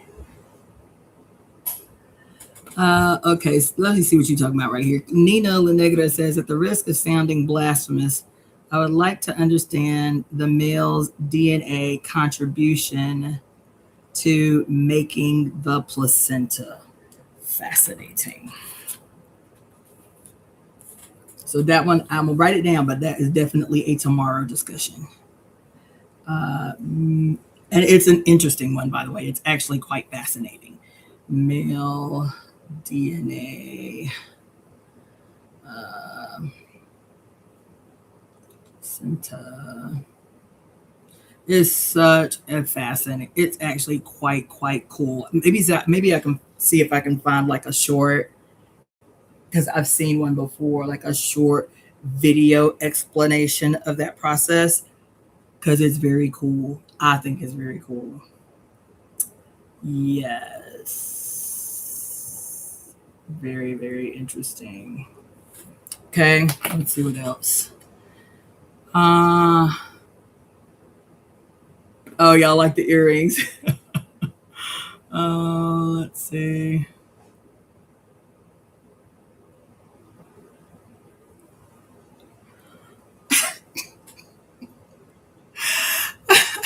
Java Washington through her air fryer, her microwave. Let's see. Frederick Douglass mentions that very thing, keeping people in fight or flight mode, distracts us from our dreams, desires, and inspiration. I never knew that. I'll have to check into that. Though I got serious political struggles with Frederick Douglass, I like that this the recognition of this goes so far back.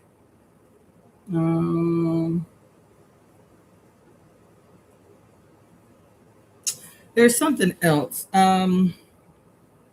I meant to mention yesterday, and I'm not going to go off on today, but I do want to hear myself put it out in the world so I don't forget it. Maybe about 3 or 4, maybe longer than that. Maybe, I don't know, March, maybe. I think it was maybe March that I did a 3-part Zoom workshop on The Matrix, the movie. And in that workshop, in the movie The Matrix, there is a book that the actors in the movie were told that they had to read before they started filming, and it was called Simulacra and Simulation. That's the name of the book. Simulacra and Simulation. I believe, if I am not mistaken, you can get the whole book on PDF online. I will check just to make sure I'm not lying.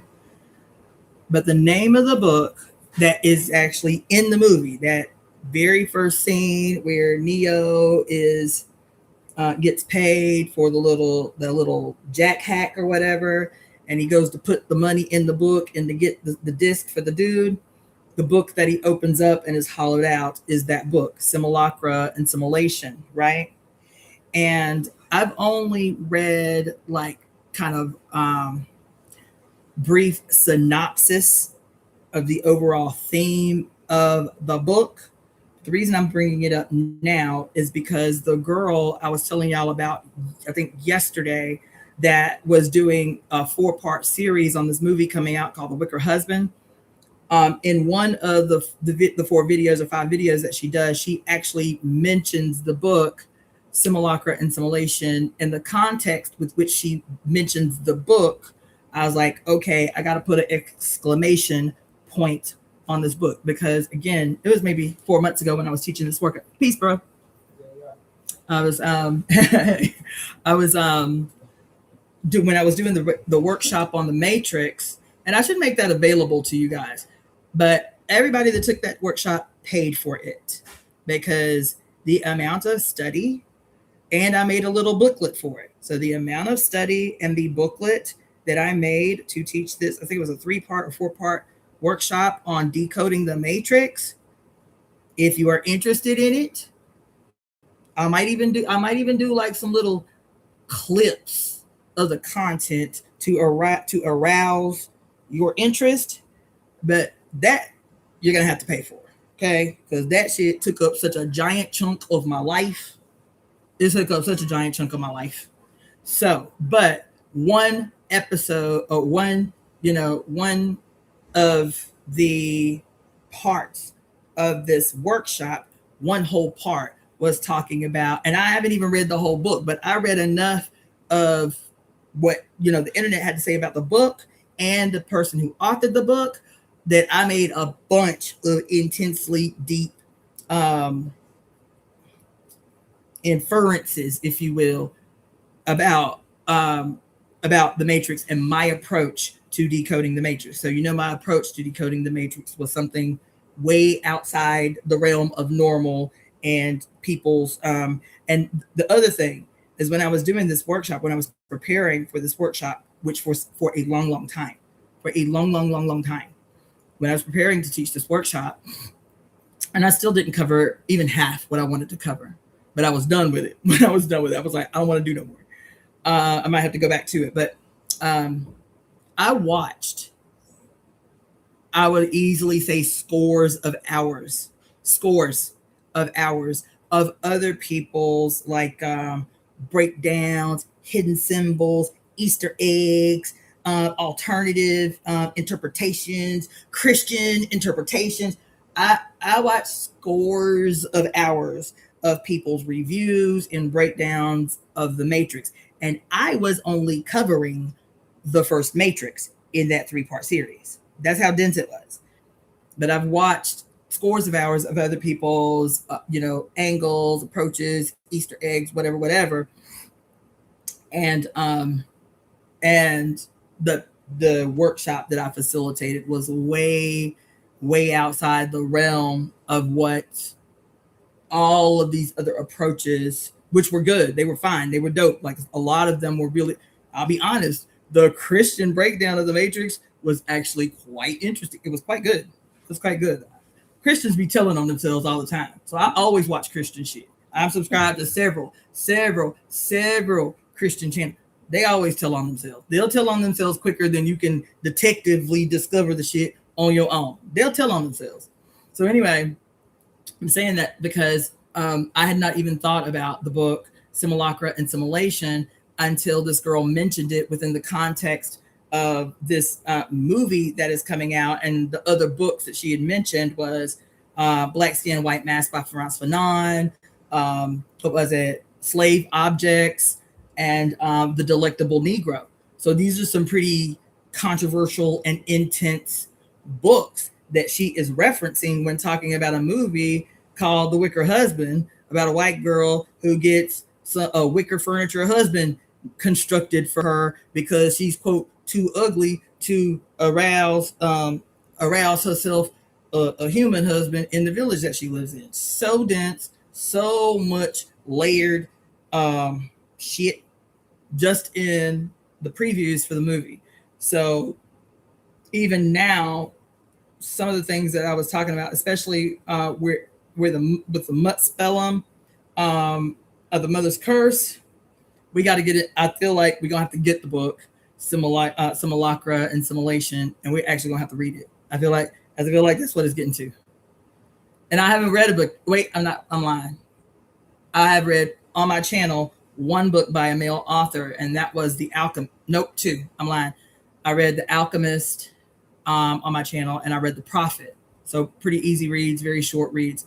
But something dense like this, it's always been female authors, where it was more the dense, giant, thick ass, whatever. I have a sneaking suspicion we're gonna have to get into the Simulacra and Simulation. That's all I got to say about that. It's 4 hours and 18 minutes, and honestly, I don't really want to. I'm not ready to shut down yet, but I feel like I've been sitting on my ass for a very long time. And so I may just need to go ahead and close it out and just start early. Yeah, I think that might be what I need to do. Because again, yep, I think that's what I need to do. All right, I ain't gonna push myself. This is awesome. This is fun. I love it. I love the Q&A sessions. I will try to be a little bit more concise and succinct when doing the Q&A, so I can attempt to get to everybody's questions in a singular session. But again, no regrets on the questions that were answered, because they are so the question about the GI, child, I could teach a week-long, very invigorating, exciting seminar on just the tube from the mouth to the anus, and y'all would call me a rock star over it. It's like that. It's like that. It's like that. It's like that. So anyway, with that being said, I'm gonna say good night. I'm gonna bid you adieu. I will go ahead and set up the live for tomorrow so I can do it early, so I am not bound in the later evening. I can do it early, get it out of the way, so I can still be able to seize the day. So we still have, what is it? Today is the 9th. So we still have 3 days until the solar eclipse. Is it? The solar eclipse is in Leo. The solar eclipse, if I'm not mistaken, it's either in Leo or Aquarius. I want to say it's in Leo. The solar eclipse is in Leo, but that happens on the 12th. So you know, every day should be ceremony, but these next few days you should be very deliberate and very thoughtful and very present. And the assignment is to make the commitment every day that your default is going to be, today, I trust my flesh before all else. I trust the feelings of my flesh. I trust the signs of my flesh. I trust the instincts of my flesh before all else. That's your mantra. That's your commitment, so that you can actually start listening and feeling and trusting yourself again, your perfect self again. So now I'm gonna shut up. Y'all have a great night, and I will see you guys again tomorrow. Peace.